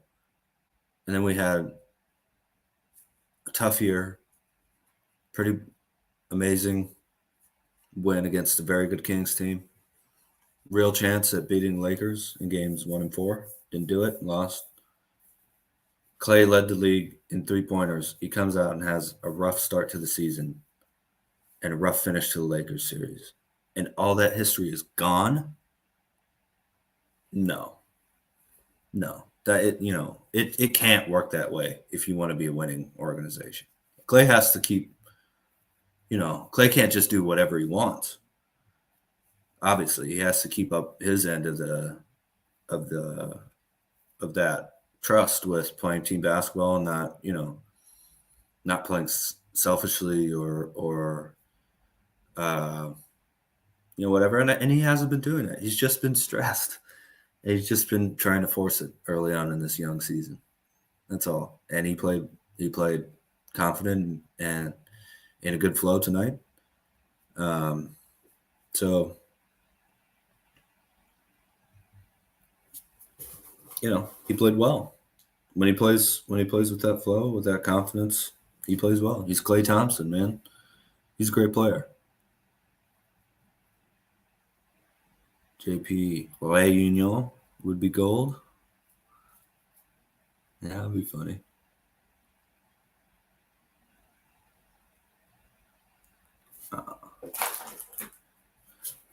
Yeah.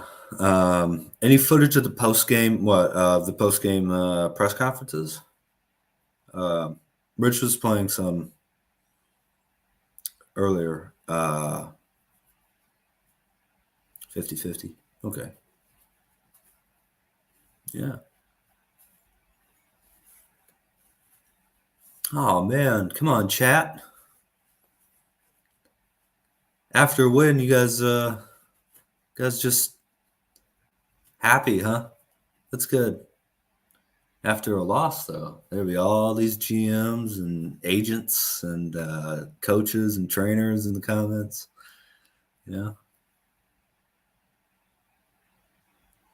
Crazy. Couple little things that came to mind during the game. Wiggins, I believe, hit all his free throws. I have it here. Looney is he's dribbling a little bit more.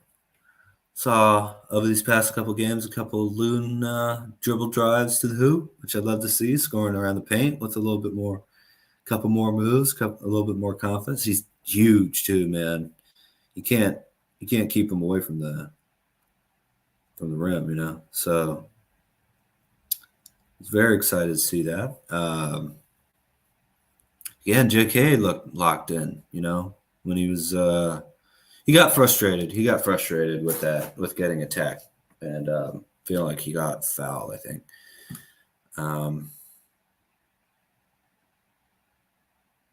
Yeah. No, not a mid-level. It was minimum. Yeah. Rodney. But yeah, just a little what Kerr calls it the marginal plays, right? Everything on the margins looked a lot better today. And again, anytime you can put up oh man, what was the score? 121 points, and Steph only shoots 14 times. That's cool. It's a cool sign for the team. By the way, because I think this is bound to come up in other places talking about this game, I was kind of okay after it was kind of mathematically in the Warriors.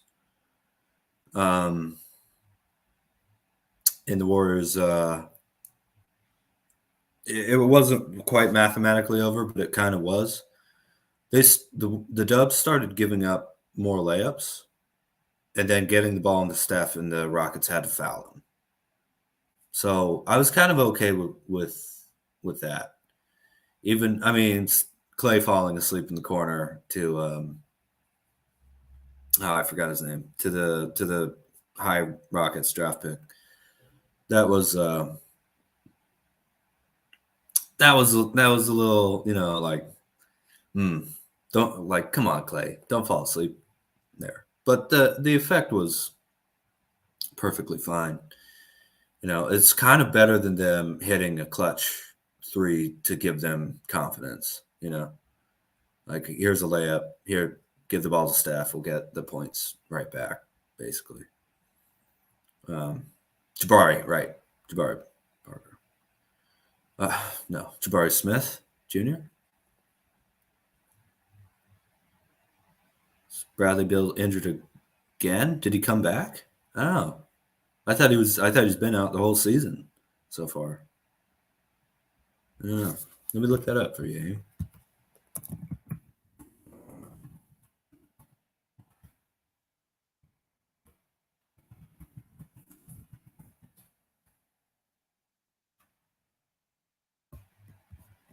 Nerve irritation, back and legs. Ugh. That's rough. It's back injury, yeah. Well, man, back injuries are like that. Came back for a bit. Yeah. Mm-hmm.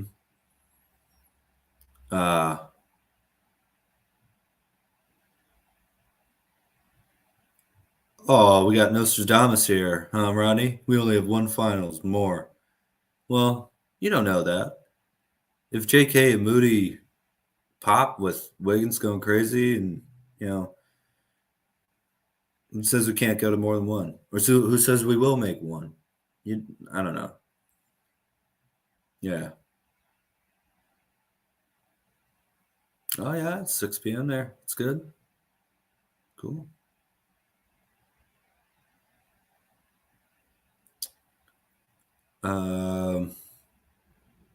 Yeah.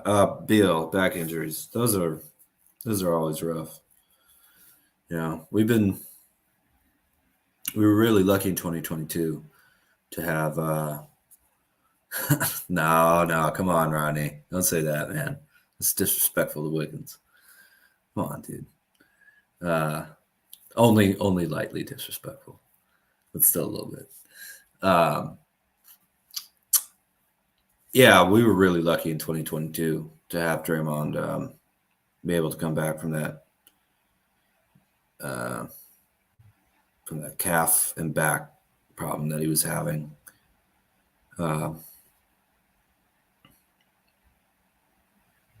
Yeah, back nerve irritation. That just sounds bad, Oof. Gotta say, very, very happy that oh man, that we've had okay injury luck so far. And please, I don't let me jinx that. That's not what I'm trying to do. That's the one thing where, like, if we have health, if this team has health, I'm confident they can pull together and be a great team in the playoffs. We just look, man. The Warriors were flexing their offensive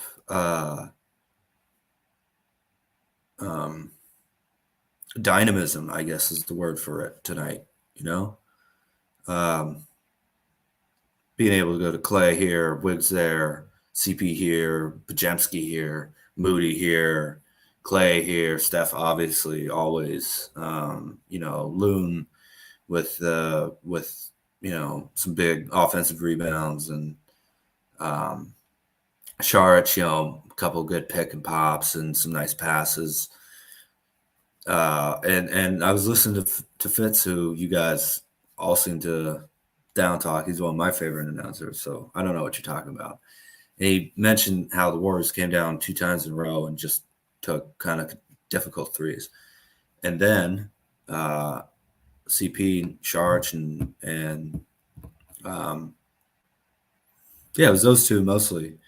We're like, no, let's get to the free throw line. Let's get inside. Let's get Steph hit that huge backdoor cut layup to kind of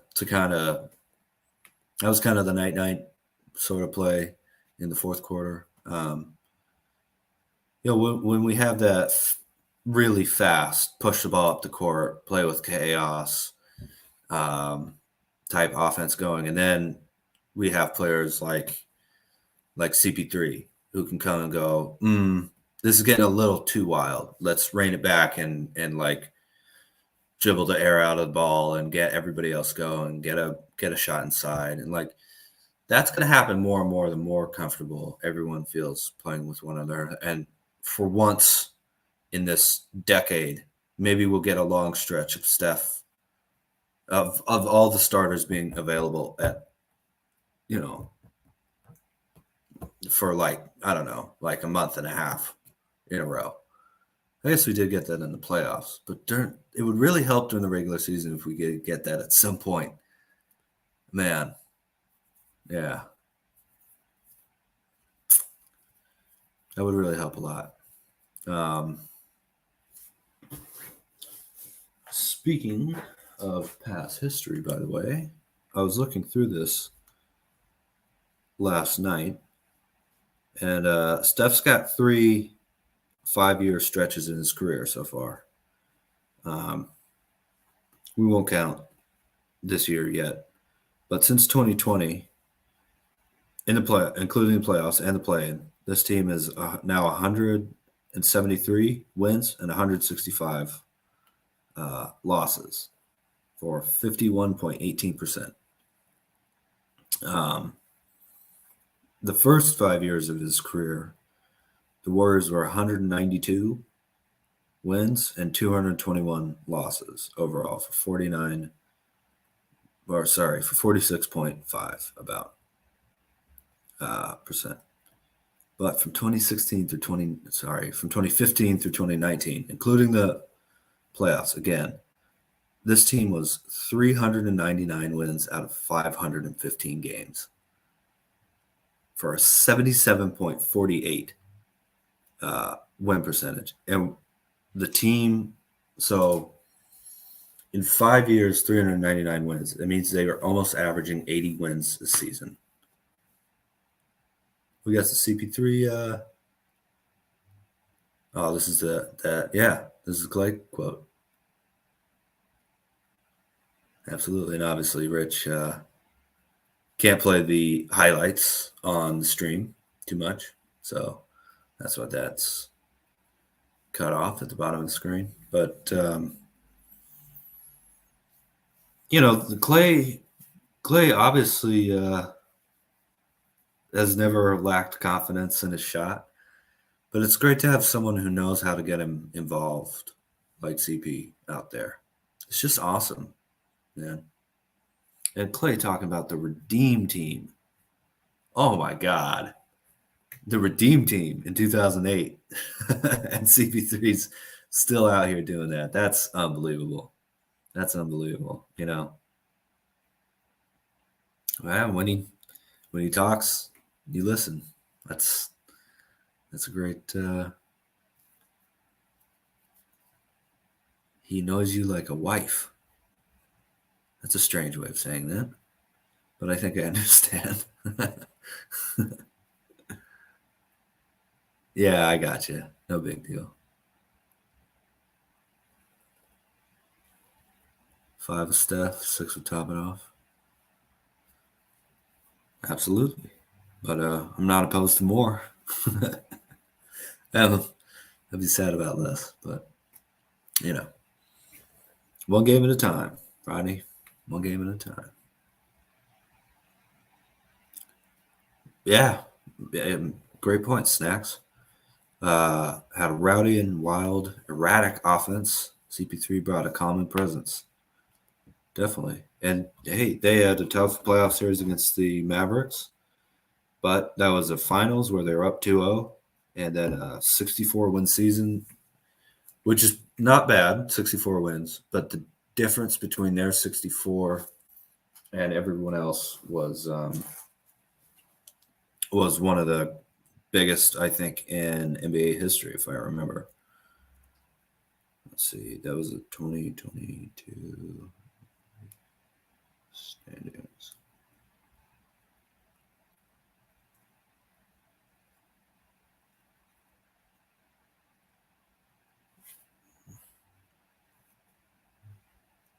Let's see.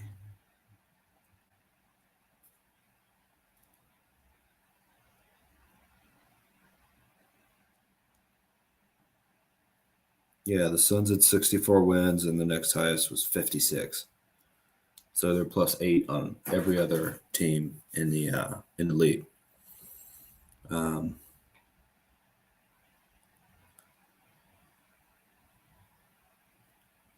Wow, nice, RJ. Are you talking about in? Are you talking about in this year in Indianapolis or next year in the Bay? Let me know. We're back to the point I was making about CP3. It was a really tough loss to the Mavericks, and then a tough season after that, even though they had a KD and played the eventual champ Nuggets in the playoffs last year. But everywhere he goes, you know, Chris Paul has been able to find a way to get that team to play. I'm trying to say this in a way that's not quite as cliche as I've heard it other places. It's that Chris Paul has a kind of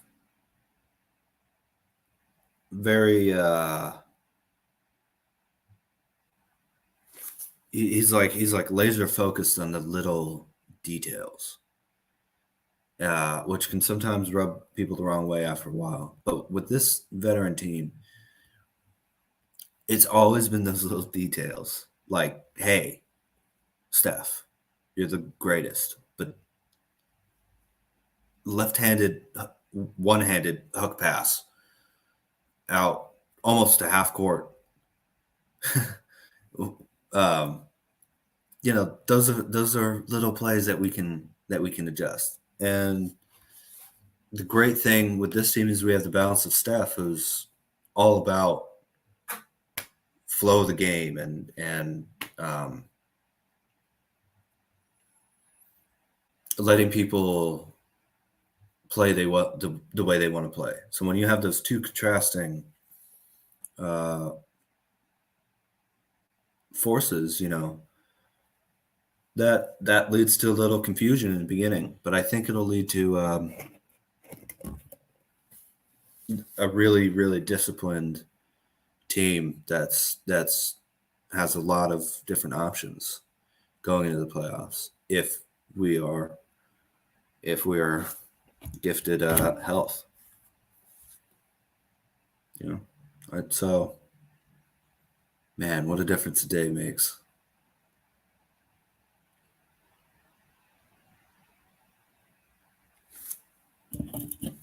Tries to find Klay because half second of airspace. Yeah. Klay, man. Someone years and years ago described Ray Allen his game as he needs space for his game, like we need air to breathe. But if he gets just a little bit of it, you know, he's deadly with space. And it's the exact same for Klay. Klay, really, I mean, he's like the traditional 3-point shooting, defensive shooting guard, you know. So when we're not, that's another thing. When the team is a little out of focus and people are kind of like, how do I do what I need to do? Klay, you know, he doesn't get that space, and it must feel like he's kind of suffocating offensively. You have to remember that this is not, especially Klay is not a guy who's cold and emotionless out there. He's a very, very passionate, you know, energetic type of player. So I do think having someone to make sure, like, hey, we need to feed Klay and not just throw him the ball and let him ISO for 5 seconds before putting up a tough shot near the buzzer. That's not going to help at all, you know. And CP just took over the quarterbacking of this team and said, hey, Steph's our star scorer tonight, but leave running the team to me. And it really, really worked today. Against, again, I think they were saying in the broadcast the Rockets have one of the best defenses in the league, which is not surprising to me with Udoka there, or Udoka maybe. Can never remember how to pronounce his last name. Indiana, very cool. Yeah, it was awesome for me in Utah. People said they, you know, thought the game was this and that. When you're actually there, man, it's a good time. It's fun, you know. I just seeing all these, because it's great seeing a great team, you know. But when you see all these different faces, you see Giannis and LeBron and Steph, I think, was on the bench, or maybe they showed him somewhere else. I don't remember if Steph was there or not. But anyway, you see all these different great players in this one arena, and it's just a real treat, man. You know, so I'm very happy for you, RJ. It was awesome. Maybe you can do a little. Maybe you can write up a little piece, send it to Rich. You know, about what it was like, your All-Star experience when we get there. I mean, I can't speak for Rich, but that'd be cool to hear. I always like having contributions from the regulars. Wow, the camera's kind of blurry, man. I wonder why. Yeah. Let's see. Cool, man. Very cool. Other than hopefully Steph, what player are you most excited to see? Maybe a player from outside the Warriors at All-Star game. I mean, they haven't announced who's there, but you know what I'm asking you.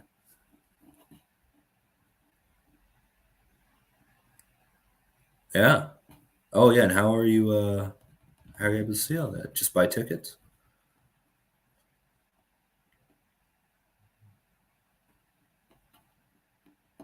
He wants a ring and deserves one. Words of leaders who think like him and they understand. Yeah. Yeah, I mean, that's a huge motivating factor. You got to think, like, it'd be one of the most special moments probably in NBA history, you know, to be able to tell Chris Paul, you did it, man. You're a champ. That would be, oh, my God. That would be amazing. That'd be an amazing thing to see. With probably the biggest rival throughout his career, too, in terms of a team, in terms of, I mean, listen, I remember when CP3 was rival with Jazz, because the Jazz, all of us Jazz fans were rooting for Darren Williams, you know. So he goes way back, man.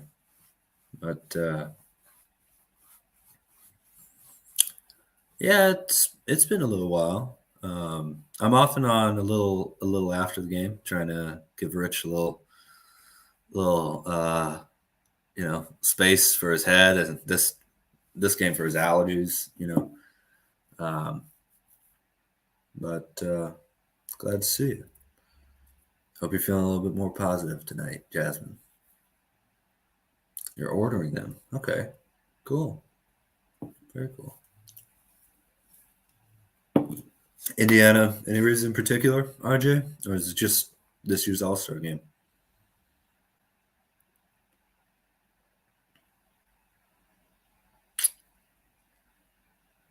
Yeah. I'm sure you all remember what Steph said. You know, in 2017, when Steph's giving these big high fives to KD, you guys remember what he was saying, right? I think it was like, you're a champ, you know? You're a champ now. They can't ever take that away from you. I imagine saying that to Chris Paul after 19 years, after everything that he's been through, after all the, you know, unfortunate injuries. And I mean, we were never saying this about Chris Paul before. We're always like, Chris Paul. But now that he's on your team, you just have to appreciate it, you know? And kind of all the times he's refused to lose, like, you know, in a rough situation, it just drags him back up to winning.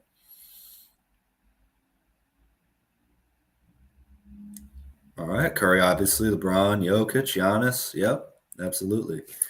Jokic did say he hated playing in the All-Star game because it's not really he's not really built for it. Yeah, he did say hate, but it was like he said, I don't think I'm very good for these games. Which is pretty funny. He's a good guy, man. Jokic is a good guy. Oh, they're always changing, but let's see. We can answer that for you.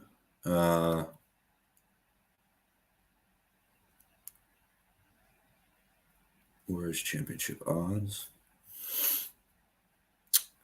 This is from ESPN. They are plus 850. So that means if you bet 100, I believe you will get 800, and they win it, you will get $850 back.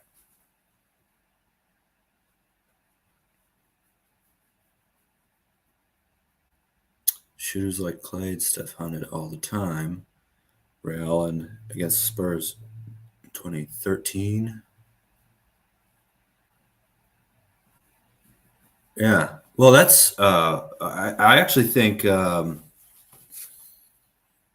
Celtics and Heat, Ray Allen is a great kind of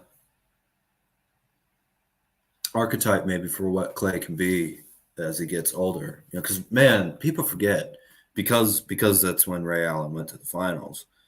You know, he's sacrificing a little in 08, a little bit more in 2010, and by 2013 and 14, you know, totally playing role player role, which was hugely important for that team in 2013. But Ray Allen, man, he was a beast in Seattle and Milwaukee. He was one of the hardest players in the NBA to guard because he was like kind of Steph-like, really. People don't talk about it that much, but Ray Allen could really shoot off the dribble. He had a nice crossover move. He could attack the rim. He wasn't a bad passer, you know, killer mid-range game, just bombing threes all over the court. He was amazing. But when it came down to the chance to keep winning, you know, and start winning titles and keep winning titles,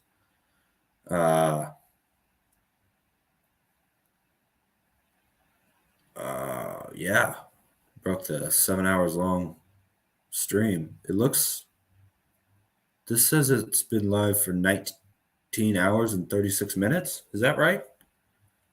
That's crazy. That can't be right? Unbelievable. 4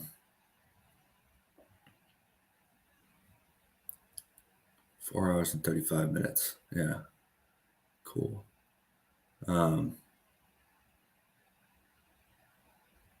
Awesome. Oh, sweet, man.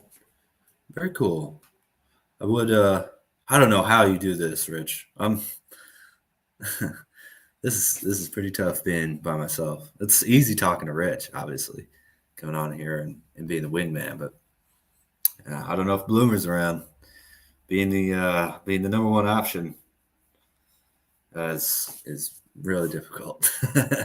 So please appreciate that Rich does this every game, every single game. Rich is here for us, for all of us. Just with constant rich wisdom, rich in every sense of the word. I also see our rival. Yeah, a rival at Clippers and with the Rockets. Yeah, and trying to make a push at a championship here. This team, it's awesome. It's beautiful, And basketball, man, a lot of strange bedfellows, just like politics. But gotta say, I'm super happy to have Chris Paul on this team. I never really liked it before. I'll admit that. I always respected him, but a little bit Draymond-like maybe. When he's on your team, you love him, but if he's playing against your team, that's when you don't like him so much. Did he really? Steph played the whole fourth quarter? Is that real? Wow. Thank you, Jasmine. To ensure they won the game. Yeah, I think it didn't feel like he played that many minutes, too. So I wonder if he got a little bit of rest earlier. We play 30.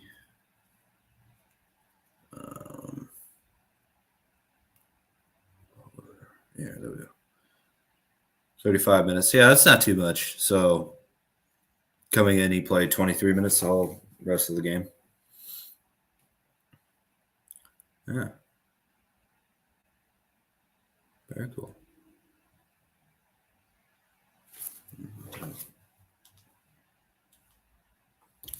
11:28.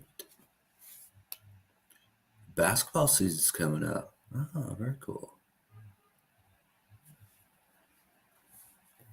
Yeah, Steve Kerr really on it with the rotations tonight. People have been critiquing him, but man, tonight was a great game in terms of just felt like he was putting in the right players all the time. You know what I mean? The right players for that situation, the right players for the matchups, and yeah, very impressed by that tonight.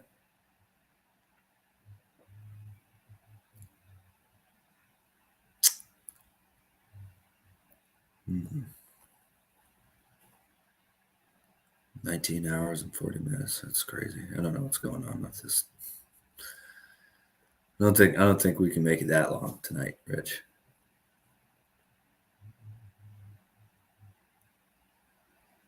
Well, trying to think if there's anything else that's coming to mind. Does anyone have any questions that they wanted to ask in the comments?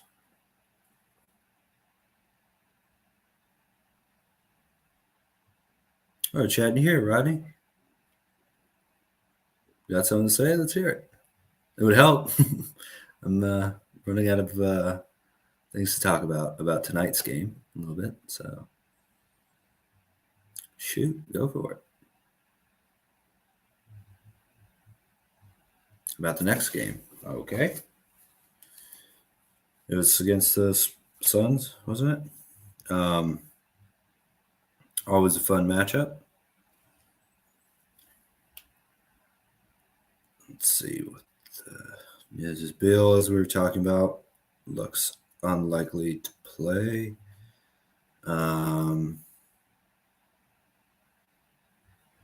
Okay, so they're coming off.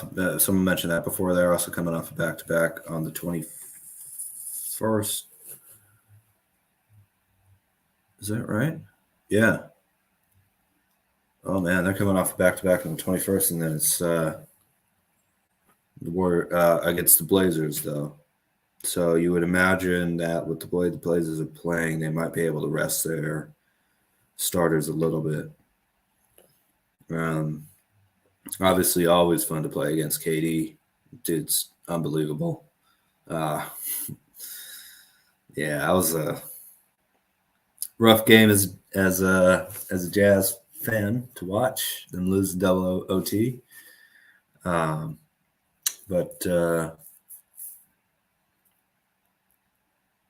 is he allowed to? Oh, that's a good question. I'll get to that in a minute. Jasmine.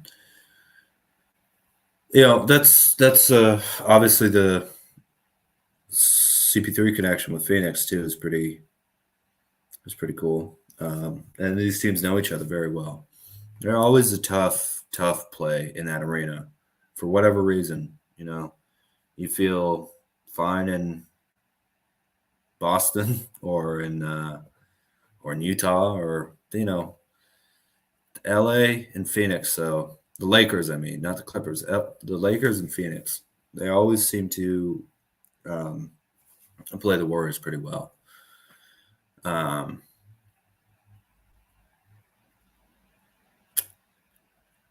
Yeah, I mean, the matchups. I don't know if it's there's one area where either team really has a tremendous advantage. You'd say KD obviously as a stretch four can probably get a shot off whenever he wants, and they don't really have quite the same point guard defense. You wouldn't want to put Booker, I think, on Steph too much. That's too heavy a load for Booker on offense and defense. So that I think it'll come down to, again, being very kind of those marginal things where are you able to get in the bonus before the Suns? Are you able to get better open three-point shots? The Looney's defense versus Nurkic's offense, and the number of fouls that they'll have and how well they can protect the rim. That'll be very important. Points in the paint,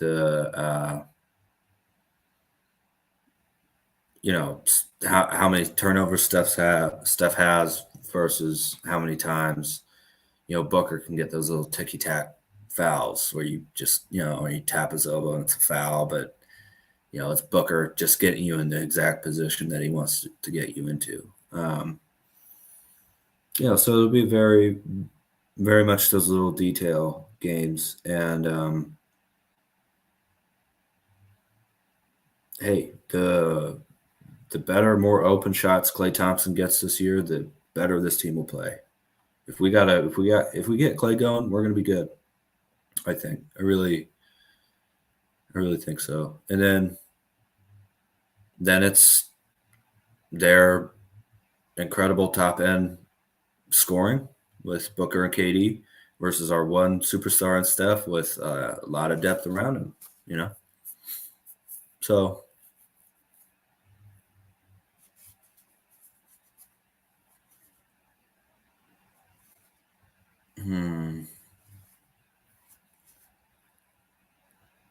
yeah, one on your team. Yeah.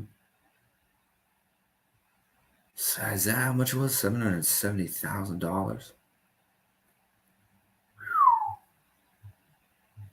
Dean and Austin, possibly. That's what we're just saying. You hated CP3 before. Amy, I can't imagine you saying hate for anything. Yeah, I love watching this post game too. Greenback Friday night. Yes, sir. Friday the what was that? I'm just saying it's against the Kings.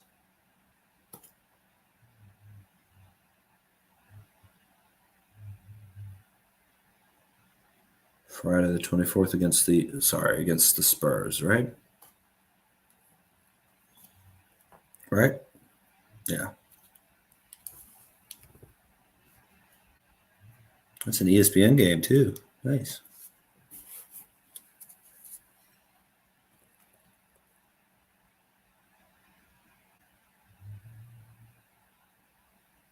Oh, okay, cool.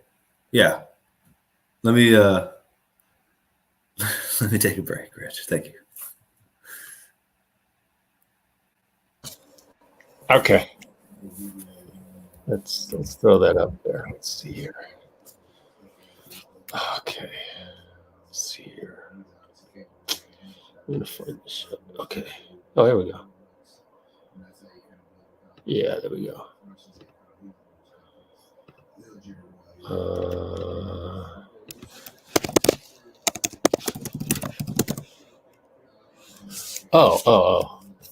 I got both. I got both the entirety of Klay and CP3. So let's throw that up there. Whoops.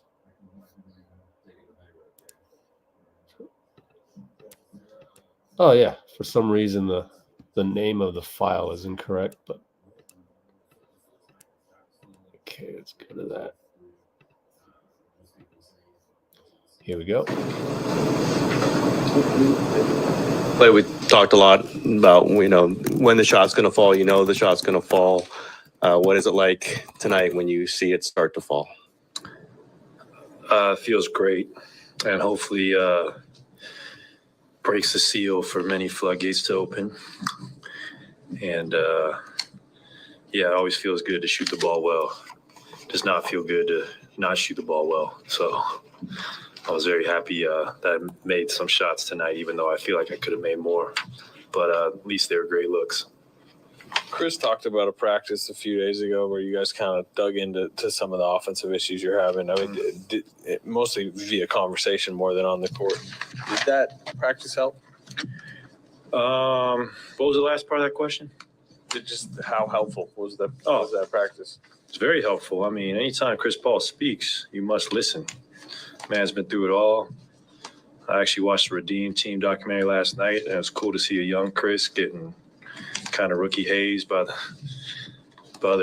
his teammates, and for him to still be here just balling, it's insane.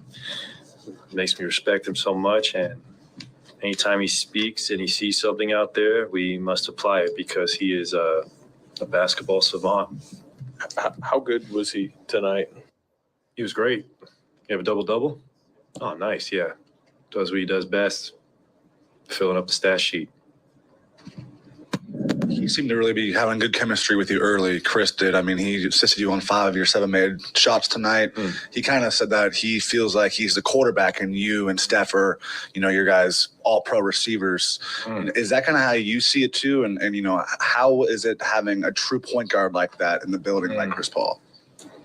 Well, it makes your job as a shooting guard so much easier when you have one of the greatest passers to ever play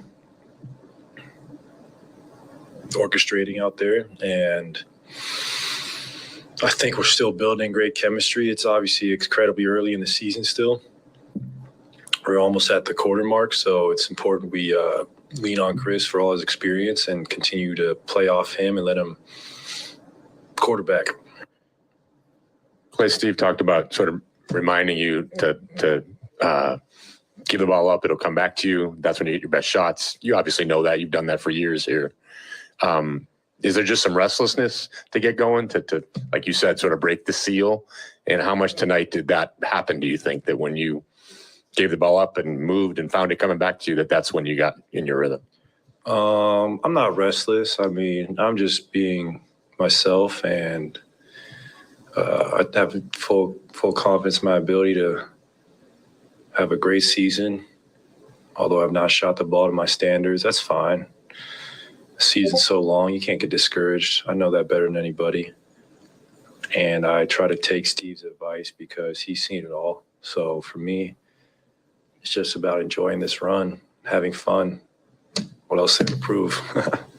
And does it matter? I mean, obviously it's not your focus, but does it matter at all to score 20 for the first time? Does that feel like that is significant, or will, as you said, help break the seal? I mean, it feels good, but I scored more points in a quarter than I did tonight, so I'm not too. A lot more. I'm not too. I knew it's going to happen. Big nights are going to happen. It's just about just letting go of whatever and having fun out there and playing to win. Obviously, Chris has got, he's played against all your guys a lot in huge games, and there's been competitive fire between him and obviously Draymond and Steph and everybody. But he keeps mentioning you, like, obviously in the practice, in the pickup game you had where he said, like, you don't guard me anymore. He mentioned you tonight. He's seen you he's gone up when you've made every shot. He wants you to shoot more. Is there something unique about maybe you and Chris's competitive relationship? I don't think so. I mean, I love playing against Chris, and it's even more fun it's just an honor to call him my teammate. I think we have a lot of great moments ahead. Actually, I know we do. So I'm just excited we broke the losing streak tonight. That was a dreadful time. So hopefully we can build a win streak. And I think Chris is just one of the greatest competitors to play basketball. I mean, you don't play 19 years being 6 foot tall without having a ton of heart. You guarded him so much. What do you know about him maybe that other people don't know? He's a great scorer. He's got no weaknesses. Pretty sure everyone knows that, though. Is that it? Cool. To the back. Oh, look at that. Glide.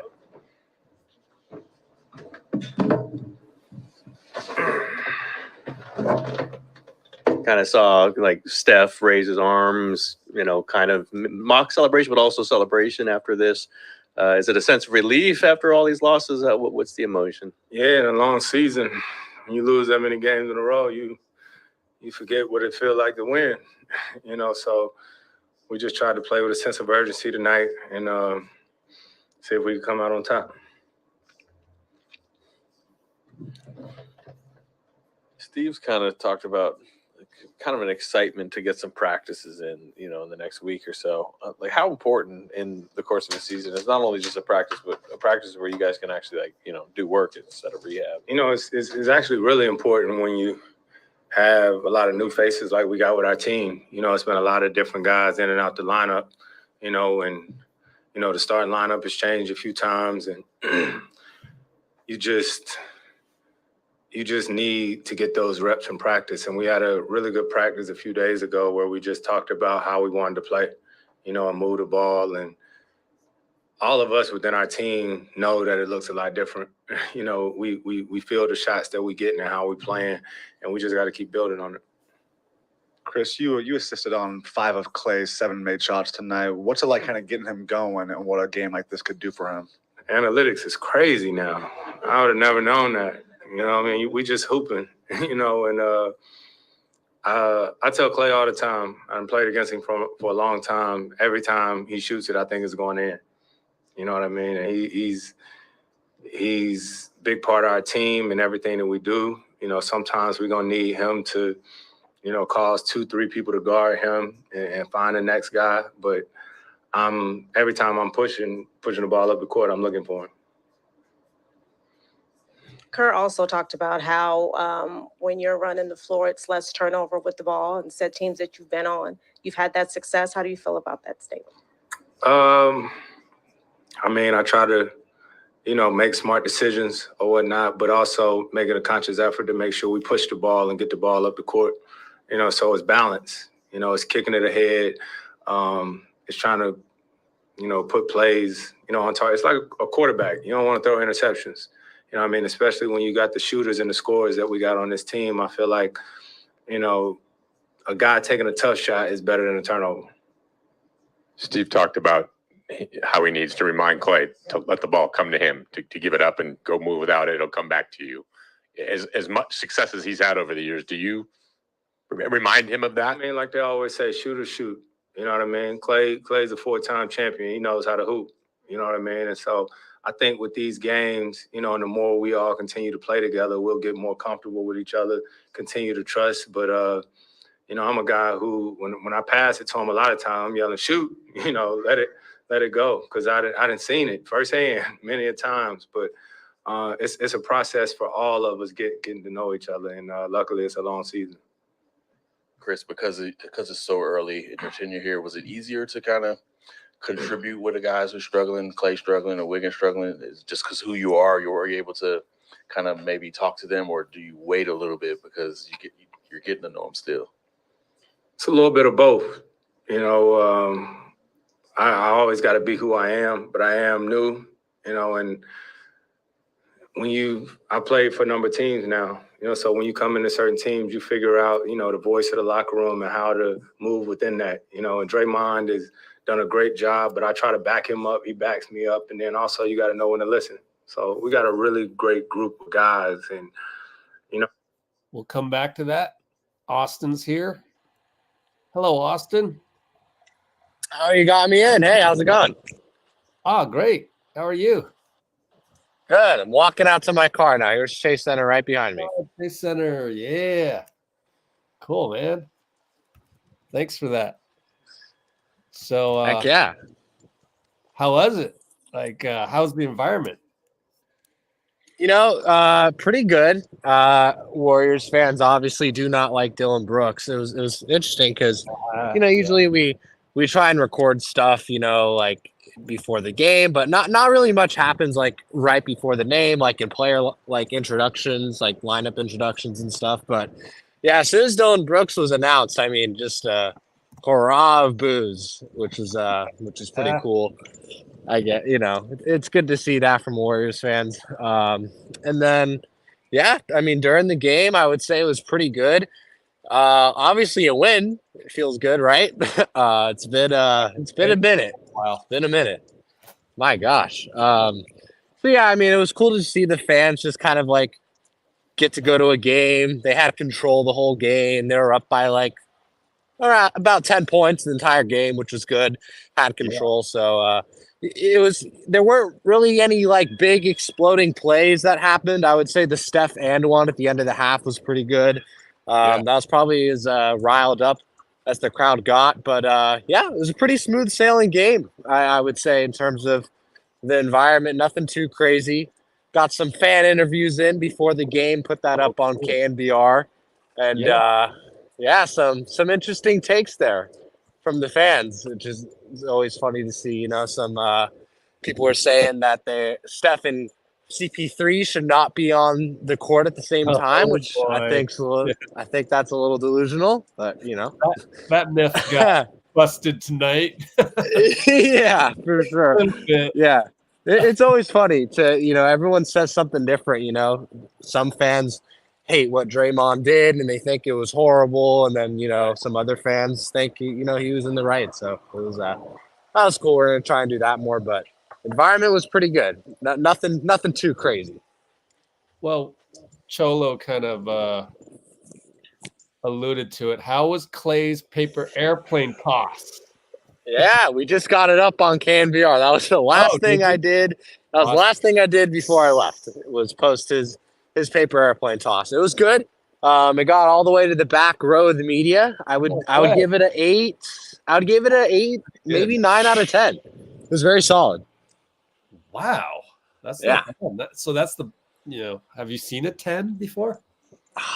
I don't know. I haven't seen that many, I'll be honest with you, because it's my first year and they haven't been too great. So I've only seen maybe 3 of them.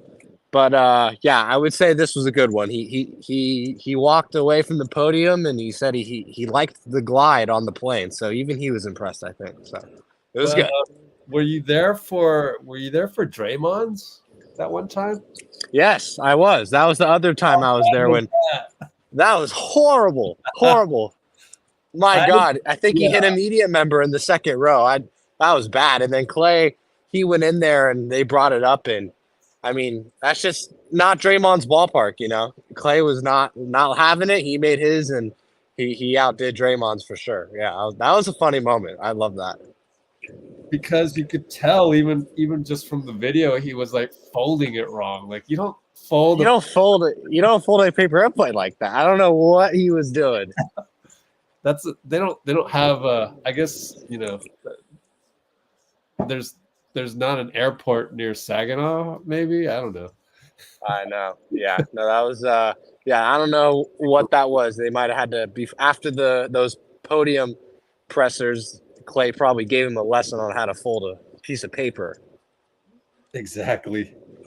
So tell us about actually the pregame, and that was really good information on the rotation. And I loved how Steve said Moody deserves to play. Yep. Mm-hmm.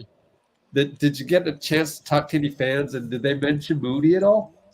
Yeah, it was interesting. A couple of the fans I was talking to actually had a lot to say about the rotation. We talked to these two Santa Cruz Warriors season ticket holders that go to every Santa Cruz Warriors game, and they love, you know, Podziemski, and I mean Moody isn't really playing down there this year, but they basically a lot of Warriors fans seem to be advocating for these younger guys to get their minutes, and even if it has to mean, you know, bumping some minutes from Klay if he's struggling and putting Podziemski in there, then so be it. It seems like these Warriors fans are kind of on board to kind of have this mix of, you know, veteranship, but also kind of transitioning into the new young era of Warriors basketball. So it's pretty interesting. Yeah, well, they're naturally going to have a little bit of bias for the guys that they've actually seen live. Oh yeah. So I'm sure Moody's a fan favorite from, you know, the few games he played last year that he played really well at as well. Yeah. Totally random thing I'm thinking about right now, and I don't know if you know this, but so when the away team comes into Chase Center, and when the away team comes into any home arena, they get to choose which side of the court they want to warm up on. Yeah. So I didn't know that. And I went into Warriors games, and every single game, the Warriors would shoot on the east side of the court. Yep. During the warm-ups. I just thought that was like the designated spot they warmed up. And when I got in, they were warming up on the other side. I was like, what's going on? And John Dickinson from the game. Yeah. So really, usually the credit goes to Greg Popovich for switching it up like that, because usually when you're coaching a team, you want to be able to bark out instructions to your team while they're on defense, especially in the fourth quarter. Quarter, yeah. That's what I was getting told. Yeah, Popovich would just throw a curveball in at there to just throw you off, and then other guys started to do it. And Udoka is a Popovich coaching tree guy. Yep, Rockets were the first team to do it this year. You get a few of those just because of the Popovich effect.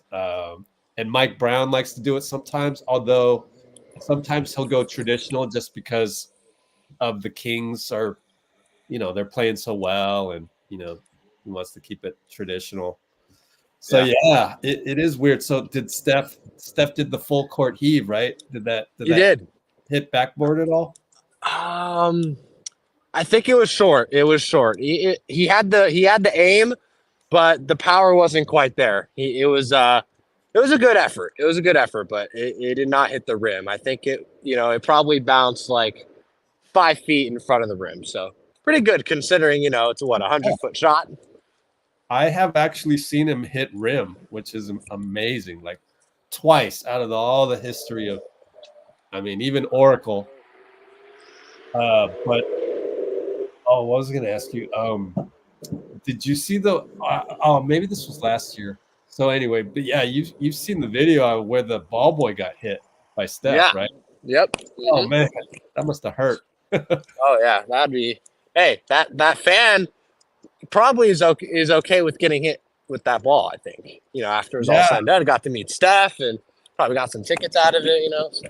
He actually got some shoes. See, that's pretty worth it, right? That was definitely worth it. Yeah, but so be careful out there. I've done that walk actually.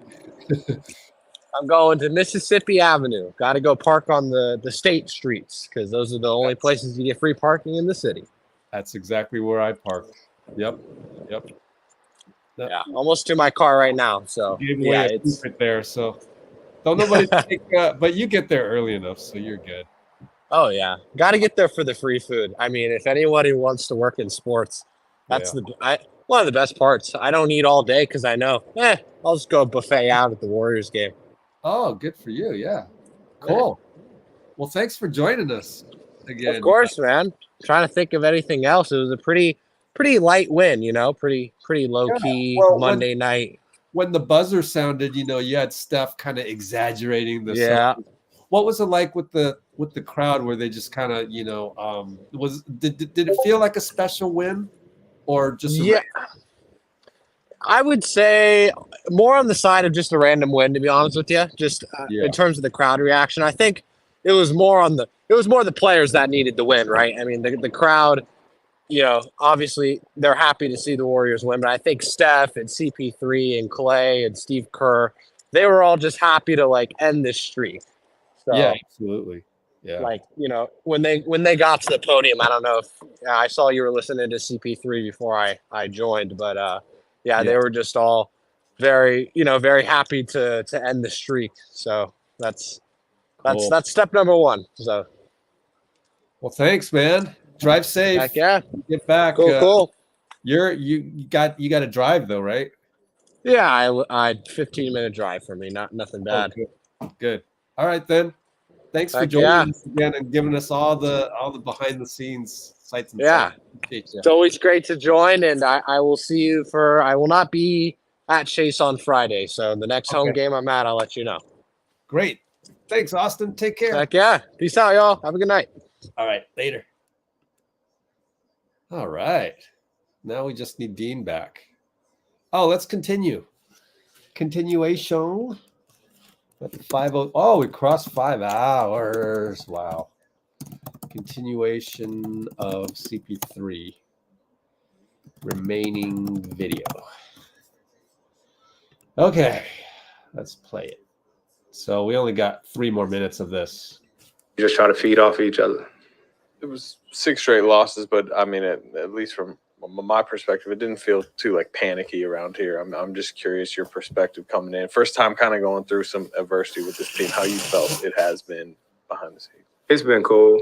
I'm sure they ain't used to losing, especially at home like this, but like we said, I think everyone here is big picture and we understand the dynamics and how it's been guys in and out, so we're going to try to find some consistency. We're going to keep fighting, going to Phoenix. Then I think we got San Antonio here. And then hopefully, by then we'll get GP and Dre back. Because I don't care if we win these games or not. If Dre and them not playing, then this ain't who our team is anyway. But over the course of the season, we want to try to get as many wins as we can. I think it was Steph that said after Saturday's game that there was a little bit of a sense of urgency to get a win, snap that streak. Was there anything that was said before the game tonight in the locker room about the importance of getting the win tonight, or was it more just unspoken? It's the same thing that was said before the last game. Enough is enough. And before that game, enough is enough. At some point you just want to stop the bleeding, so thankfully, we won tonight. We want to keep building and going on the road. We haven't seen an elite point guard such as yourself. So when you go 12 assists, 1 turnover, everybody's like, ooh, 12 assists, 1 turnover. Does it still do anything for you? Or I was mad when I drove and Aaron Holiday stripped it from me, because I either had the float or I had Dario right there. But I think for me, if you think about, Peyton Manning, Tom Brady, them type quarterbacks who got these elite receivers, for me, it's so fun bring the ball up the court knowing you got Klay, you got Steph. You know what I mean? Like some of the passes I'm throwing to them, you throwing it before they even get there, and they catch it and they shoot it and they still make it. You know what I mean? I know what I can do and I know what I can't do.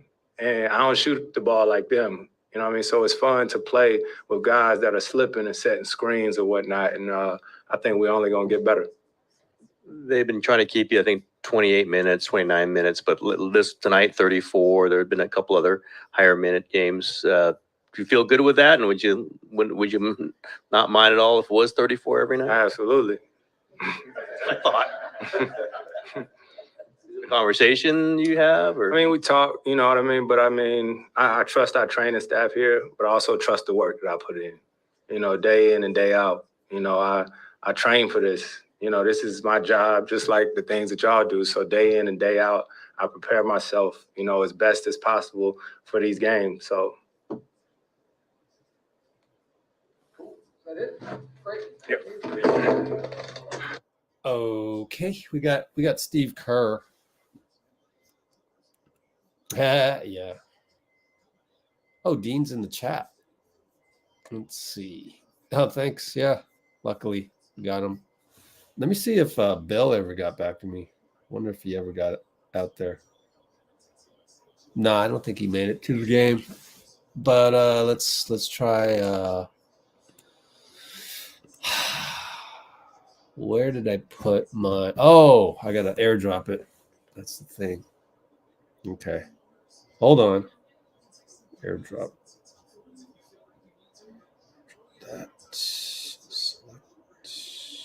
There we go. Oh, yeah, turn on Bluetooth. Boom. We got at the point where we're reviewing the game. The other thing that we could do is look at the play-by-play and see where we took control of the game or where we held them off. And I seem to remember there was a stretch where we had to hold them off for a little bit. We went into, I think Steph had a silly turnover, and then we could go from there. But here we go. So let's turn that on. Here's Steve. And there's a little bit of pregame from Anthony Slater, obviously.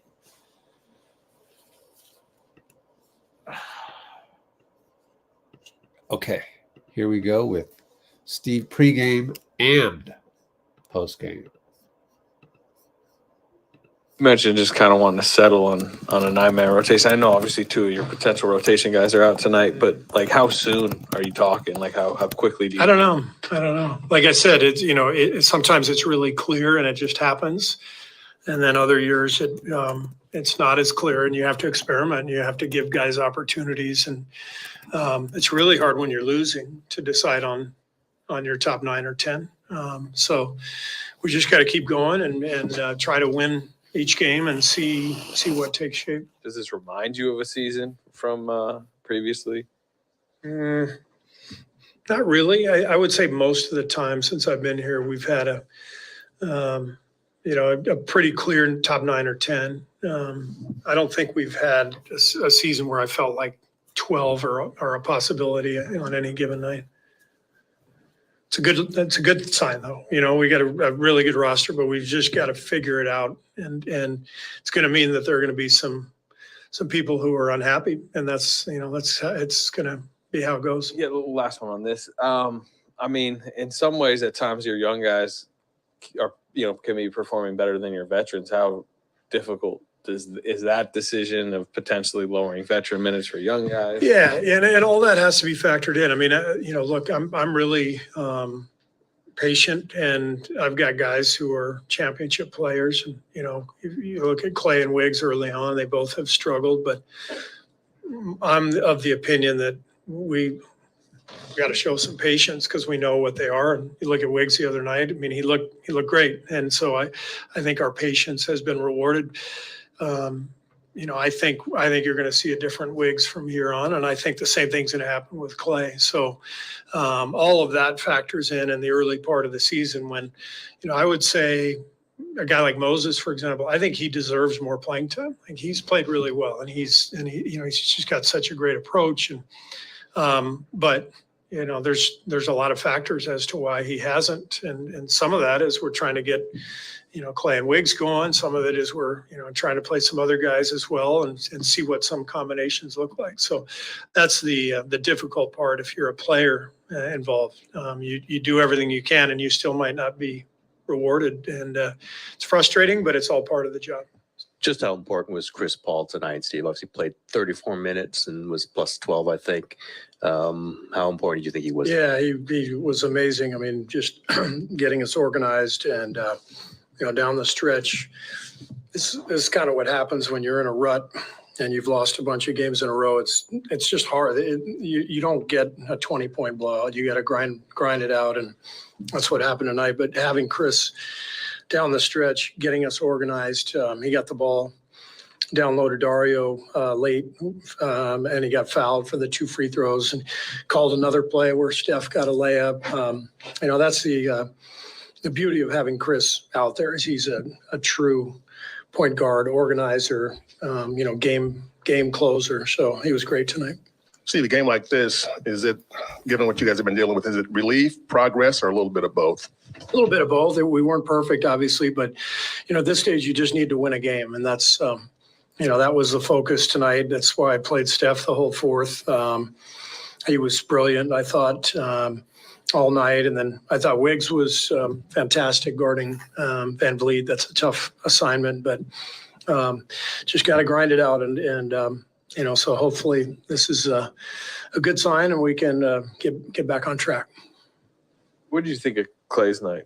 I thought Klay was much more patient offensively. Took a couple of bad shots early where we had plenty of time on the shot clock. And, everybody just keeps telling him, if you just move it, you're going to get it back with this team. And that's what happened. I thought he was a lot more patient. The quality of his shots was much better. How would you compare what he went through kind of the first month or so of the season last year to this year? Because, we were kind of having similar conversations around this timeline. It seems like, he's had a lot of slow starts over the years since I've been here. I remember when he broke the record for threes in a game in Chicago. He had been in a huge rut before that. So it happens frequently for Klay. I think he just presses. He wants to make every shot, and then he gets, kind of gets in his own way. And when he just moves the ball and doesn't put so much pressure on himself and focuses on defense, the shots come to him, and he's much more fluid and free. To expand on that with Klay, can you tell right away? I mean, he made a couple early. Can you sense when he's sort of in a rhythm and not forcing it? Well, he made a couple early, and then he immediately took 2 bad shots. So I did not sense it early. So I just reminded him. I said, look, if you're not open, just move it. Look at these guys we have on the team who will get you the ball.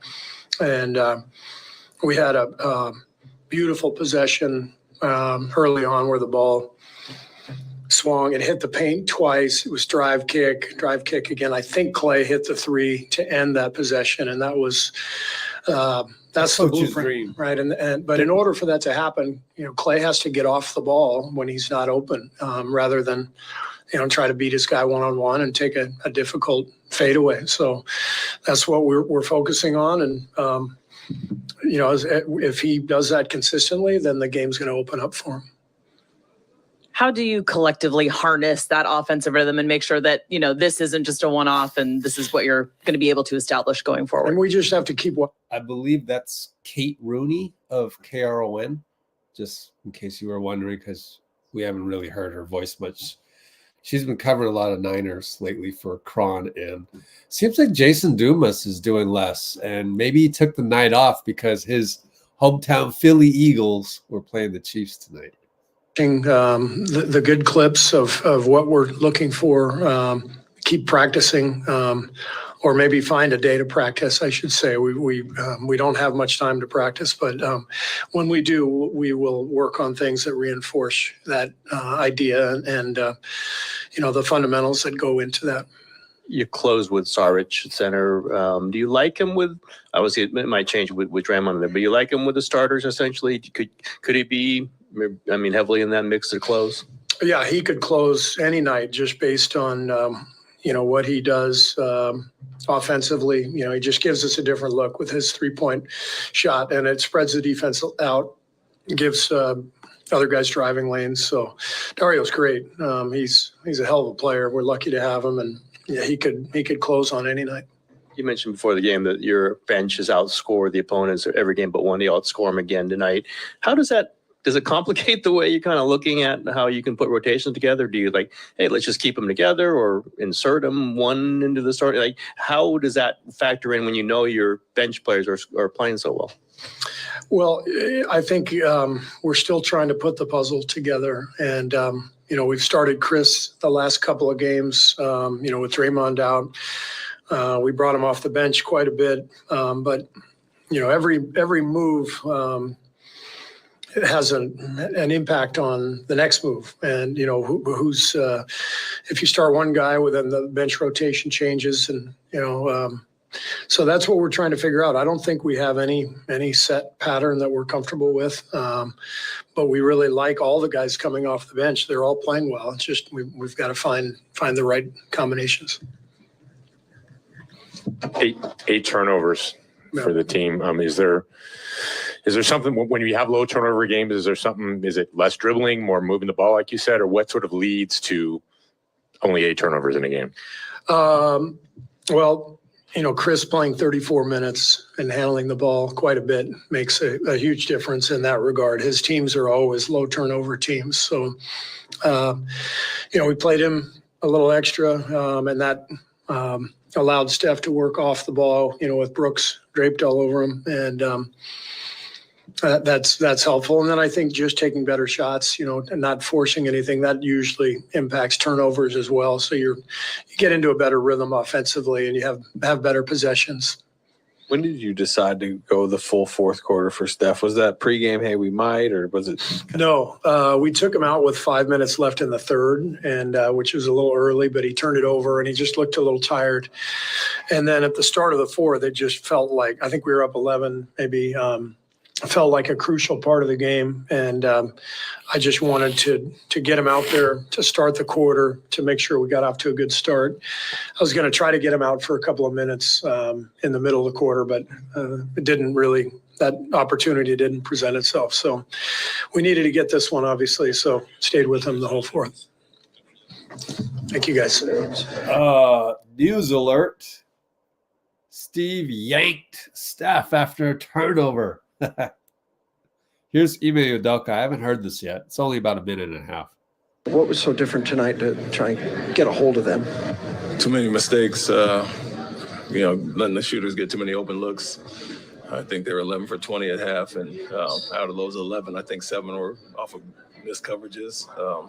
And this is a team, the main team in the league, that takes advantage of mistakes. And so obviously, they got high-level shooters and great execution, and we were poor on our coverage. And for the most part, in the first half, shot 55% from both the field and three.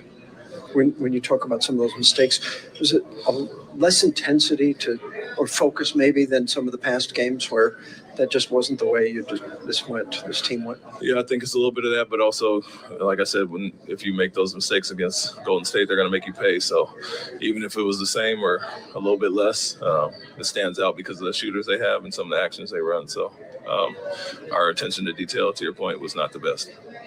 Alpern obviously wasn't feeling 100%, but still had a pretty great game. What did you see from him that impressed you? Yeah, same thing he did when he was hurt with the ankle and pushed through it. And, he loves to play in the games, obviously, and wasn't feeling his best early. You could see it a little bit on his lift. And, he got loose as we went and had another great game. So love that part, him, having resiliency to push through. And you're either injured and can't play or you got some pain and you can kind of push through it. And he's done that a few times this year. So kudos to him. What led to the decision to hold Jalen out of the whole fourth quarter? The group that was in was playing better, and that had a good spark there. Obviously, he scored 35 in that quarter and just like the energy. Wow, I didn't even notice that. Jalen Green, come to think of it, right? I don't remember him out there, but yeah. Wow. Benched Jalen for a whole fourth quarter. So we're done with that. Where's Dean at? Dean, you around? I got to do one more thing on this video, and we're good. We could go watch Steph, the entire 12 minutes of Steph, which is great. By the way, thanks Dean for holding the fort for so long, because I was able to get all these videos, and it was great. Let's double dip. By double dip, I mean go to our YouTube channel and play the Steph.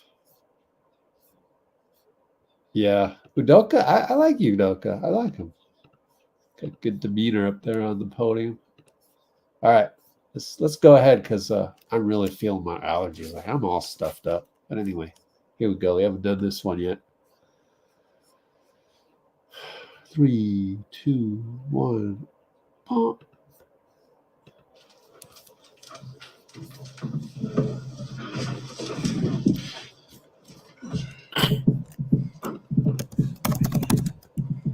Saw you had the arms raised celebration after the buzzer sounded. I'm sure that was a little bit in jest, but was it also just like, hey, it feels pretty good to win finally? No, it was all just being funny. Still early in the year, obviously you want to win, and hadn't had good energy walking off this floor in a while. You know, we're going on the road on Wednesday, so we needed this one for sure. We're kind of the reverse of us in Houston last year. We were looking for our first road win. That's right. Man, I remember that. Remember? We learned about Tiki Taka. Klay told us after the game. Exact date as this one. Say what? November 20th, same date. Didn't know that. There you go. Now we're in the same boat. Yeah. It's exactly the same day. Also had a big game then. Exactly 365 How days important ago. was Chris out there tonight? Did Isn't you that feel nuts? the difference when he was in versus when he was out? Plus 12 tells you everything about the game tonight and how he controlled tempo and just the action, trying to get us in and organized offensively, especially in that first half to finish out the second quarter. It was kind of a masterclass of just reading the flow. He called the play where I got the N1-3. Wasn't playing or anything from the bench. It just he saw a clear side and got me and Loon in the right action. So 12 assists, 1 turnover, plus 12. And, you know, a game where, like you said, we needed to kind of connect both sides of the ball. It was a masterclass. Chris said you guys had a practice a few days ago where there's kind of conversations about, you know, how to play offensively. I mean, did you feel like the offense needed a little reset? Did that practice help?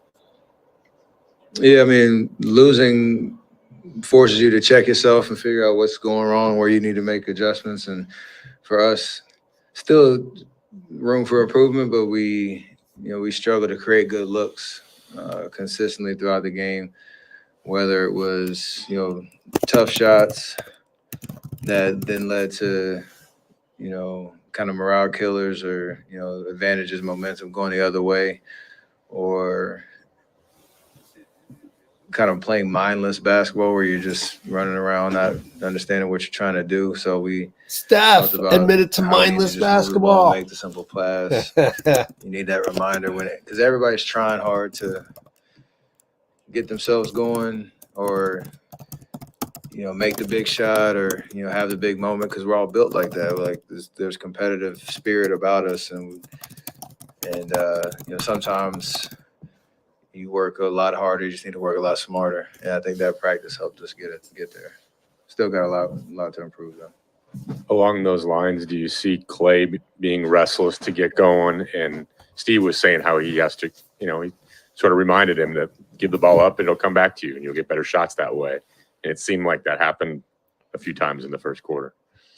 Yeah, the ones he made in the first quarter were all off of good ball movement and action. And, you know, if you're not open, swing it. If you're being guarded, tightly cut. Simple stuff, but it's about trusting the offense that it's gonna come. And like I said, it's tough because You guarded tightly cut. I've been through, spurts where you're not making shots and you're trying really hard to get it going. Like that's, a shooter's nature. But it is kind of the beauty of the game when the ball is moving. It usually finds the right guy, especially the way that we play. And, he's obviously capable of making any shot out there, but especially the clean, good looks. And that's how you kind of build your confidence back up. He's lose confidence. Build your rhythm back up. You ever had the PA announcer kind of get you on the shooting stroke there? In free No, throw? I used him as a scapegoat. I knew that was off from the jump. But really? I forgot to ask Austin about my that. son getting in trouble. Like, oh, but she started it. It's like, nah. I knew it was off from the jump, but then I was like, oh. Missed the technical, I think. Blame him. Taking the high road there. Yeah. Or missed Steph, is the there, free throw. I can't is remember. it a trickier balance of when to attack more than normal? It feels like your shot is flowing. You're shooting a great percentage from three. Most people say much of the solution is for you to just take more shots, but that balance of when to attack and when not to, is it any different at all this year? A little, just because I think throughout the bulk of a game, especially if you're playing a good defense, you're going to there's going to be a game plan to try to take certain actions away or certain good looks away, and I can kind of force the issue a little bit, especially if it's off the dribble. But reading the flow, kind of how our first quarter went, I think I only shot one shot, and it was about being a spacer if I don't have it. Had some screens off the ball, some driving kicks and stuff like that. And then reading the flow, like if things kind of get stagnant, I think we did a little bit better job in the second half, especially in the fourth quarter of being a little bit more methodical on offense with the ball, trying to get to some pick and roll stuff and play matchups. And then to Tim's question, like about CP, kind of getting us organized too. So I have to kind of read the game and know I can always, again, force the issue, but more so for us to be successful, there's got to be a balance. And every game is a little different. So my wife got me this weird new kitchen knife as a Christmas gift. Oh my gosh, I'm curious about. That's a good ad. Be right back. I'm going to get some water. He said a couple times he feels like he's a quarterback. You and Klay are kind of like his receivers. Do you view it as a similar dynamic? When it works and when it looks good is when, again, what I keep saying is we're organized because we're all understanding what we're trying to accomplish on each possession. And we knew when he came in, it would allow me to play off the ball a little bit more. And obviously me and Klay can set screens for each other, run off either side. Loon sets great screens. Draymond, sets great screens. Kind of frees Wig up at times and where he can, get his looks and get driving angles and stuff like that. But the best version of CP obviously is a game like tonight where he's aggressive to shoot when he's open. But every possession, he's just trying to move it to the open person or get us into an action that makes sense. Like the whole fourth tonight, did you look over at any point? Did you know you were going the full fourth? No, he mentioned it at the third quarter, end of the third quarter. So would have liked to start the fourth. And I came out like a minute or so earlier than I usually do in the third. And so I felt good. Didn't necessarily know if I meant the whole fourth. We didn't talk about that. It was just kind of play. And obviously, we needed this game. And the way that things were flowing, I was getting good looks and the offense was moving. And just, I feel fresh to finish, so it wasn't a big deal. They've been pretty diligent with your minutes this year. Are you to the point, or is it to the point of the season you'd like to go, stretch it? It was 34-9. I know obviously the overtime the other night was a lot, but would you like to get back to 34, 36 on a night? I prepare myself to do that for sure. And as much as it's talked about, there is a sense of protecting you from yourself, understanding it's 82 and I'm in my 15th year and all the things that go into sustaining yourself for, the entire season, especially for the playoffs, but you want that little bit of flexibility. Having like deja vu of every year we talk about it. It's just yeah. But there's always going to be flexibility from time to time to kind of force the issue for sure. Obviously you can't do it every night. I'm not stubborn enough to say that. Now this losing streak is over. Can you look back? Is it rationalization or true that you played some really good teams? You didn't lose to a bad team. Minnesota twice and Oklahoma City twice and like Denver. And then, I thought I was the only or one is that thinking to you that doesn't matter. You just can't lose games. It is a reality that check absolute. that you can't kind of walk through games and not execute at the level that we need to and have a defensive kind of presence and the margins. We talk about stop fouling, stop turning it over if you're going to try to beat a good team. And none of us are in a situation where, you're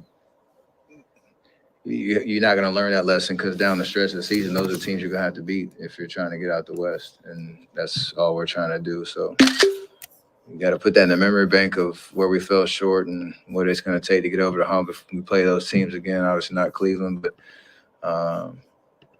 there's great teams all up and down the Western Conference, and you're going to have to play really well to beat them. We know we can. If it comes to a playoff series down the stretch, we feel like we can beat anybody, but it's going to require an A-plus effort. It's in there, but we have to be able to do it. You mentioned earlier playing off the ball when Chris is out there. How much of a difference does that make compared to when you're initiating the offense? You get different kinds of shots. And I realize Draymond, a lot of times, you're moving without the ball when he's sort of directing it. I'm just curious if there's a different rhythm or a different flow when it's Chris running the show and you moving without the ball. It's slower, yeah. It's different but similar to Draymond because as soon as you get the rebound, whoever's closest kicks it out. I can run to the corner, time my cuts and all that type of stuff. And I'm comfortable in those spaces. I don't want to do it the whole game because I know I'm also a threat off the, with the ball in your hand, initiating and coming off ball screens and stuff like that. But it is a nice change of pace, especially for a defender to have to worry about both. You can kind of take him out to play on help side defense at times. You can just give them different looks, and that's helpful. Just a little bit more mindfulness, especially later in the game, of what we're trying to do is kind of what we learned over the course of this homestand. But those two guys, like, whatever, I don't know how many assists CP's averaging and Draymond. Like, Draymond's always been kind of the leader on that front in the last 7 years or whatever it is. My assists are way down because of that, and I'm comfortable there just because you're always a threat, whether I'm the one passing it or not. A quick follow-up, does it take you back at all to your freshman year at Davidson? Because you didn't play point at all that year, right? Somewhere in Chicago, Illinois, Jason Richards is beaming with pride that you just compared him to Chris Paul. So I can't wait to send him this clip. Tell him, yes, it does remind me of my first 2 years at Davidson, where Jay Rich was the point guard and I was the two guard, and now you got Hall of Famer Chris Paul, so it's kind of cool. I know. Exactly. All right, Dean, where are you at, Dean? Savannah, if you don't get your mush. I'm ready to go, Dean. You gotta hop on if you want to. What was the whole Shea Gilgeous-Alexander thing? Let me see if Arbel hit me up.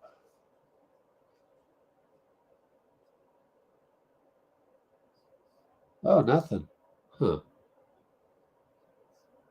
That's strange.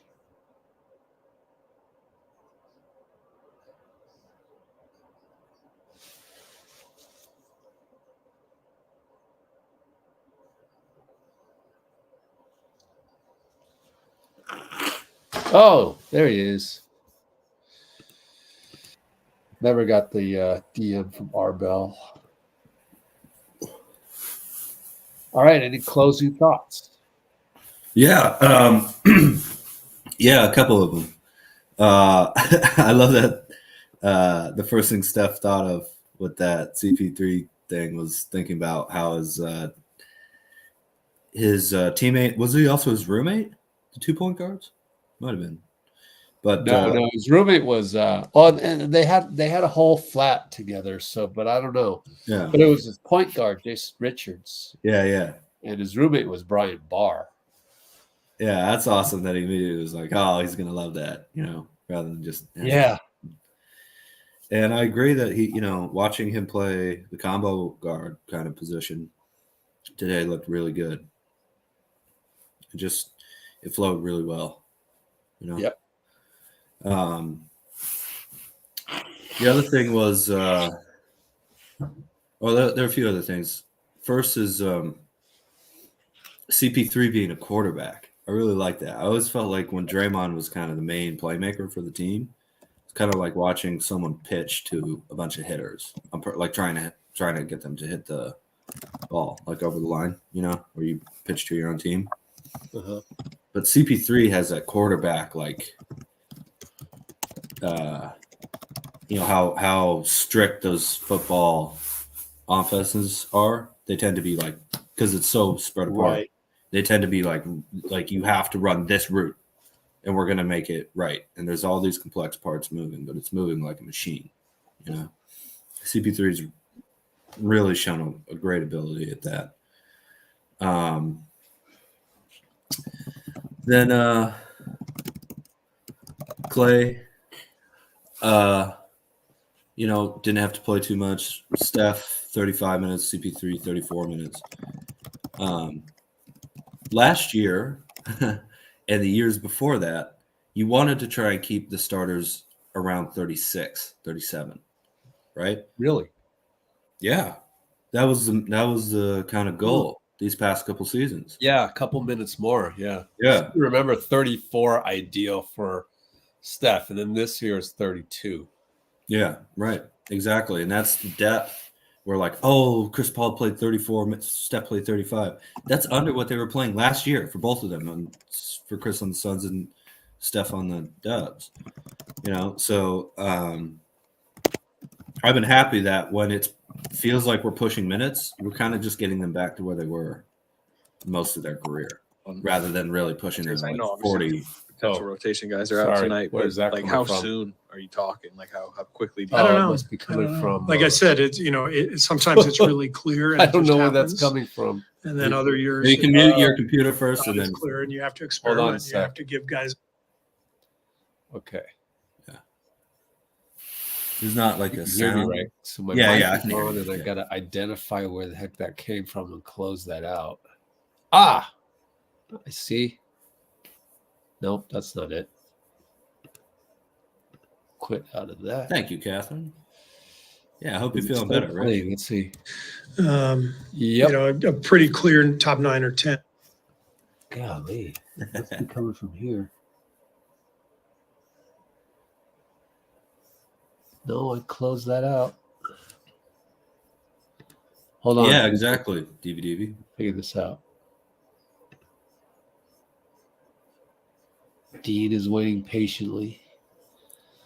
You know how the browser usually shows you what's playing? Yeah. Well, I don't see it this time. For whatever reason. Let me just minimize everything. There's nothing on that screen. I have no idea what's going on. Must be a window on the browser. It's got to be it. This? No. This? No. This? There it is. I found out. Now I can turn this back up. Okay, Dean. Cool. Yeah. Yes, sir. Problem solved at last.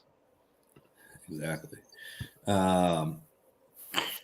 Well, yeah, just the amount of minutes I thought was fine, and it's good that it feels like we're pushing when CP3 only plays 34. I mean, he's 38. He's not 52. You know, like he's in his 30s. He can play 34 once in a while. I guess the final point I was going to make is just it's been like 650 something days since Klay Thompson came back in January 9th, 2022, where he He it was his first or second bucket was a dunk over 2 Cavs. That was awesome. That was amazing.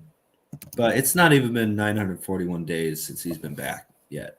He was out for 941 days. That's August 7th, 2024. It'll be 941 days since he's been back. And I just, we talk about Klay. Did you like count that? How did you figure that out? Oh, there's a date-to-date calculator online. All right. Yeah. Cool. But I thought of it. Yeah. Totally. People say, "Oh, Klay's attitude, whatever." Like, how about we also remember to really appreciate and enjoy watching Klay out on the court? Like that. I can watch. It was so long that we waited to see him back out on the court.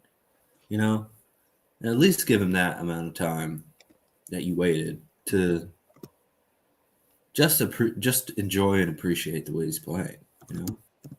Have fun. Like, just he hit a game winner not that long ago, an awesome game winner against the Thunder. So slump. I don't know. You're hitting game winners with 2 guys on you at the buzzer. You're fine. He'll be great, man. Yeah, those were my closing points. What was the last one? Who will be fine? Klay? Oh yeah. All right. Yeah. We'll come back to Shea some other day, but DV is saying Lonnie Walker had an amazing dunk. So let's look it up. Lonnie Walker. Oh yeah. Oh well. Oh, okay. Dunks on the whole team. Okay. I can't play that. Oh, here's a different angle. Man. He's on the Nets? Is that right? I forgot. Don't know. But I don't want to risk it with the highlights. But anyway. That's right. It was against the Kings. You're right. All right. Anything else? Nope. It's telling me the stream's been on for 20 hours. So really? I think we're good. Yeah. Well, let's do just us. All right. I feel better, Rich. Oh, ouch. Oh, thanks. Appreciate it. Yeah. Yeah. That's just an allergy. Yeah. Unless an allergy can turn into something. I don't know. Oh, here we go. We're ready.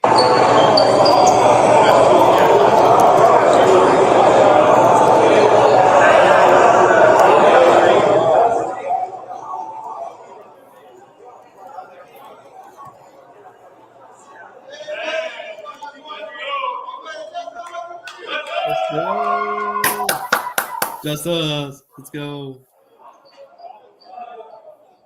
All right. So next live is Wednesday, 6:45 p.m. Pacific for 7 p.m. tip-off GSW at Phoenix.